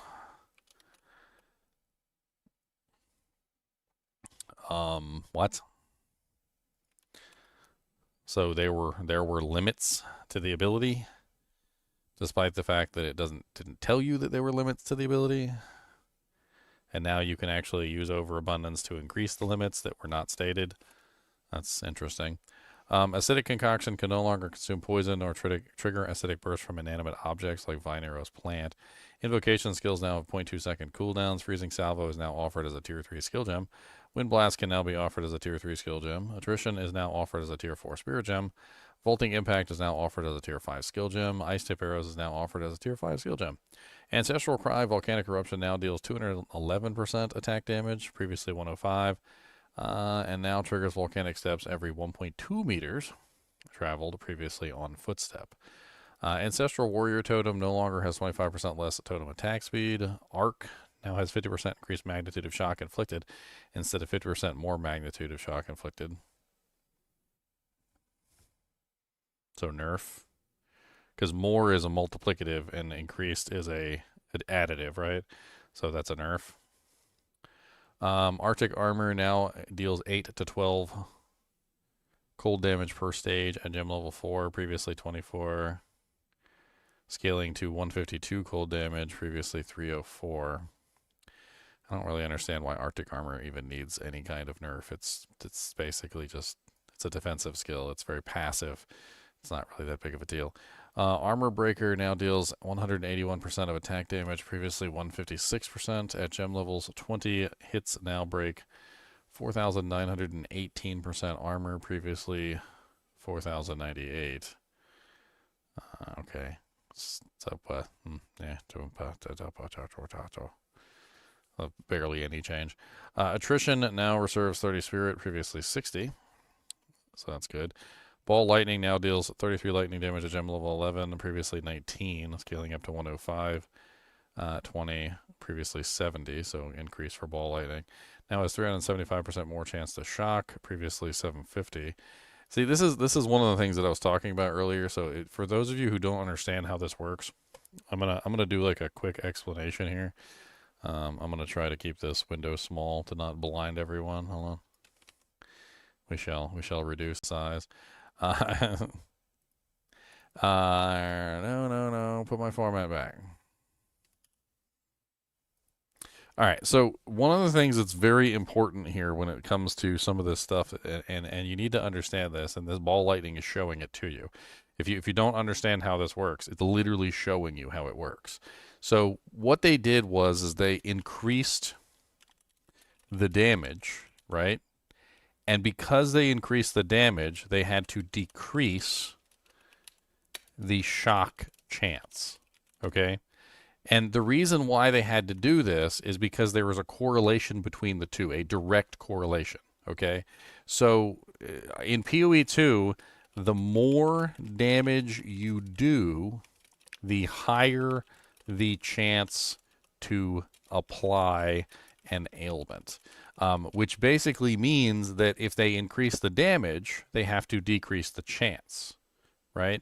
And the best way to increase the chance, like the literal best way to increase ailment chance, is to increase damage, not to increase the ailment percentage. So that's kind of the really weird and counterintuitive thing in this game that I really wish that they would fix. Because since all ailment is based on damage, you're always better off increasing your damage than you are increasing your percentage chance to shock the target, or your percentage chance to freeze the target, or your percentage chance to ignite the target. Like, none of that matters in the grand scheme of things, because if you increase your damage, you're also in effect increasing your percent chance to apply ailments to the target. And what they did here, which clearly shows that, is they increased the lightning damage of the ability rather dramatically, from like 105 lightning at cap to 200 and 70 to 105 and 19 to 33, right? And so they had to decrease from 750%. Like, look at that decrease. 750% shock down to 375 for what is essentially a 19 to 33, or a 105, or not 105, sorry, 70 to 105 increase. So an increase in damage from just 19 to 70 to 33 to 105 prompted a decrease in the shock percentage from 750% to 375. And I'm almost entirely sure that that's the reason why they did it, because they increased the damage, which means they needed to decrease the shock percentage. And so most of the time, in pretty much every scenario that you can think of, it's almost always better to increase the damage than it is to increase your percentage. I mean, you look at that, and that is, what is that a change of? It's a change of 750 minus 375. So they nerfed it by half. They literally nerfed it by half for a small damage increase, which is just crazy. Fire infused explosion now deals 249, previously 135, and I bet you they probably reduced the chance to ignite as well. Let's see here. Ignited ground now ignites as though dealing 300 fire damage at level 11, previously 172. Of course, ignite has its own system now with the ignite flammability that they created, so it's on its own little weird system now. I'm not really entirely sure how the ignite flammability thing works. I don't know if anybody does right at this moment. It seems weird. Like, you have to build up the flammability, and then it applies the ignite, and then the flammability disappears after it applies the ignite, and it like stacks up all the fire damage sources for that particular duration. It's weird. Barrier Invocation now reserves 30 spirit, previously 60. That's good. Cast on minion death now reserves 30 spirit instead of 60. That's good. Charge regulation no longer grants more skill speed while you have a frenzy charge.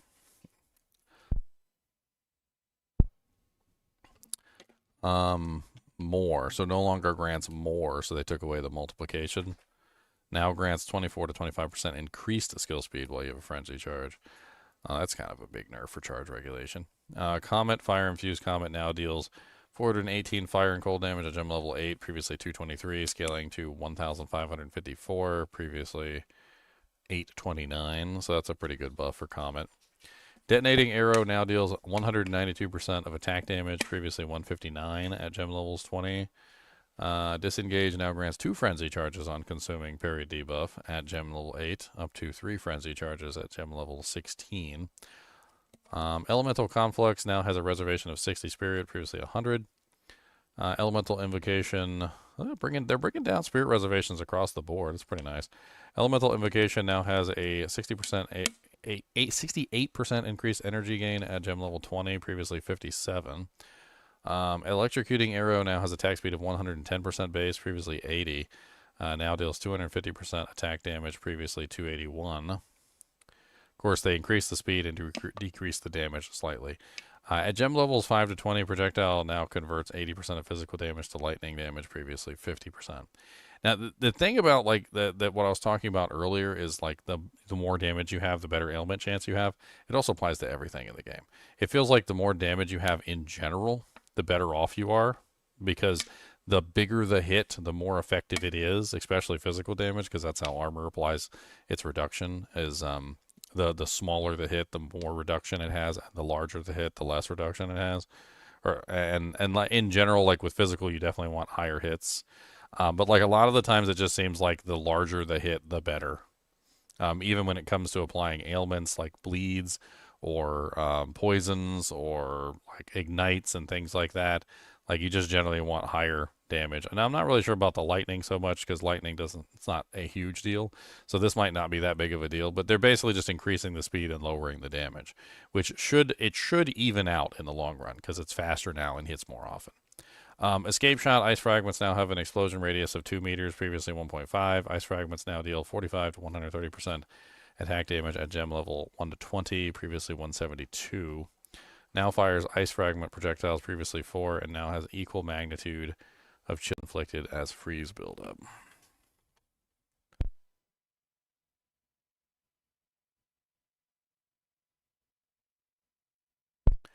Explosive Spear now gains +1 limit of lodge spears every 8 gem levels.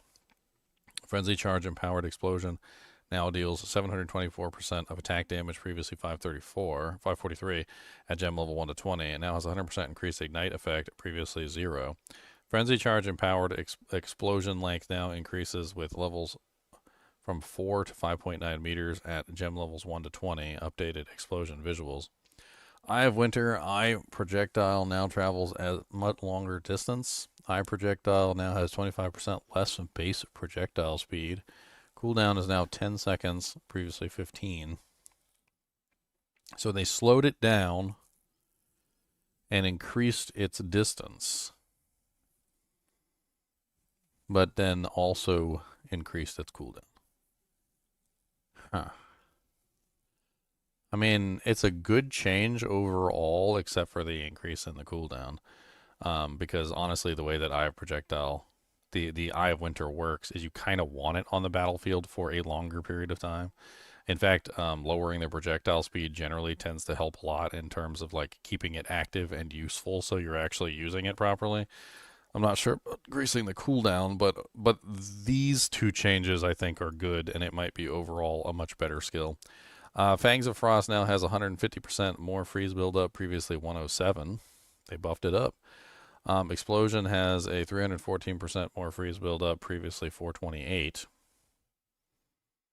And the explosion's like a non-factor because you have to parry. Now it has equal magnitude of chill inflicted as freeze buildup. Explosion chilled ground now is 8 seconds, previously 4. I mean, the chilled ground is nice, but the problem with the additional effect is that it requires you to parry, and parry still sucks. It's better than it was before because they kind of addressed it in the last patch, but it's still not great. There's too many initial problems with it. Flame Blast cooldown time has now 10 seconds, previously 15. Fragmentation rounds now has bolts pierce 2 targets at gem level 1, scaling to bolts pierce 5 targets at gem level 24, previously 2 at all gem levels. Base projectile speed has been increased by 50%. Freezing Mark no longer causes an explosion. Instead, freezing the marked target grants a buff that grants damage as extra cold for the duration or until you mark another target. I like that. So you just gain extra damage as cold for freezing a target. I like that a lot better than the explosion. Frostbolt now has 195% more magnitude of chill inflicted at gem levels 5 to 20. No longer has chills enemies as though dealing more damage. Frostwall, lightning infused Frostwall now deals 103 lightning damage at gem level 9, scaling up to 444 lightning damage at gem level 20. Now has equal magnitude of chill inflicted as freeze buildup. Frozen Locust no longer deals 80% less damage if destroyed within 0.5 seconds by something other than you. No longer creates chilled ground. Ice Crystals no longer has collision. Now correctly works with increases to limit. Frozen Locust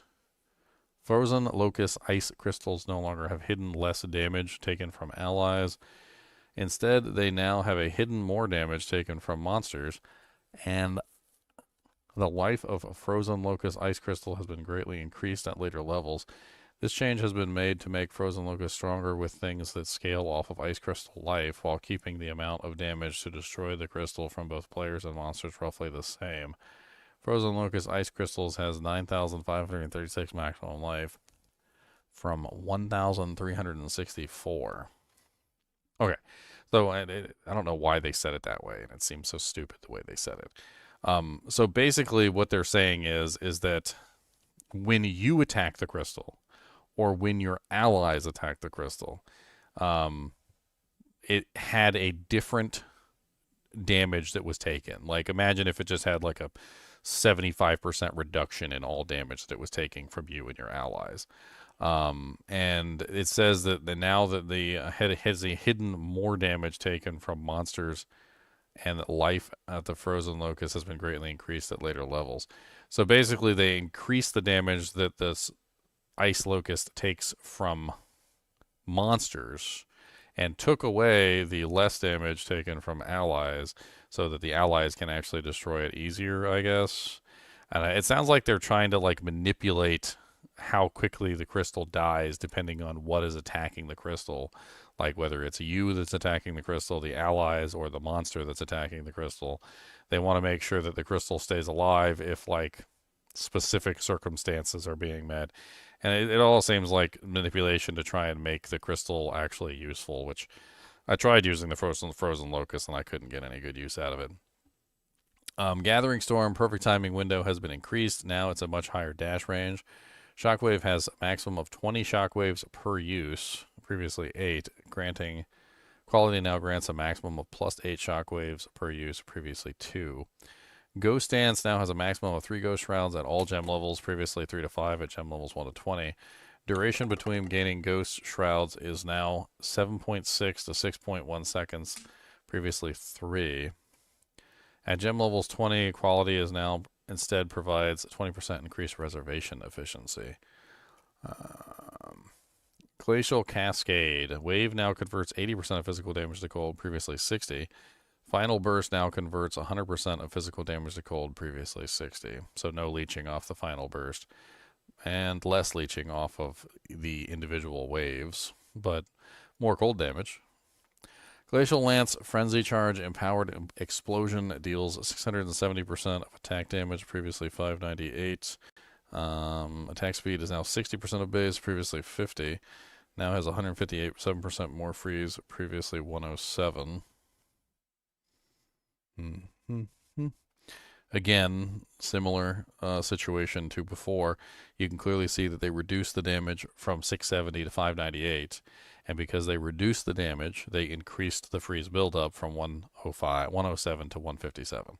So, like, the equivalent of, if you want to, like, actually, like, find an equation in there somewhere, the equivalent of 670 minus 598. So, the equivalent of 72% damage is equal to,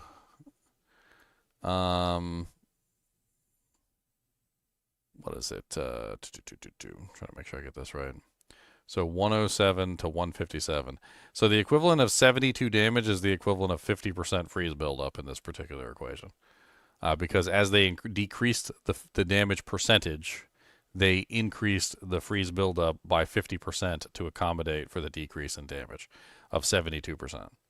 I mean, I can even write that down. So 72% damage equals 50% ailment. We can just like write that down. It's an interesting equation, and I bet you if we like calculate it across a couple different skills when we see that happen, it's probably about the same. Hailstorm rounds. All right, I didn't finish this one, did I? Now has freeze buildup. Explosion now has 364% more freeze buildup. Previously 214 at gem levels 20. Now has equal magnitude of chill inflicted as freeze buildup. Now converts 80% of physical damage to cold damage. Previously said 60. You know, this is one that always confounded me. I don't know why this is a thing. Like, why was any ability in the game? I'm gonna write this in the Discord as well. Why was any ability in the game that freezes not applying chill? Question mark. Because that's basically what I'm noticing across the board is that apparently a bunch of the skills in the game that were freezing targets were not chilling targets. Why was that even occurring? Why would a cold damage ability not apply chill to the target? That seems like a really weird choice in general to make, to separate chill and freeze from each other almost entirely. Like in all games that I've played, for the most part, chill and freeze are usually interlocked with each other. Where like chill usually leads to freeze, or like having a monster chilled and having a monster frozen stacked together. But like in this particular case, it seems like they had taken freeze and put it over here, and then taken chill and put it over here, and then put like a wall in between them, where like you couldn't access your freeze with chill and you couldn't access chill with freeze, like either direction. Like you couldn't go back and forth between them because the freeze skills were not applying chill and the chill skills were not applying freeze. Hailstorm rounds now stores up to 40 to 50, previously 20-25 bolts at gem 11 to 20. Now has an attack damage of 228%, previously 254. So reduce the damage but increase the number of rounds. Now has 150% more reload speed, previously 100. Now has equal magnitude of chill as freeze buildup. It's like all over the place. Hail of Thunder now has an attack damage of 122%, previously 143. Hexblast now has a maximum 10 explosions per cast, previously 3. Ice Nova. Cold Infused Ice Nova explosion and chilled ground radius are now 4.8 meters, previously 3.2. Cold Infused Ice Nova now deals 15 to 22 cold damage at gem level 1 and previously 13 to 20. Scaling 448 to 672 cold damage at gem level 20, previously 591. Cold Infused Ice Nova now has 0.5 seconds to cast time. Ooh. Why would you do that? Why would you do that? That seems mean. That seems just cold-hearted. So like the Ice Nova ability doesn't have the 0.5 cast time like delay. But the Cold Infused Ice Nova has a 0.5 cast time delay, which is really weird because it's supposed to be the buffed up version. So why would you punish the player by having a longer cast time with the buffed up version, but then not have the longer cast time with the regular version? At which point I'd probably just use the regular version, but I don't know.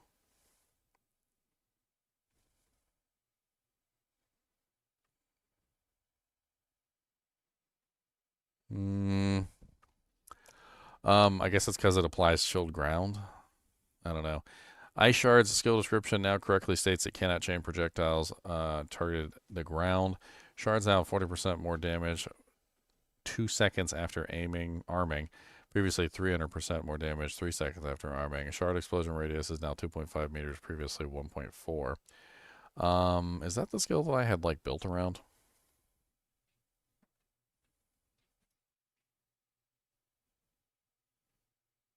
I'm pretty sure it is.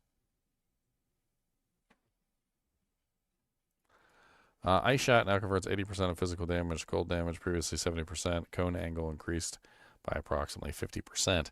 Ice Tip Arrows now has a duration of 20 seconds, previously 8. Ice Fragments explosion radius is now 1.8 meters, previously 1.3. Empowered attacks also gain 100% of physical damage converted to cold.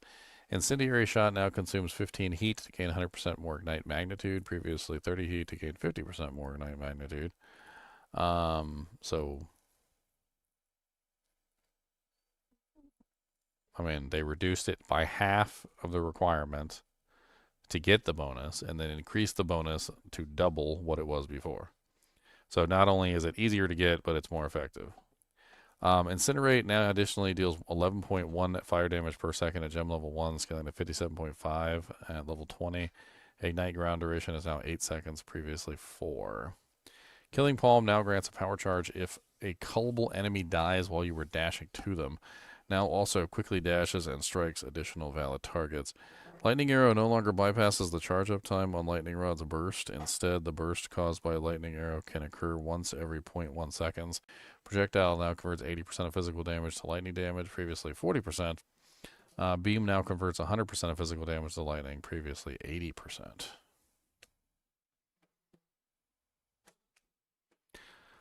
Sounds like a pretty huge nerf to Lightning Arrow. Adding up that 0.1 seconds in there might not seem like a lot, but like for builds that have an exceedingly large number of arrows, like in a specific time frame, like for instance, let's say you fire, I don't know, like 10 arrows into the ground and you ignite them all at the same time. and then you ignite them multiple times per second, depending on like how you're potentially doing it, like with the lightning rod burst. They're basically making it so you can only get like 0.1, so every lightning arrow can only burst. The burst caused by lightning arrow can only occur once every 0.1 seconds, which essentially means that even if you fire like 10 arrows and you happen to like, you know, make them ignite multiple times, they don't. They're only going to ignite once every 1.1 seconds, which essentially means in 1 second you can only ignite them 10 times, which is the maximum number that you can achieve during that particular time period. Whereas before, you might have been able to ignite them 100 times if you were like really lucky. You might fire like a whole bunch of them all at once, have tons of lightning rods, and cause like tons of ignitions all at the same time, multiple ignitions in like the same time period. That delay is a massive nerf. I mean, it will still do lots of damage, don't get me wrong, but like the people that were spamming like an exceedingly large number of lightning arrows and lightning rods and causing them all to explode in rapid succession are going to notice a huge decrease in damage. Your average player probably won't notice anything, but the spammers will. Lightning Conduit now provides 10% more damage with 5 hits per 5% shock effect on enemy, previously 20%. Quality now provides 20% more lightning damage instead of 5% more damage with hits per 5% shock on enemy. Lightning Rod, the limit of active lightning rods allowed is now 10, previously 20. Oh, another nerf. Sounds like Lightning Arrow might be off the table this season, boys. Two Lightning Rod related nerfs in a row. I'll post both of those in here in case anybody was thinking about playing Lightning Rod this season. I hear you, buddy. As soon as the patch notes are done, okay? Would you like a beefum stick as a compensation? I want my beefum stick and I want it now. Yeah, okay. I heard you heard compensation. That's what you heard. All right, but you got to be a goodest boy for this. This is a beefum stick, and you got to be a goodest boy. All right, this is the stick. Okay, no. I need you to lay down. All the way. Okay.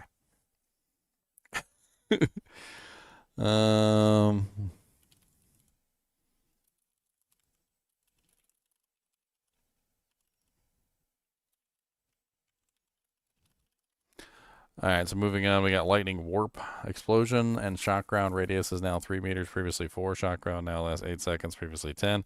New additional behavior if used on an enemy that is not under Cull Threshold. It will now apply a debuff that will cause its normal warping behavior automatically if the enemy falls under the Cull Threshold while the debuff is active. Lingering Illusion. Illusions now linger for 3 seconds, previously 1.2. That's good. Illusions now have 1% of your maximum life, previously 15. That's even better. Lingering Illusions now cause its illusions to drop a remnant that grants a power charge on pickup. Ooh. That's, that could be useful for, I don't know. Can you actually use Lingering Illusion without using the Monk Staff? I can't remember. I can't remember what the Lingering Illusion skill is, but that's basically a way to get free power charges. Basically what it is you use the ability and it creates an illusion. I think it's usually when you like dodge or avoid an attack or something like that. I can't remember. And then when it explodes, it creates a remnant, and then you pick it up and you get a free power charge. That's kind of an interesting way to get power charges. Remnants last 5 seconds. Lingering Illusion now requires its illusions to be destroyed by an enemy to drop its remnant. I mean, it should be pretty easy since it's 1% your maximum life for 3 seconds instead of 1.2 seconds at 15% of your maximum life, which was probably impossible before. Living Bomb now deals 31 fire damage at gem level 3, previously 28, so upgrade to 721, previously 510, so Living Bomb got some buffs. Magnetic Salvo Explosion now converts 100% of physical damage to lightning, previously 40. That's a pretty big change. So now no more leech for this particular ability, but you do get full lightning damage from it. Mana Tempest now effects of Mana Tempest now linger for 2 seconds after leaving the Tempest. It's kind of a nerf. Oil Grenade, the cooldown is now 4 seconds, previously 5. Oil and oil ground duration increased to 6 seconds from 5. Perfect Strike now deals 343% of attack damage, previously 312 at gem level 20. Permafrost Bolts now has projectiles pierce 2 targets at gem level 1, scaling to projectiles pierce 5 targets at gem level 24. Base projectile speed has been increased by 50%, and now has an equal magnitude of chill. all of the cold skills are getting this. It's stupid that this ever needed to be a thing. Like, why was it ever that way to begin with? I don't understand. That'd be like if I had fire damage and then fire damage didn't burn you. You're like, oh, so I shot a flamethrower at this guy. Yes. But he's not burning. No. Yes, that fire skill doesn't ignite things. You're like, so it's just heat? Yeah. But heat still ignites things. Well, I mean, sure, but this one doesn't. Like, it doesn't make any sense to me to have a cold ability which doesn't chill things but freezes them. Like, how does that make any sense? Like, please someone please someone explain that to me in a way that makes sense. I don't understand. Like, how can you freeze something solid in a block of ice and they don't have any kind of chill effect applied to them? That doesn't make any sense. Like, to me, it should work like this. You freeze the target, and then when the target becomes unfrozen, they are then applied a chill effect, which lasts for a certain duration. Like, that's how I would think it would be applied. Because if you instantly freeze a target, then, of course, as soon as the target comes out of the freeze, they're going to be chilled. Because they literally were just in a block of ice. So, of course, they're effing cold. Plasma Blast now has 50% increased magnitude of shock inflicted instead of 50% more magnitude of shock inflicted. It's kind of a nerf.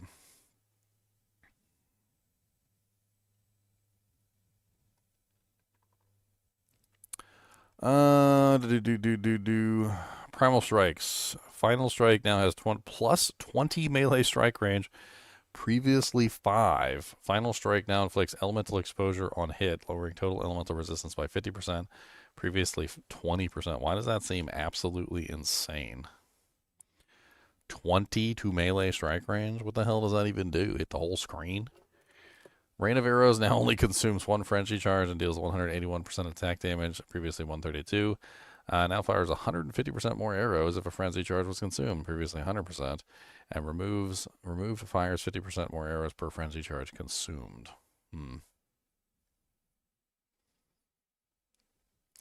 So, like, a buff to the base ability if you consume 1 frenzy charge. Actually, no buff to the base ability if you consume 1 frenzy charge, actually. Yeah, because, I mean, technically, it was already doing exactly that with 1 frenzy charge. They just took away the ability for it to do more with more frenzy charges than 1. So it's kind of a nerf overall. Raised Zombie, Empowered Zombie now deals 253% more damage, previously 100%. So a 150% buff there. Rapid Assault, Spearhead Explosions now deal 546% of attack damage, previously 312. Big buff to Rapid Assault. Reap now has a base critical chance of 14%, previously 11. Row Amount no longer increases your movement speed. Now has a 100% reduced movement speed penalty from using skills while mounted, previously 80. Somebody called that they were going to nerf the Row Amount. Sacrifice now grants minion revives 46 to 40% more slowly. I'm doing alright, Miles. Just reading patch notes. Previously 60%. Skeletal Reaver now gains 6% increased attack speed per 2 rage. Previously this was described on the gem, but not functional. Okay. Shard Scavenger buff duration is now 3 seconds, previously 2. Minimum duration between consumptions is now 6.05, previously 7.05. Shattering Palm now causes an explosion if the target dies while you are dashing to them. Shock Chain Arrow projectile now converts 80% of physical damage to lightning, previously 20. Shock Chain Arrow no longer releases secondary beams that continue to split. Instead, the initial projectile now consumes shock to create a chaining secondary projectile, which creates lightning rod, a lightning rod in the ground near its last target after its final chain. This secondary projectile does not consume shock on target's hits. Shockwave now deals 507% of attack damage at gem 20, down from 572. I really don't like abilities that consume ailments, but like whatever. The lightning one's not really that crazy anyway. But like, it's a lightning rod buff after they just nerfed lightning rod. I don't even know.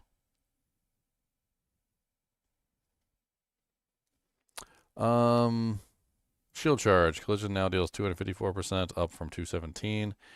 Siege Cascade has 100% more damage against mobilized enemies. Quality 40% more damage against immobilized enemies. Previously 80.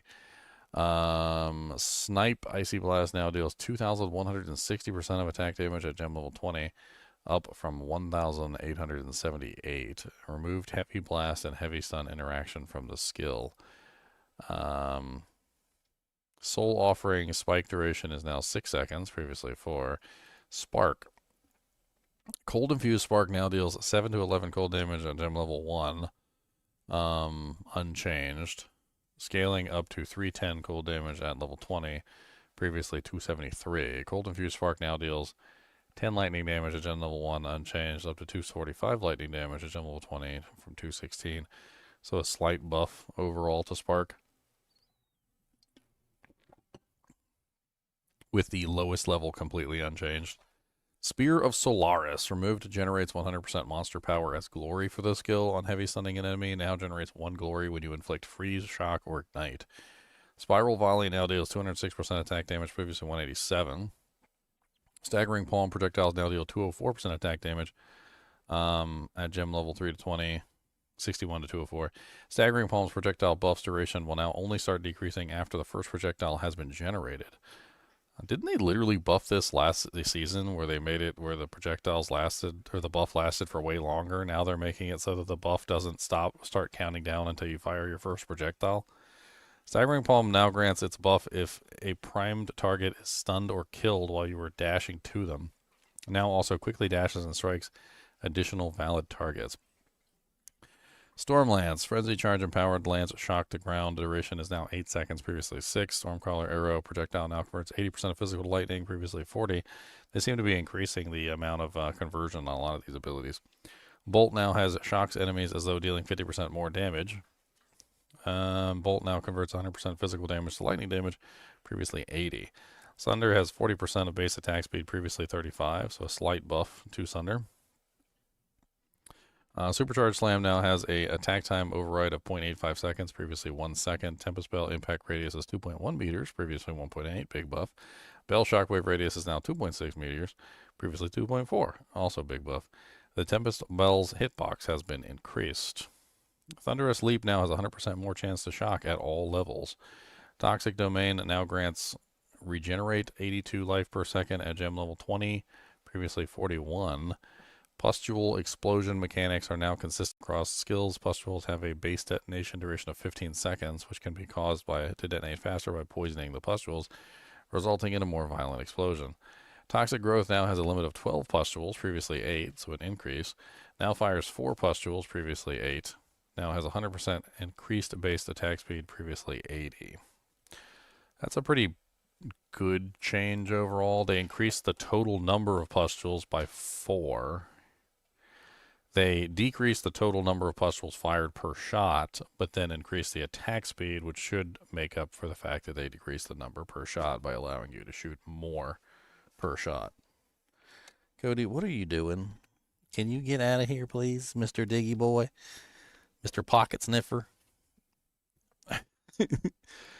Pocket Sniffer. Vaulting Impact. Broken Stance applied by Vaulting Impact now has a 60-second duration and is removed after taking 10 hits, previously uncapped number of hits with a shorter duration. The amount of pre-mitigated physical damage stored by Broken Stance is now 10%, previously 5%. Vaulting Impact's quality stat now increases the number of hits broken. Stances before being removed 0 to 2, previously 0 to 2 seconds. Vine Arrow now grants +1 limit of plants at gem levels 12 to 19. I'm liking this, like, the thing I noticed across the board, like some of these abilities have limits, and they're increasing the number of limits, like, as you level up the ability, so you're getting some limit increase just as you increase the gem level, which I think is a really good idea. I think it's a really good idea, because, like, some of these abilities really do need a limit increase, and maybe you limit them to a lower number at first, but, like, it's definitely one of those things where, like, as you level up, they should be getting some sort of gradual increase, and it looks like they are. So that's good.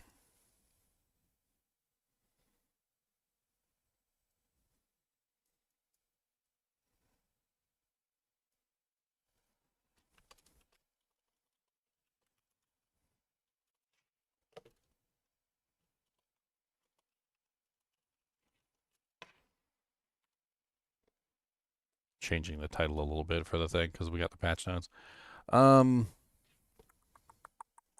Volcanic Fissure now deals 166% of attack damage, previously 145.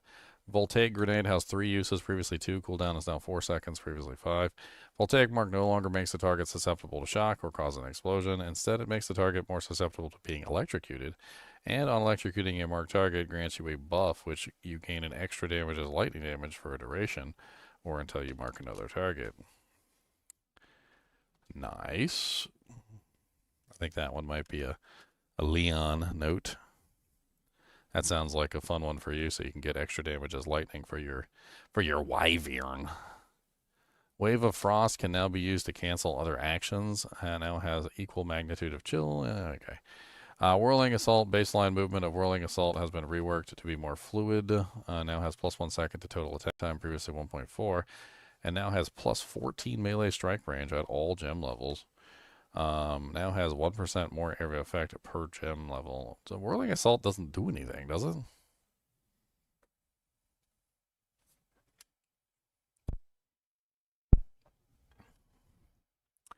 I mean, they decrease the attack time, which is good. They increase the melee strike range at all levels, which is, like, okay, I guess. I mean, it doesn't... Whirling Assault is the ability where you, like, have multiple stages, right? And you just build it, and then it just sits there, and it doesn't really do any damage. I mean, having it be larger, I guess, is kind of cool, but... I mean, what's the point of having it be larger, exactly? I guess I'm not going to complain about it, but I don't know why specifically you would need it to be larger. Giggity.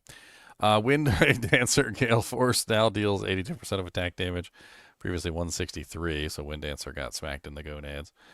We got unique item changes. Grand Spectrums now roll 6% elemental res on per socket on their Sapphire variants instead of 4.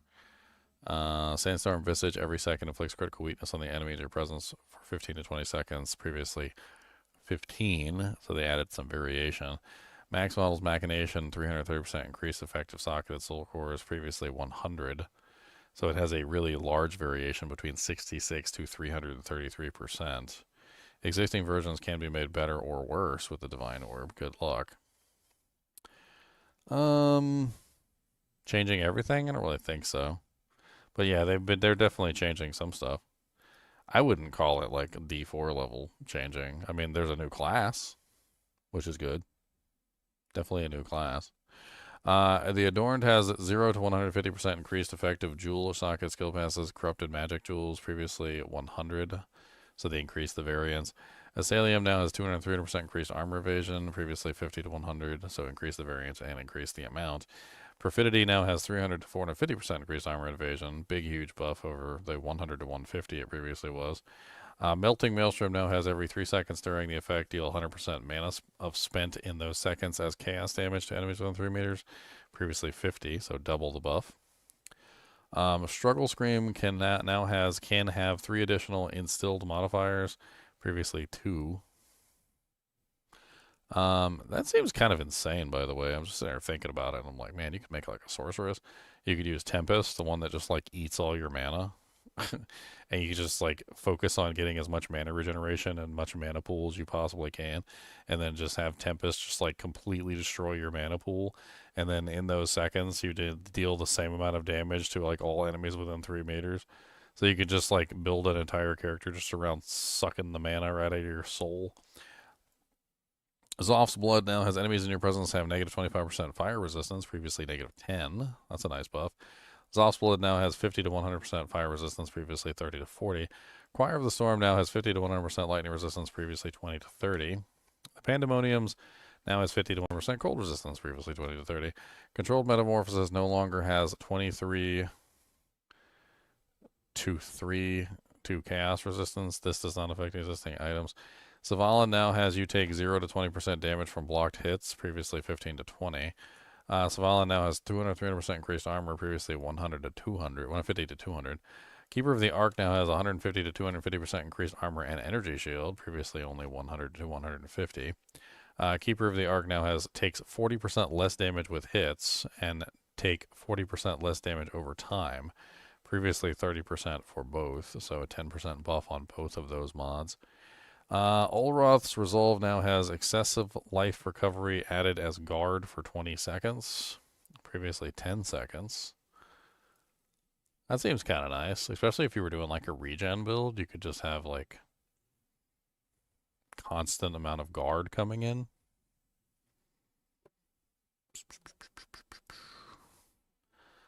Olroth's Resolve.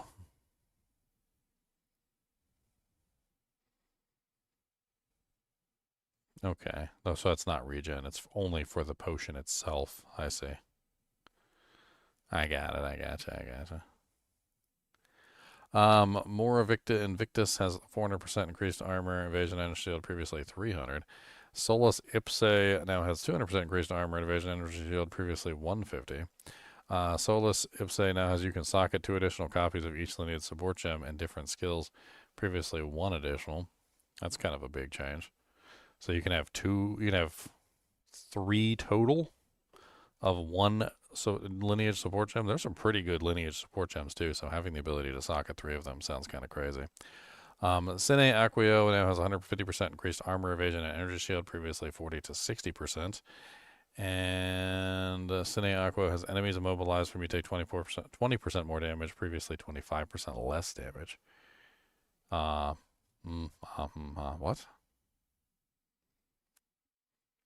So they made it way better. So it used to be 25% less damage, and now it's 20% more damage. I mean, that's more than like double increase in damage, because 25% less would have brought you down from like 100 to 75, whereas 20% more is bringing you from 100 to 120, which is a difference of, what is that, 45? So it's roughly double. Ab at 810 Turno now has 150% increased armor and evasion, energy shield, previously 80%. Mind of the Council has 200% increased armor and energy shield, previously 90. Seems like there's just a buff across the board to the uniques and their overall armor, energy shield, or evasion. Because like across the board, every single one of these, like Indignion has a 40% more. Defiance of Destiny, recover 20 to 30% missing life before being hit by an enemy, previously 20%. Wrathpith Globe now has non-channeling spells have 3% increased critical chance per 100 maximum life previously.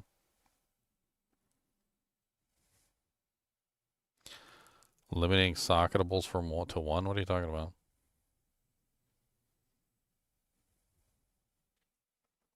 This is talking about lineage support gems, not support gems. I don't know if you know what lineage support gems are, but lineage support gems are these special support gems that have like unique effects. They're like unique support gems. If you don't know what lineage support gems, I'll link you the lineage support gem page.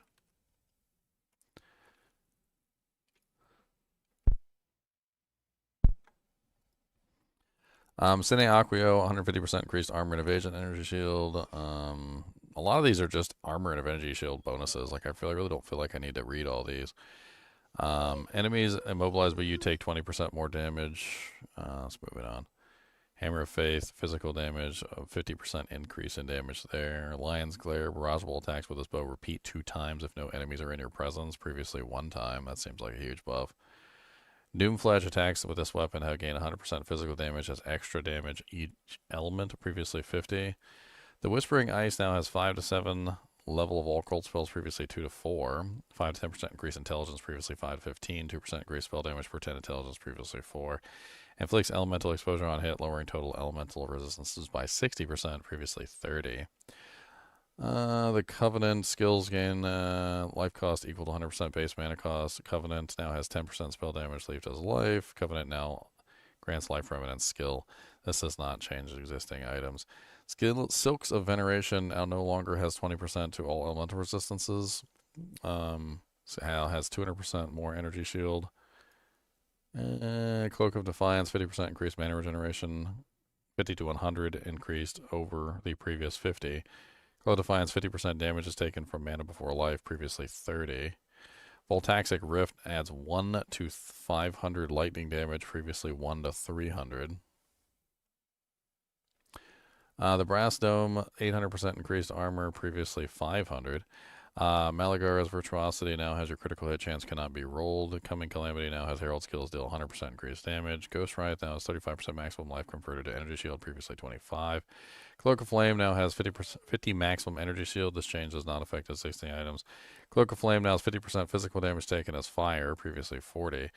Widow's Reign now has life that would be lost by taking damage, instead reserved until you take no damage to life for 3 seconds, previously 5 seconds. Lightning Coil now has 50% physical damage from hits taken as lightning, previously 40%. Vol's Protector has 200% increased instead of 150 armor. Vol's Protector now drops Plated Vestments base type, previously Ironclad. The Surrender now drops Val's Tower Shield base type, previously Stone Tower Shield. The Courtier Crimson, 50% increased maximum life, reduced from 25. Sacrosanctum, 20% damage taken from Crypto's life, previously 10. Sierran Inheritance now has all damage taken from hits contributes to magnitude of chill inflicted on you. Existing items will not have this change. Miura Invictus now has 14 spirit per socket filled, previously 10. Or Invictus has 10% all resistances per socket filled, previously 7. 7 all attributes per socket filled, previously 6. 60 maximum life per socket filled, previously 40. 60 maximum mana per socket filled, previously 30. 13% chaos resistance per socket filled, previously 10. 12% increased global defense per socket filled, previously 10. 12% life regen, previously 6. Hits against you have 20% reduced critical damage per socket filled, previously 15. More Invictus now has 90 stun threshold, previously 60. Sounds like they just buffed Mora Invictus like across the board in every single socket. So it's going to end up with a lot more stats overall. Harrow's Ire now no longer has 25% increased chill duration on enemies. No longer has 20 to 31 cold damage to attacks. Gains 25% of damage as extra cold damage. Existing items will not have this change. 25% increased freeze duration on enemies. Existing items will not have this change. I think it's because they link together freeze and chill now. So I think that's pretty much all that means. Queen of the Forest now has 25% increased movement speed, previously 0, and 1% movement speed per 600 evasion rating, previously 800. Capped at 50%, previously uncapped. This change does not affect existing items per evasion rating. Value can be updated. The nerf to the movement speed overall. I know they don't like people running really fast. Thunderfist Crackling Palm now has 15% base critical hit chance, previously 5. It deals 40% more lightning damage to all levels. Endunia's Ego Pinnacle Power grants 15% more elemental damage per power charge consumed, previously 8. Lightning Coil's Valico Charge skill now has bolts chained 2 additional times to deal 100% more lightning damage at all levels. Pertify now has 30% chance to avoid physical damage from hits, previously 40, so a little bit of a nerf there. Existing items can be made worse. Pertify has 30% chance to avoid chaos damage, previously 40. 30% chance to avoid fire damage. And cold damage, I believe, also 40. Doesn't say, though. Skin of the Loyal now has elemental ailment threshold increased by uncapped chaos res from overcapped resistances. Armor is increased by uncapped fire res from overcapped resistance. Energy shield is increased by uncapped cold res from overcapped resistance. And evasion rating is increased by uncapped lightning resistance from overcapped resistance. Choir of the Storm's lightning bolt skill now has 5 uses, previously 1. Olivar now has on hitting an enemy gain maximum added lightning damage equal to the enemy's power for 20 seconds, up to a total of 500, previously 6 seconds. The onboard Lich now rolls 4 desecrated modifiers, previously 3. Grip of Kulamak has had many of his modifier ranges buffed. The sacrifice of the blood key stone granted by the underlying hate unique now grants regenerate 1 life per second per 16 life spent in the past 4 seconds. Previously 1 life per second per 8 in the past seconds. So 50% less effective.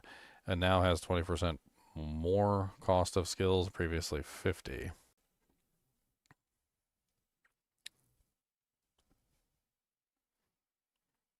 I mean, they decreased the amount of life that you spent and also increased the amount that you need to spend to get the same regeneration, which feels like a double nerf overall. Item changes. Rune sockets have been renamed to augment sockets. Non-jewel items that go into augment sockets have been renamed to socketables to augments. Existing augment talismans have been renamed to idols. Existing items that have been valid augment sockets from the following limit changes to be unable to use until the sockets are once again valid. Hedge Witch Sanja's Runes of Wisdom now limited to 1. Sequal's Rune of Sky is now limited to 1. So they're limiting runes to 1. These are the like specific ones that were really powerful, right? The ones that were like completely overshadowing the like the regular runes, if I remember correctly.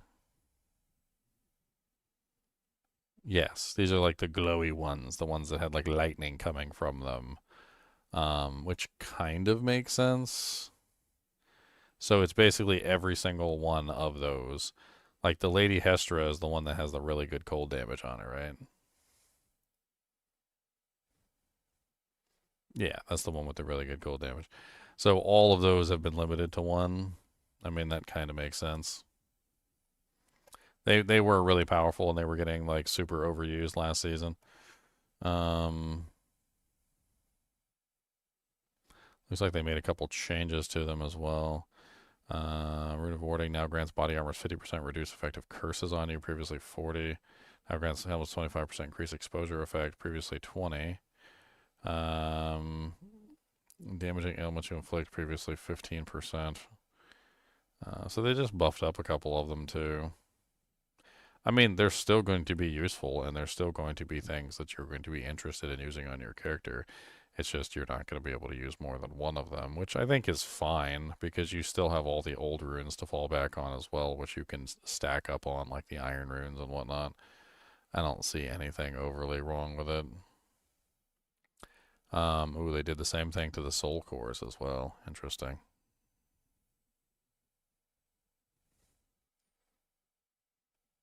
So the soul cores also similarly, like, have extremely powerful effects. I don't know why, like, but I mean, you still have access to all of the regular ones that you would use anyway. So you just use one of these and then, like, the rest of the other type. It does really severely restrict, like, highly socketable items. Like, when you have those items that have, like, 4 sockets or whatever, it does kind of, like, really lower their overall effectiveness, but...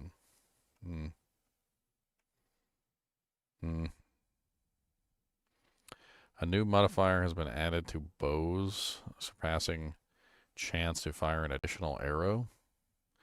Of surplus, 25 to 50. Of splintering, 75 to 100. Of shards, 125 to 150. Of many, 175 to 200. As far as I know, if you go over 100, like 100 is basically 1 extra arrow, right? So if you're firing 1 arrow and you get 100, that's 2 arrows. If you have 200, that's 2 extra arrows guaranteed. If you have 300, that's 3 arrows guaranteed. Like, that's how this game usually works. So it does seem like you can get more than 1 arrow extra per shot. That's actually really cool. Spell damage and specific damage type and extra elemental damage mods on staves are now 33% stronger on average. Existing items can be updated. Magnitude, damaging elements, desecrated mods on staves now roll from 40 to 64, previously 31 to 49. Spell damage with spells that cost life desecrated mod on staves now roll from 121 to 154, previously 91 to 112. Foci can no longer roll the top 2 tiers of spell damage and specific damage modifiers. Looks like they really want people to use staves. Cultist Focuses now provide 53 energy shield, previously 49. Looks like they buffed up the energy shield on all the foci. Totemic Great Club now has War Cries and Power and additional attack, previously crushes enemies on hit, and now has 77 to 105 damage, previously 73 to 99. Existing items will not have this implicit. Forge Maul now has the implicit modifier crushes enemies on hit, and now has 26 to 35, previously 29 to 39. A little bit of a nerf to the mace. Existing, this one got buffed, and this one got nerfed. I don't understand. Anvil Maul now has crushes enemies on hits, 101 to 136, and that one is a buff for damage. Oak Great Hammer, 16 to 30 from 14 to 26, so that's a buff. Has 1 attacks per second, previously 1.05, so that's also a buff. 10% damage increase across the board. Did they just, like, buff or... Yeah, they buff the Ironwood Great Hammer.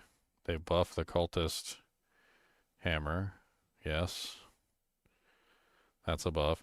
Crumbling Maul, 8% critical strike chance. That's a buff. What do you mean they nerfed the hammers? I'm seeing, like, buffs across the board. Am I missing it? Like, only one of the hammers seemed to have any damage that went down. That was the Anvil Maul specifically. But all the other ones seem to have gone up. At least so far, anyway. Except for the Ruination Maul. But that one got more critical strike chance. In return for lowering the damage slightly. This one got a tiny decrease and also got a base critical strike chance. Like that 5 to 8% might not seem like a lot, but that 5 to 8% is huge. That's base crit. And base crit is then multiplied by all your critical strike chance modifiers. So like having 3% more base crit is huge. That's massive increase. Like that small damage loss honestly is worth that 3% base crit increase. And some of them are going up in damage for the base 8% increase. Iron Spear and Steelhead Spear base damage range has been lowered, but total damage remains the same. Winged Spear has 1.7 attack speed, previously 1.65. That's fast. War Spear and Flying Spear now have approximately 5% more base damage. Forked Spear, Branch Spear, Pronged Spear now have 1.55 per second from 1.6, so they made them slower. And have much higher base damage range, but total damage remains the same. I mean, that's a good change if you want a slower, like, it depends on what you're trying to do, right? If you want a fast weapon that has lower base damage, or you want a higher base damage with slower attacks, like, it's just a which side of the equation are you trying to go on. Barbed Spear, Jagged Spear, Spike Spear now have 1.5 down from 1.6. 6% base critical strike chance from 6.5. So that's just nerfs across the board. Having gained the implicit bleeding you inflict deals 20% damage faster. Damage 20% faster. So basically bleeding. They wanted to make them into bleeding weapons. That's interesting. Broad and Grand Spear have 1.4 attacks per second down from 1.5.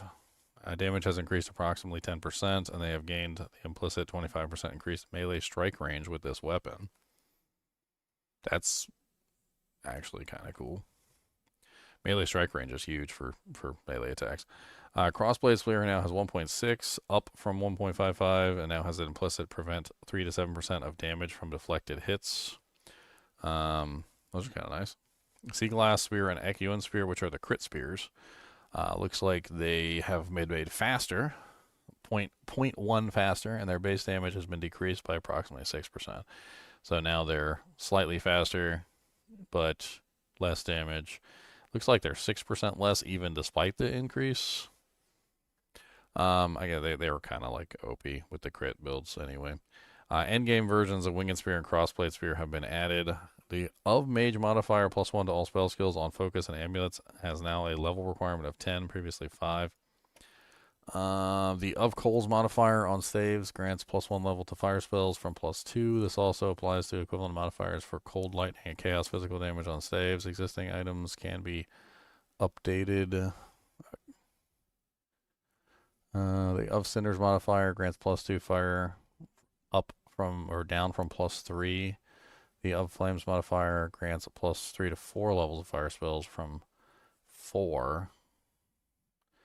of mage modifier grants +1 spells from 2. It looks like they're reducing the amount of plus the skills you can get across the board on basically all of the items. Perfect Essence of Battle now grants only +3 instead of +4. Perfect Essence of Battle grants +5 instead of +6. Yeah, they're basically just like every single thing that gives plus skills. If it gives +2, they're making it 1. If it gives 3, they're giving it 2. It gives 4, they're giving it 3. If it gives 5, they're giving it 4. If it gives 6, they're giving it 5. Like, they're basically reduced all of the plus skills by +1. So you just know that no more high plus skill items because they're just reducing the overall plus skills by 1 across the board, which is going to make plus skill items even more valuable in a way because you're going to have less good plus the skill items at lower levels because the modifiers are worse, and you're going to always be looking for that highest one. So if you think about it like this, previously if you had like a +5 weapon, that was, you know, really high, or like a +6 weapon that was like amazing, right, for like two-hander. But now the +6 weapon doesn't exist anymore, and the +5 has now become the +6, which means that the +5 has now assumed the value of the +6, and the +4 is now the equivalent of the +5, which means that if you're looking for like a bargain weapon, you're looking at a +3 for a bargain weapon at this point, which is much, much lower than the bargain weapon at like +4 or +5 from the previous patch. Essence of Sorcery now grants 120% increased spell damage, down from, or up from 194. Greater Essence of Sorcery now grants 188% increased spell damage, up from 129. Perfect Essence of Battle now grants +3 level of all attack skills on one-handed melee weapons and bows, down from +4. Again, same thing going on here. So the +6 one is now down to +5. Corsair Coat now grants 5% increased movement speed instead of reduced movement penalty. I like the reduced movement penalty, but movement speed is also nice too. Why not both? Ferrul's Rune of Grace now grants 8% increased deflection while moving instead of reduced movement speed penalty. Grip of Gul'Mak no longer reduced movement speed penalty from using skills while moving. The Desecrated modifier on amulets that grants skills a chance to not consume glory now instead grants 30% chance for skills to retain 40% glory on use. The effects existing items with these modifiers can be updated to new values. The Desecrated modifier grants reduced movement speed penalty. Added Relic Locker to every end floor reward room in the Trial of Sekhmet. Relic Locker? That's good. That's good. That's where you put your relics. That's right. Relic modifier, light-footed, can no longer roll. Relic modifier, acrobat, now grants trap steal 7 to 5%. Reduced damage, previously 15 to 12. Limber now grants trap steal 10 to 18% reduced damage, previously 15 to 12. Endgame changes. Maps no longer scale pack size as you increase in tier. They instead increase non-unique monster effectiveness. Effectiveness grants monsters increased life, increased experience granted, and increased quantity of items dropped. I like that. Way better than what they did before. Tablets now have a maximum of 4 modifiers to unlock the ability to craft a tablet. Beyond 2 modifiers, you need to have a defeated Arbiter of Ass. You know, Arbiter of Ass. I said Arbiter of Ass. Yeah, it's interesting. I was just thinking. I am literally derailing myself. Since the 40% increase in quantity is going to apply base to the monsters, then that means that stacking quantity is going to be even more effective because those monsters are going to have the increase in quantity already. And then you stack your quantity on top of the quantity that you're getting. It could be very, very lucrative this season to just stack quantity. Not that quantity hasn't always been lucrative, but in this season specifically, since the monsters are going to have a default 40% increase to their quantity, essentially, and then you stack your quantity bonuses on top of that, could be really, really nice this season. I might have to stack quantity myself with like precursor tablets and stuff. All tablet modifiers that would roll on generic precursor tablets can now roll on all tablet base types. The following tablet modifiers have been disabled. Plundering, granting 4 to 10 increased quantity of items that have found. Literally shut me down immediately, you dirty whores. Of Pursuit, granting delirious monsters killed 10 to 30% reward progress. Of Envy, granting delirium encounters is affected the map, 24% chance to generate additional reward. Added new tablet modifiers. Challengers grant 7 to 11% increased effectiveness of monsters in your map. Of Contest, which grants unique monsters in your maps one additional rare modifier. Re-enabled the following modifiers. Of Undertaking, which grants maps 1 to 2 additional random modifiers. The following have been buffed. Collectors now grants 30% increased rarity, and 18 to 30 instead of 10 to 30. Breeding now grants 6 to 10% increased pack size instead of 4 to 10. Teaming now has 50 to 70% increased magic monsters instead of 25 to 70. Brimming now has 25 to 40 instead of 15 to 40. Bountiful has 25 to 40 instead of 15 to 40. They basically just buffed up all the mods. So experience gain buffed up, gold buffed up, rare monster, increased number of rare monsters, increased number of magic monsters. Map contains 2 to 3 additional rare chests, previously 1 to 3. It looks like they're really not buffing the top end. They're only buffing the bottom end, which is going to make the tablets more powerful as in general, because like instead of having a base of 4, it has a base of 6, or instead of having a base of 10, it has a base of 18. It looks like the tablets will just be more powerful in general. Rare monsters in the map have 50 to 80% chance to have additional modifier, previously 30 to 80. Yeah, it's like across the board, like all of the modifiers have gotten like not a maximum increase, but a minimum increase to basically make them all stronger. I mean, going over all of these seems kind of tedious, but I want to see if there's anything else in here besides like tiny increases to the minimum.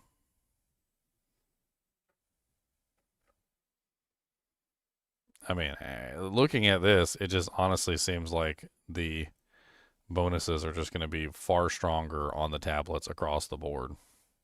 Like, Of Treasure now grants 35 to 60 increased rarity instead of 20 to 60.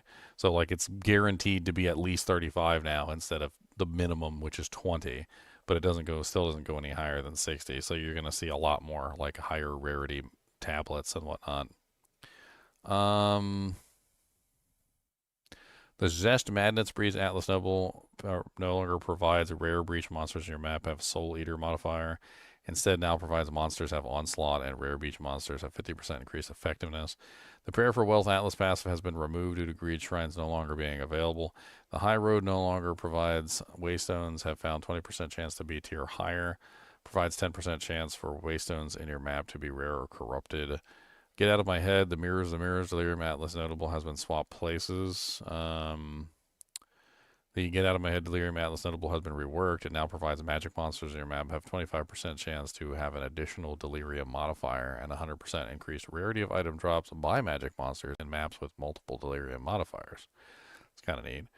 This isn't it tempting Delirium Atlas Noble has been reworked, provides currency which drops from Delirium monsters in your maps is stolen by the map boss. Each stolen currency has a 20% chance to be duplicated upon defeating the map boss under the effects of Delirium.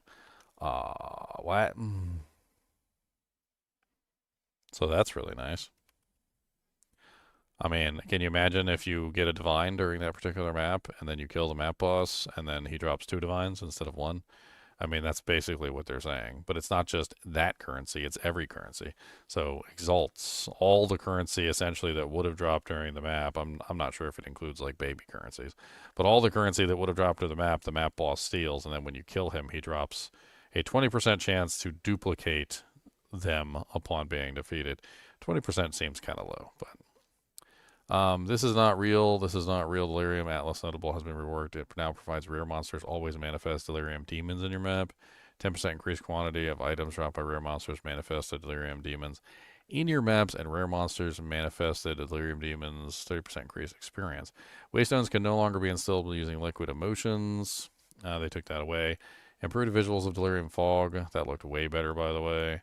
Delirium no longer has a reward bar indicator. Instead, Delirium monsters have a chance to drop liquid emotions. Okay. Delirium bosses have guaranteed liquid emotion drop and an increased chance to drop higher tier liquid emotions. Boss waves and Simulacrum also drop guaranteed liquid emotions with a chance of being a higher tier.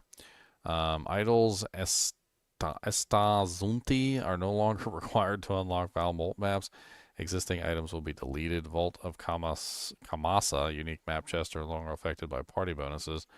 Remove camera zoom out on completion of tower maps. Added an objective icon for activating all checkpoints. When a player activates all checkpoints, completes the map.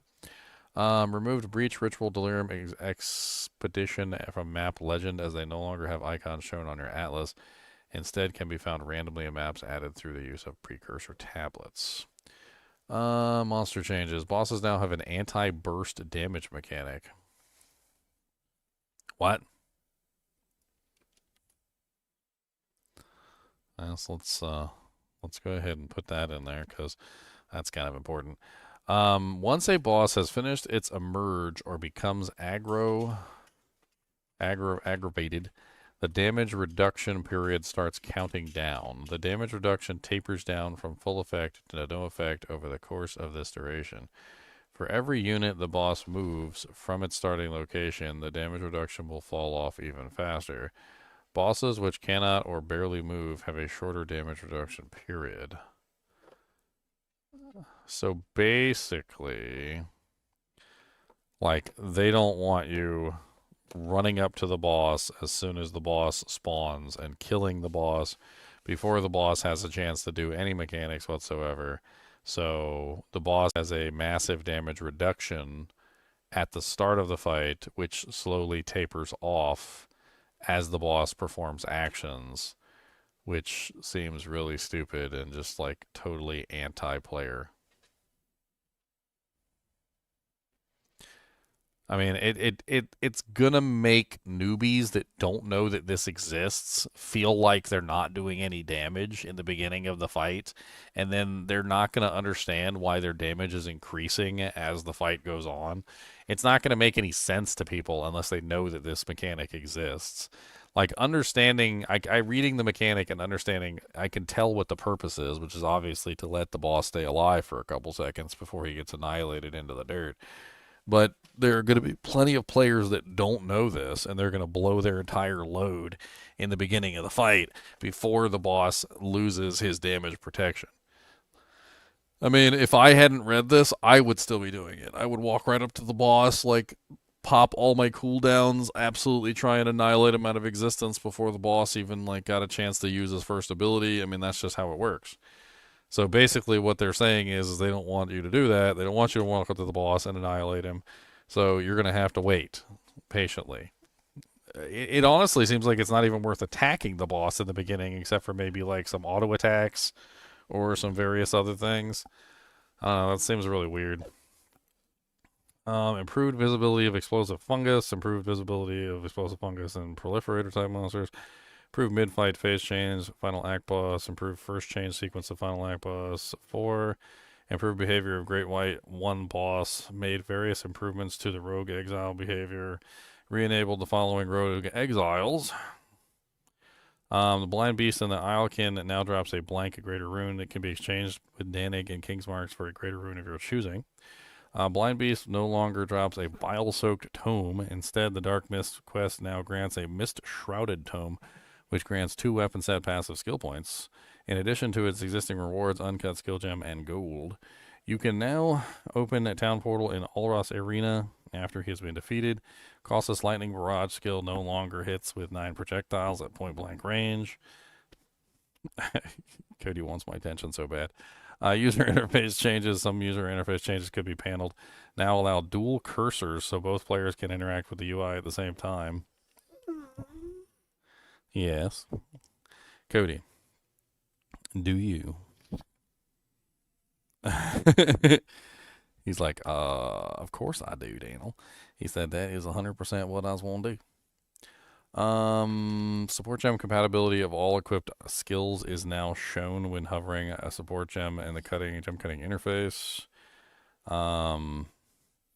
Added a quick search feature to the stat filters in the trade market. Stackable gems will no longer be merged into existing item stacks when control clicking into the merchant tabs. Optimize item search for the in-game market browser. Your current rage is no longer displayed on your buff bar. Instead, there is now a rage meter next to the mana globe. Ooh, that's kind of nice. I mean, we're going to be using rage a lot this season. So, yeah, there you The cursor size option has been changed to a slider, added a new cursor tracking input option for the keyboard and mouse users, which allows skills to continue updating their target location direction. Even after the skill's input key is released, this is particularly impactful for skills such as rolling, slam, and whirling assault, but affects a wide variety of skills by default. This option is enabled in WSD mode and is disabled in click to move mode. Continue to updating their target. Okay. When switching between controller and keyboard in the character selection screen, the game will remember if you use WASD or not.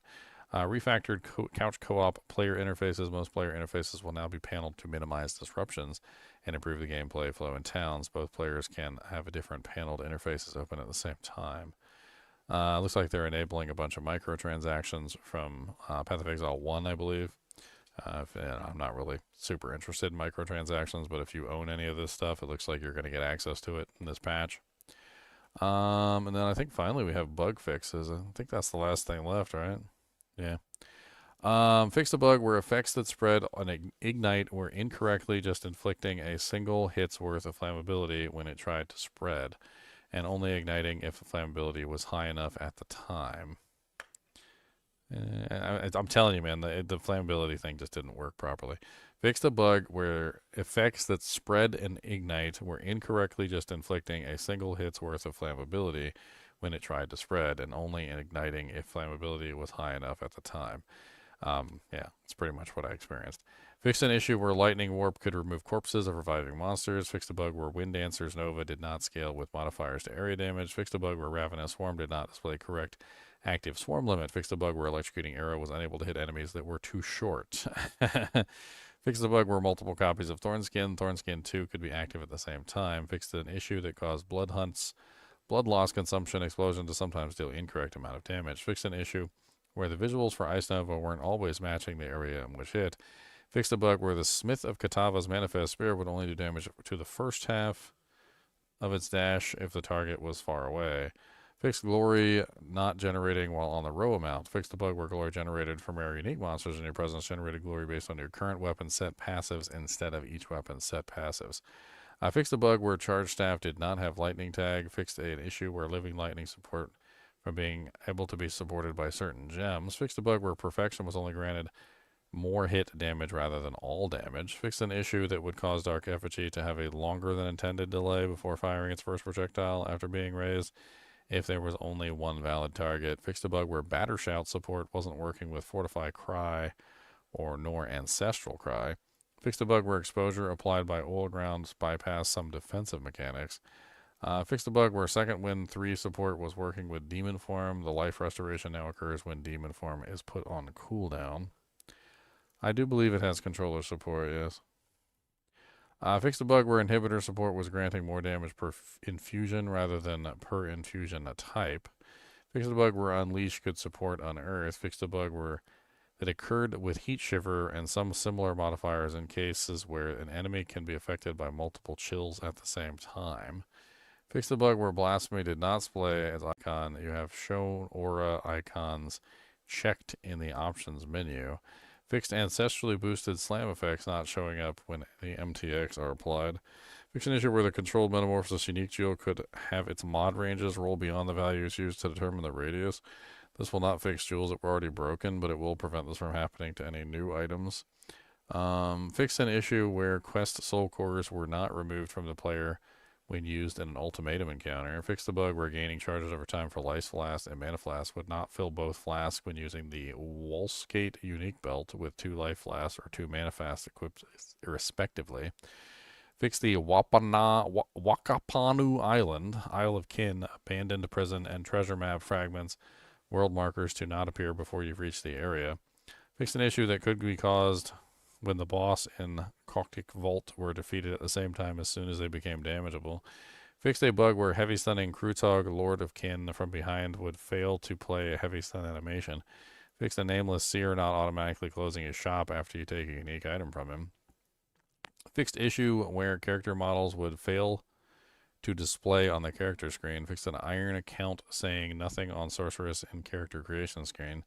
Fixed an issue where couch co-op games were starting with P2 as the party leader. Fixed the couch co-op bug causing issues with the Horn of the Vastiri. Fixed couch co-op issue with Caravan not stopping and exiting, remaining closed. Fixed various client CAD crashes. These patch notes are always so long with PoE too.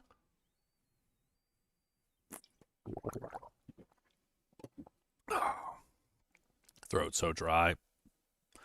I mean, overall, I like the changes. I don't think a lot that they're horrible. I mean, the most negative changes that I saw was limiting the special runes. That does seem a bit much, especially since they didn't just limit like only some of the special runes, they also limited the soul cores as well. But I could kind of understand what they're trying to do, because it seemed like the soul cores and the special runes were almost completely and utterly like dominating the socket slots. And so I guess what they were trying to do is like limit some of the really special ones and enable people to use some of the ones that aren't so special as well. So it kind of like, I think last season it felt like the runes, like the regular runes, were the most useless things in the world. Like all of the new runes were so much better than all of the original runes, and it just kind of like completely pushed them out of the picture.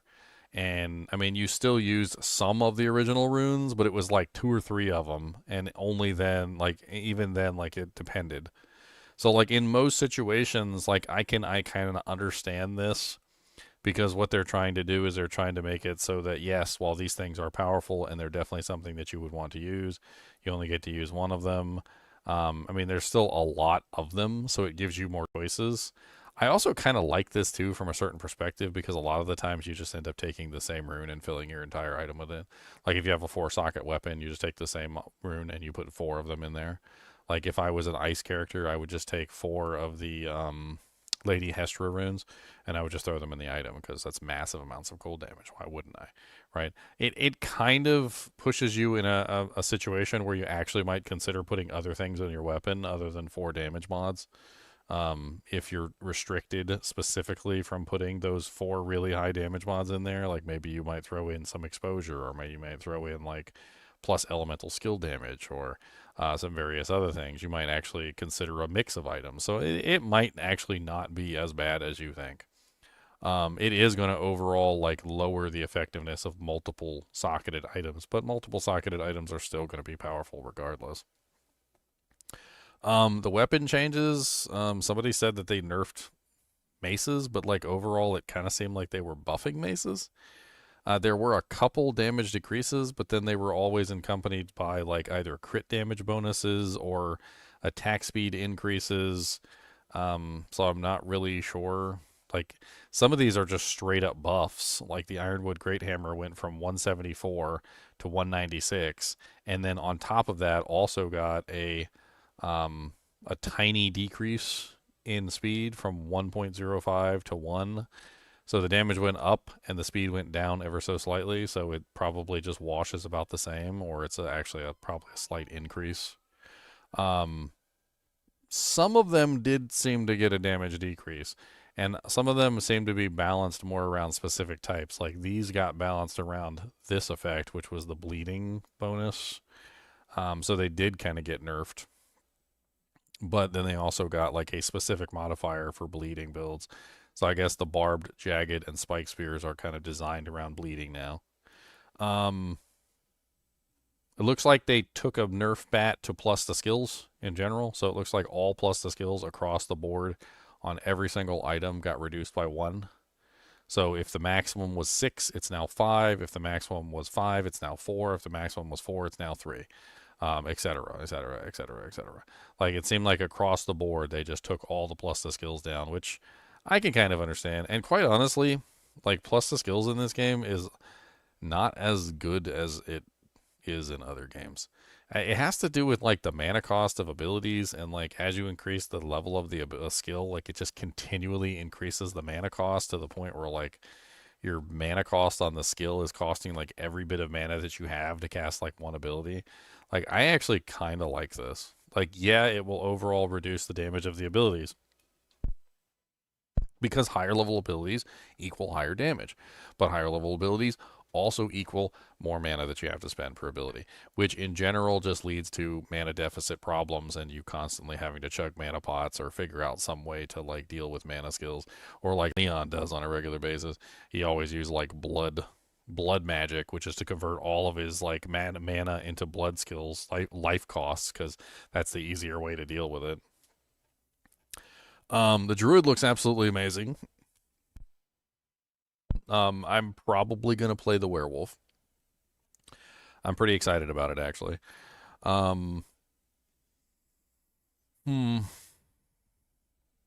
It does look really nice. I'm probably going to do like some sort of rage ice combination with some of the other abilities. I don't know. Maybe I'll actually use the freezing mark this time. It does look like the freezing mark is actually going to be pretty nice. And I was actually kind of impressed with those melee skills. The melee skills actually look kind of fun, even though they're just big swathing AoE attacks, but I guess we'll find out how effective they are. I noticed across the board they seem to be increasing the duration of things, which is actually really good in general. They also seem to be reducing the overall spirit reservation of things, which is also very good. Across the board, like a lot of things like attrition, barrier invocation, cast on minion death, elemental conflux, etc., etc., etc. Like a lot of the skills that had spirit reservation seem to got reduced, which are good changes. They also seem to have done some interesting changes to the support gems, as well as added some new lineage support gems, which look actually really nice. I mean, I'm not exactly sure how many of these are like really, really good changes. Some of them I'm a little sad about. Like, I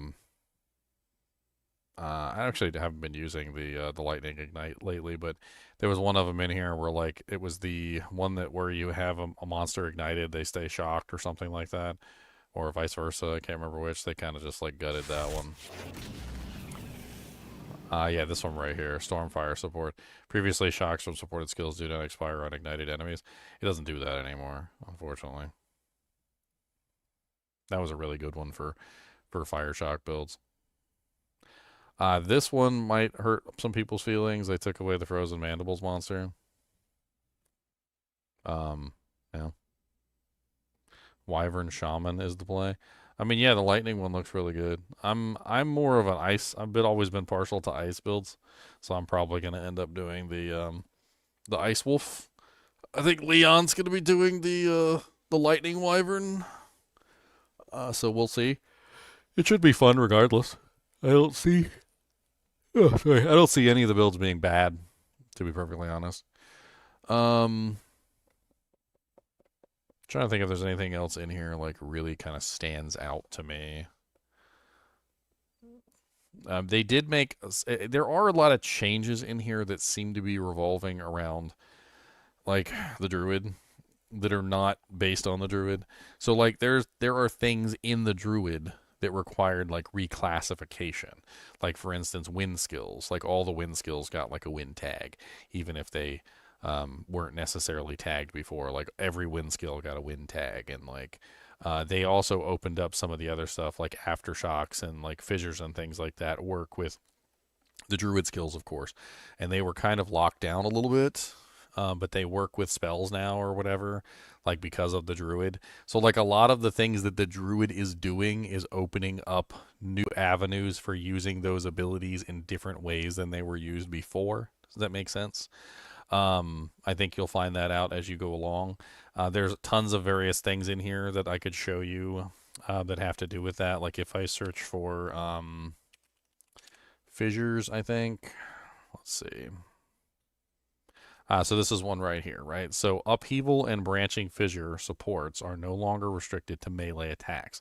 Why? Because Volcano and things like that are spells on the druid, right? So for these to work with the druid, they have to be, the restriction for them to use only with melee attacks has to be removed.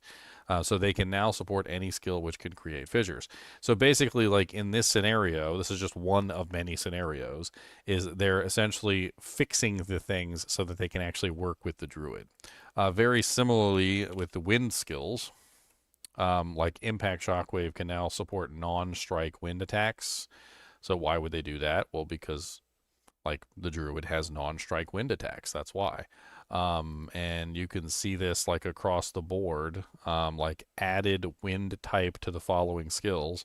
So all of these skills got wind type added to them because of the Druid getting all the wind type skills that he has.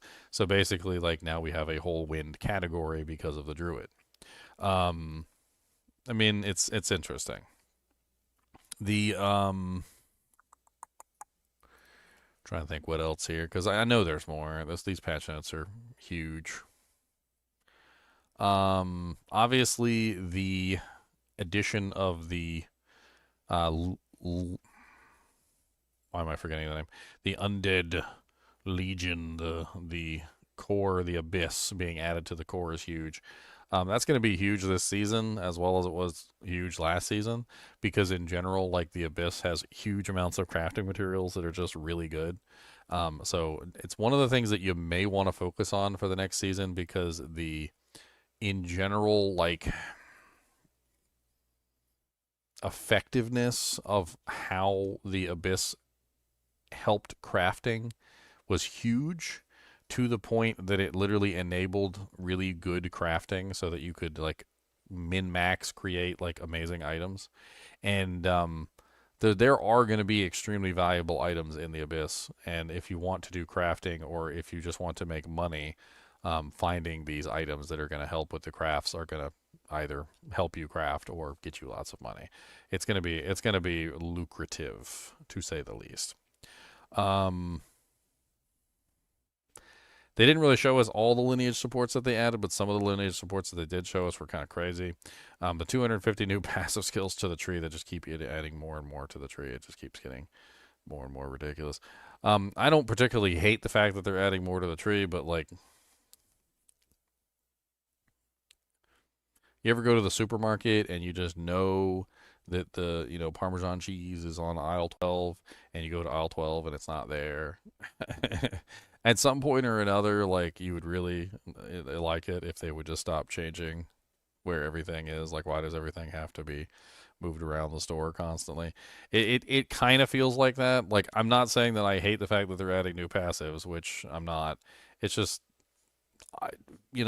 like, they didn't change the Diablo 2 skill tree 7,000 times and add like 8,000 new skills to the tree and like constantly rearrange the skills every single time you logged in, to the point where literally you didn't even recognize the skill tree from one patch to the next, right?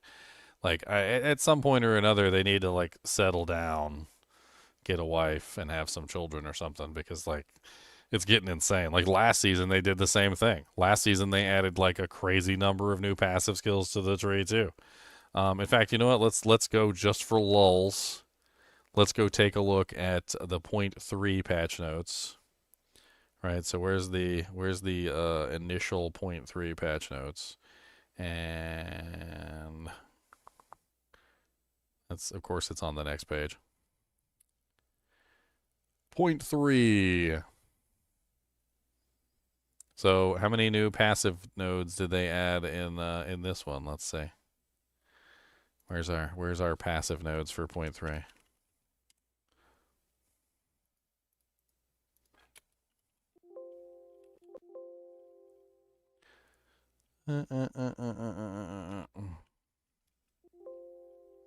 Why you gotta be like this?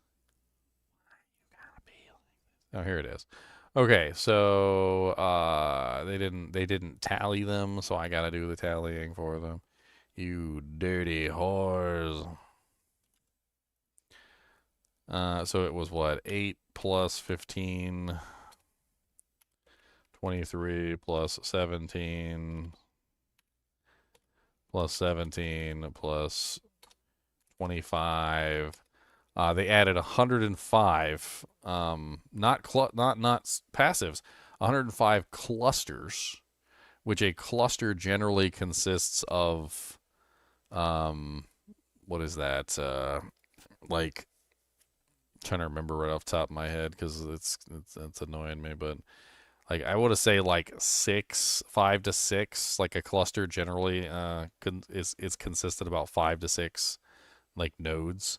So you multiply that, like, let's be conservative and let's multiply it by 4, which basically means they added like 420 passive nodes last season, and then they added how many passive nodes this season? They added another 250 passive nodes this season. So between the 2 seasons, you're talking about a total of plus 250, a total of passive nodes added to the tree of 670 passive nodes. Am I making my point here? Like, it just, I get it. Like, they still need to make changes to the game, and they still need to do what they need to do. But like, I would appreciate it if it wasn't a completely different passive tree every time I logged in. Just saying. So maybe just make all the changes, and then like, let's just make all the changes, and then let's one and done it here. Like, because we're piecemealing it at this point.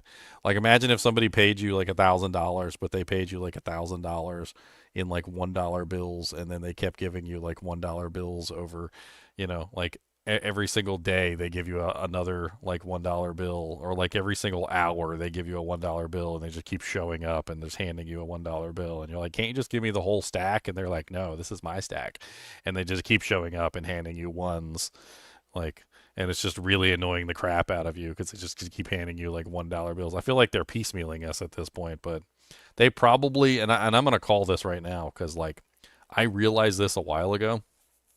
Is I pulled up the original footage for the Druid, right? I was like, oh, okay, let's look up like the PoE 2 Druid like reveal, because they revealed the Druid like a long time ago. I don't know if you guys know that, but like they revealed the Druid back in like 2023. It was like August 25, 2023, and they already had Act 4. They already had like a lot of stuff. They already have axes in here. They already have like the bear skills. They already had the werewolf. They showed off the werewolf at the Gamescom. They showed off the bear at the Gamescom. Like, it, what is this? Like basically 3 years ago now. So essentially 3 years ago now, they had this all set up already. Like, Act 4 was already done. We literally just got Act 4 last patch. Like, the bear is now coming out this patch. They've had the bear like in a semi-finished state like since like 2023. So like when I say this from the most genuine way that I possibly can, is that they probably have most of these passive skill changes already planned out and ready to go, but they're just not releasing them. And I strongly believe that, because there's no way you add like, what did I say? It was like 652 passive nodes between 2 patches unless you already have most of them in the pipeline. Let's see what else we can come up with here. I'm trying to like make sure I cover everything. I did cover duration increases, but I wanted to come up with a couple examples. It did seem like they were increasing the duration of a lot of the like random little buffs and stuff. Let's see if I can just type in duration. And we're going to pull up some of the duration buffs.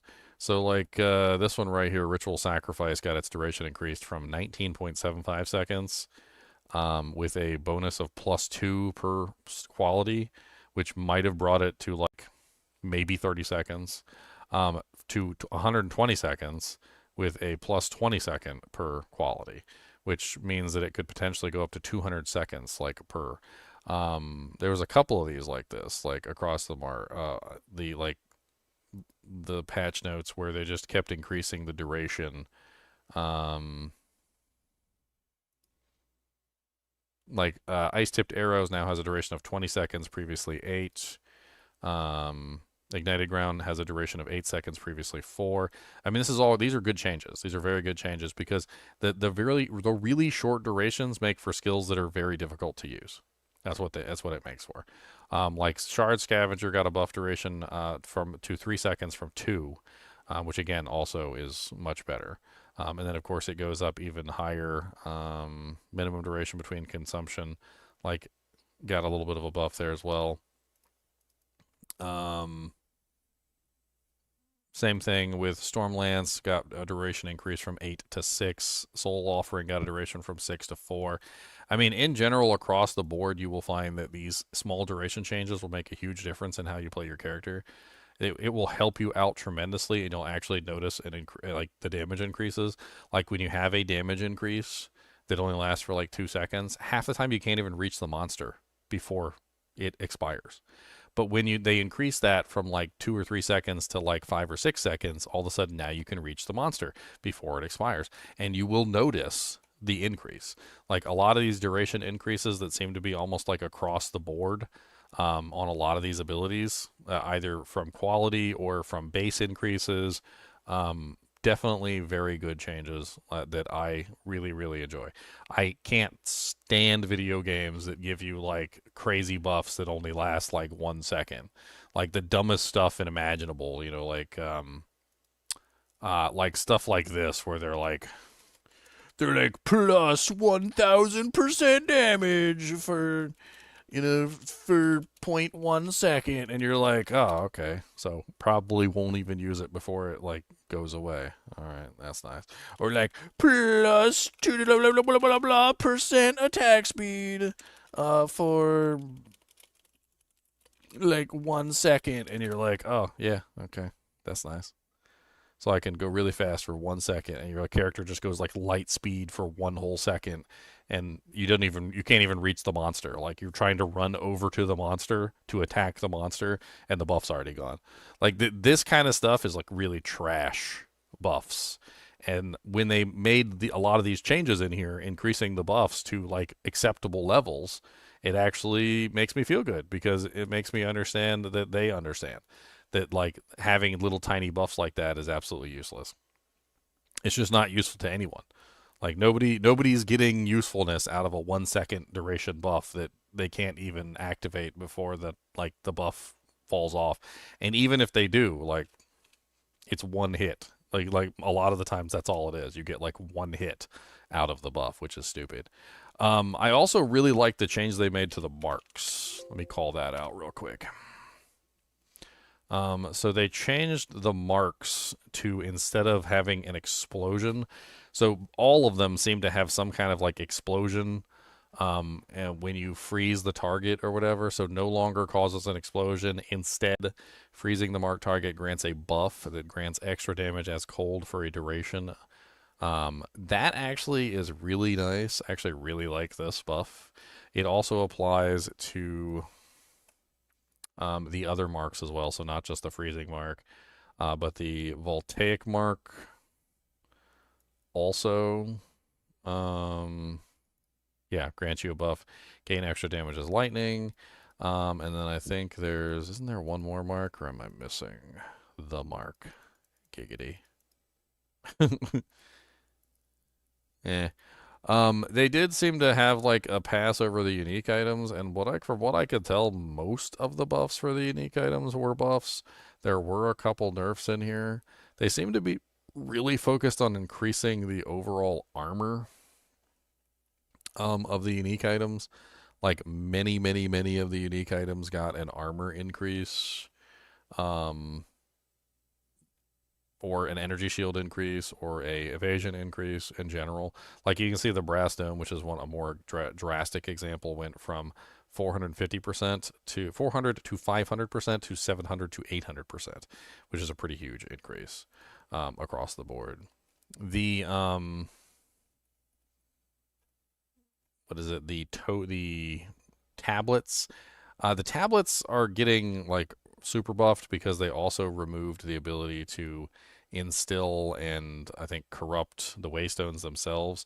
So they're kind of like, it's not really that the tablets got buffed, so don't think about it like that. Even though it does actually say here that the tablets got buffed, but don't believe that. That's a lie. So what they did was they offloaded the buffs that you would potentially get from the waystone corrupting instilling process to the tablets. So it's a shifting, right? You know, it's like It's like you would have gotten, like $100 from work, but instead you're getting, $50 from work, and I'm giving you an additional 50 on the side or something. Like they're basically taking all of the buffs that you would have been getting from that instilling and corrupting and waystone process that you would normally spend a lot of time into, and they're putting it over into tablets. And their logical reasoning here is basically this: you do all that to make one waystone, right? Which you then use, and it's gone. So they're trying to like shift it over to the tablets so that you do all that, same thing, and then you have a tablet which can be used like 10 or 15 times, right? And essentially reducing the overall need to constantly like micromanage every single waystone. Right? Instead, you're just micromanaging a tablet, which can then be used multiple times and hopefully gives you the same bonuses, which looks overall pretty good. This change. I talked about this briefly, but we probably should talk about this in more detail. I'm not sure that I'm completely against it, but I mean, there's a couple reasons why I don't like it. Number one is most new players or like casual players are not going to understand what this is. It also punishes anybody that doesn't know that this exists, which is, I feel like, a kind of a poopy thing in general. Like, to put it in perspective, imagine you're a new player, right?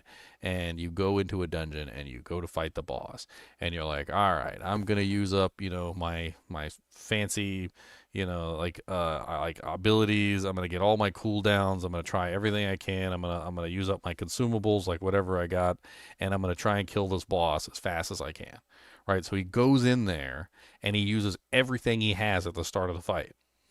Everything.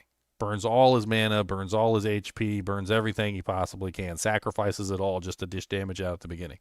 Well, he's screwed, because during that first phase of the boss, where the boss is first spawning, he's going to take no damage whatsoever, and everything that he pours into the fight is going to be wasted, right? Like, I don't necessarily hate it, because I understand what they're trying to do, which is they're basically trying to make it so that the boss can actually like fully emerge before you like absolutely rip his butthole out and feed it back to him. But and from a certain perspective, it's actually kind of noble, because there are a lot of glitches that happen from killing a boss too quickly. Many times I've glitched out games by killing a boss too quickly, where like their initial opening dialogue or whatever doesn't finish, and then like something happens and they bug out, and then like the encounter doesn't finish properly. So, having the boss actually finish his encounter is probably, like his opening sequence is probably not a bad idea. But like, is there a better way that it could be done, perhaps? Like, I don't know. I don't know if this is the best way to go about it, and I feel like I'm going to have to lean toward I don't like it. Like, I don't hate it, but I think I'm leaning toward I don't like it. I think it's generally going to be more negative than it is positive. Just simply because it's one of those things that if you don't know that it exists, it's going to be a big negative for you. If you do know that it exists, then it's not so much of a negative, but the majority of the population who is going to be playing the game will not know that this exists, although they might figure it out. And if they don't know that it exists, then they're constantly going to be making the mistake of damaging and fighting the monster when he has extremely high damage reduction. I don't know how long it takes for this effect to go off. They don't expressly state. They basically are saying that like the monster has to move around and do stuff before the damage reduction goes away. I mean, if you read it, it just sounds bad. Bosses now have an anti-burst damage mechanic. Once a boss has finished its emergence or becomes aggroed, the damage reduction period starts counting down. The damage reduction tapers down from full effect to no effect over the course of this duration. For every unit the boss moves from its starting location, the damage reduction will fall off even faster. Bosses which cannot or barely move have a shorter damage reduction period. So basically, like, the monster has to move around and do stuff for the damage reduction to fall off. And if you are a melee fighter, this is going to punish you even harder, because in general, as a melee fighter, you're going to immediately go within melee range and you're going to fight the monster at his starting location, which is exactly what you do as a melee fighter. Which means that this will generally not punish ranged fighters as much as it will punish melee fighters. And again, we're back to GGG hates melee characters. I don't know how we ended up full circle back to GGG hates melee characters, but apparently we did. I would like to know more about the ability, though. Like, what is the duration? Like, what's the maximum duration and what's like the minimum duration? Like, how could it potentially? I mean, what's the maximum damage reduction? Like, are we talking like 90% damage reduction at the highest value, or are we talking like 50% damage reduction? Or I don't know. Like, maybe like at the beginning when the boss first comes out, it's like 99% damage reduction, tapering down to zero. I don't know.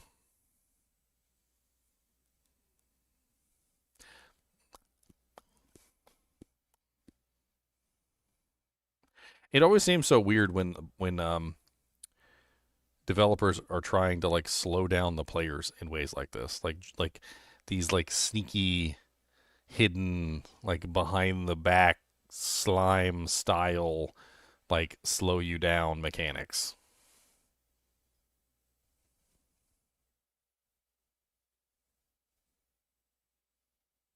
And that's exactly what it kind of seems like. Is it seems like they're deliberately trying to slow you down. Which, I mean, yeah, that's exactly what it is. But what's the? I just can't wrap my head around what the practical reason of doing this is, other than just like wanting the bosses to stay alive for more than a certain period of time.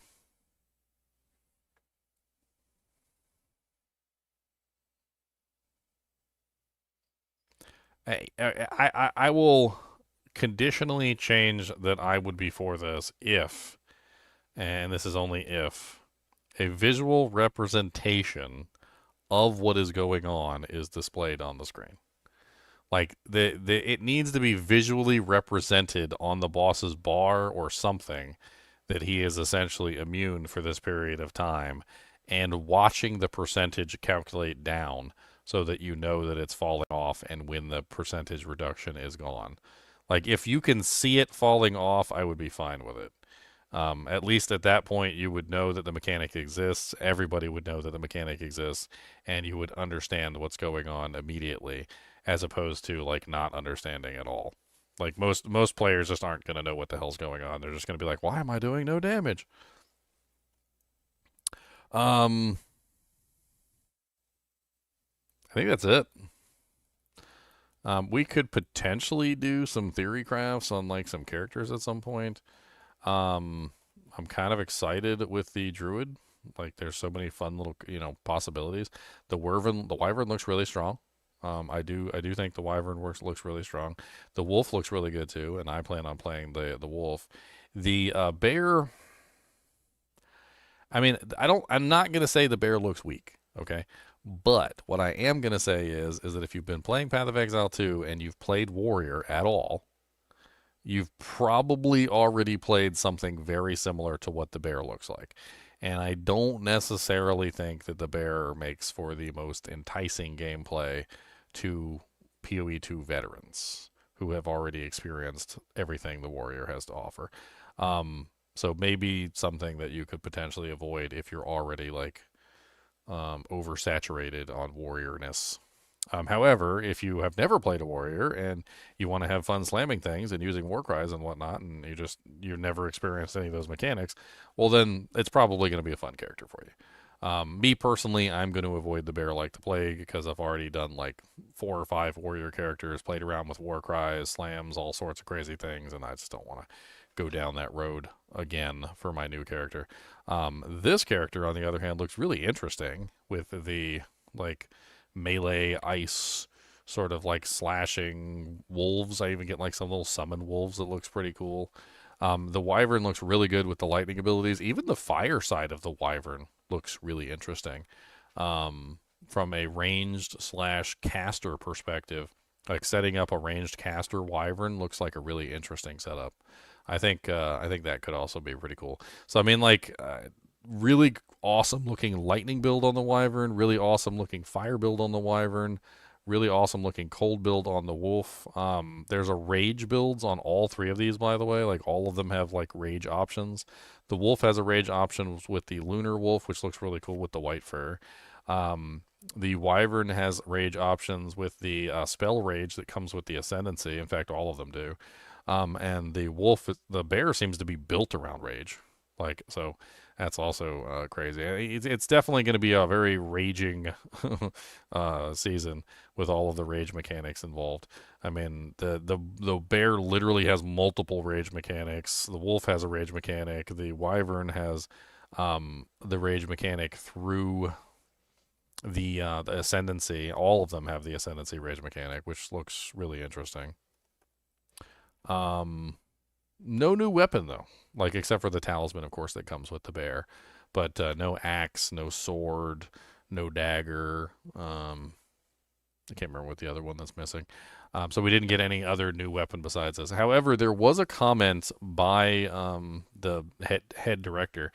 He did say that after Druid was most likely going to come Sword. That's what he said. What's up, Chunks? What up? What y'all doing? I'm just going over the PoE 2 stuff. Actually, just kind of finished. It's a pretty chunky patch. They got the Druid coming out. There's going to be the werewolf, the werebear. Downloading right now. And there's also going to be the were-wyvern. It's looking pretty good. Were-wyvern? It's a wyvern. You know, it's not a dragon, but like a, you know, like a wyvern is like a smaller creature. Kind of looks like a dragon. Usually, don't have hands, I think. So like where a dragon usually has, you know, like front feet, back feet, and wings, wyverns usually have front or back feet but wings and no front feet. I'm at 58% right now. Well, it's not patched yet. We're just going over the reveal. Oh. Yeah, the game doesn't launch, or the new season doesn't launch until 12th, December 12th. So we got a couple days. What is that like? I'm already the 4th. Yeah, this was the live reveal. We got the patch notes, and we got all the information on the thing. I just did a whole live stream on it if you want to check it out. I mean, it was like 6 hours. A lot of good changes, though. I'm pretty excited about the Druid. I think the Druid's going to be really fun to play this season. Is it like a shapeshifter Druid? Yeah, that's why I said shapeshifter Druid. There's a human, so the Druid has a human form. He's got like volcanoes, and he's got like whirlwinds or little tornadoes, and he's got his lightning storm and whatnot. Like he's very much so like a shamanistic kind of Druid. And then he has shapeshifted forms. He's got the werewolf shapeshifted form, the bear shapeshifted form, and the wyvern shapeshifted form. So those are his 3 forms that he has access to. Nice. And they look really good, like from what we've seen so far. Like there's a lot of really fun things. Oh, and the volcano chunks looks exactly like the D2 volcano. I like that. It literally looks like the D2 volcano. And on top of that, there's also like Armageddon is in there, sort of. Like they kind of have like an Armageddon skill. Is the full No Rest for the Wicked out yet? No, they're still working on it. Still not released. But they do have the co-op. I literally just covered the co-op recently. Their next patch is going to be the co-op now. Yeah, the next patch is going to be the co-op patch. I did a whole Nice. live stream on that covering the co-op stuff. Basically, what they're going to be doing. I'm down for that. So what they're going to be doing is they wanted to set up a system sort of similar to like hosting your own game world. But they didn't like the fact that when you host your own game world, if you leave, nobody else can join. You know what I mean? So, like, if you host a game and then somebody else tries to join your game and you're not online, they can't join you, right? So what they're setting up is they're setting up a system where you can host your own game world, but they're going to run the servers in the background. And so when you host your own game and you invite people to that server, they can join the server at any time, whether you're online or not. And then basically you're kind of like in a world together, working on that world together. Kind of almost, yeah, have you ever played on like a Minecraft server or something like that? I've never played Minecraft. I'm trying to think of another way of putting it. I mean, it's similar to Diablo 2. I think what you're saying, kind of like Baldur's Gate, you know, like It is similar to Diablo 2 in a way. I mean, technically, when you make a Diablo 2 game, you're not hosting the game really. Like, the game is being hosted on the server. And if somebody joins your game and you leave, the game is still open, and you can always come back to your game. But imagine instead of the game disappearing when nobody's in it, imagine the server just stays online, and anytime anyone joins, they can just join back into that same game. And so you can just be working on that game like forever, essentially, until you beat it or decide to move on to another one. It sounds like a really... I mean, wasn't that the thing with Baldur's Gate? Like, sort of, but they're created a co-op game and you joined it. Yeah, so but the problem with that is like you had to be on for us to... Yeah, so the same instance. So that's the problem, is with Baldur's Gate, you have to actually be online, otherwise I can't join you. Yeah. Yeah, so that's not going to be the problem with No Rest for the Wicked, because they're going to do the opposite. They're going to make it so that the server is kind of like just up there, and no matter whether you're online or not, anybody can join who was invited. To where it's your character instance instead of the game instance. Sort of, yeah. I mean, it's pretty neat. So I think it's going to be good. There's a whole video on it though if you want to go over it. I kind of covered all the developer stuff. They had a Q&A. They had like a dev Q&A on the co-op. There is like a beta co-op, but I wasn't sure if I wanted to join it because it's closed and I can't talk about it. Have they gave a date on when they're going to drop that patch? I put the information in the No Rest for the Wicked channel. I don't know if they put a date on it or not. Well, no, they're still in closed beta for the co-op, so like I would assume they don't have a date just yet. I mean, I really like that game. Yeah, it's good. I just want it to be like done. Like I want them to complete it and fully release it. Well, I mean, they're getting community feedback. We're not just like like kind of piddling around. They talked about a lot of the they talked about a lot of the things, like, you know how your character was really based on what weapon you chose? Like, if you put on a greatsword, your character's like all your attacks and everything were based on that greatsword. So like it really kind of depended on what weapon you were wearing. So what they decided to do was they decided to tie the weapons to specific classes. So, like, for instance, if you put on a greatsword and that greatsword has a bunch of, like, cleric-type abilities, then you are now a cleric. So they're basically fully, like, integrating the fact that, like, yes, the weapon that you choose completely changed your character in No Rest for the Wicked. And so they're making it so that, yes, like, when you put on a specific weapon, that specific weapon is tied to a specific class, and now you become that class. So if you want to become like a warrior or like a ranger or something, and you put on a bow that's specifically designed for a ranger, then you become a ranger. They said there's going to be 26 different classes and around 11 to 12 weapons per class, with a total of like 328 weapons in the game. Good God. They also said there was going to be 4-player max on the No Rest for the Wicked multiplayer servers. I could deal with that. I mean, I'd rather have 8, but yeah, 4 players is better than like some of the other games. 8, but I mean, 4 is okay. But yeah, if you take a look at the No Rest for the Wicked here, I'll ping you. I put a bunch of the stuff in here, including like some of the links and whatnot. We got a No Rest for the Wicked channel, and then I just went over all the PoE 2 stuff. If you want to check out the PoE 2 stuff, I got tons of screenshots and whatnot in there, so I'll ping you to the PoE 2 channel as well. D4, I don't know. I think it's dead in the water, to be perfectly honest. I really don't even care about that game anymore. Well, no, I mean like D4 is the season start for D4 is on the same day as PoE 2 season start. And I don't know, like there's nothing considerably crazy Yeah, I'm about gonna play the season. PoE 2 before I play D4 again. Exactly. Like I think that's where most people are at. If they have to choose between the two, I don't think they're choosing D4. All right, I What y'all gotta. playing now? I was just going over the patch notes. I actually have to hop off. I got to get Cody to the bathroom. He's been waiting very patiently, like a goodest boy, and he's not patient. He's been whining, but we gotta go Peppa-Doo, right? You gotta go Peppa-Doo. Gotta take a deuce. Yeah. Plus, I've been up like for freaking forever. The Metroid Prime 4 released yesterday, and I did like a full stream of that for like 11 hours. It's really good. I want to put in some more time on it, but I was trying to do the PoE 2 patch notes.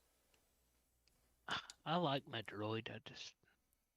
I haven't really been able to play anything lately. Well, I mean, the Metroid Prime 4 stream is up there if you want to check it out. It's pretty good. All right, I gotta go. I'll see you later. All right, later, man. All right, guys and gals, it's been fun. It's been 6 hours. Next time I hop on, I'm definitely going to be playing some more Metroid Prime 4. We're going to be looking forward to the Path of Exile 2 release, obviously. And as always, be sure to hit that like button and subscribe button if you enjoy the content. It really helps out the channel, and this is my full-time job, so I appreciate it. And as always, keep watching.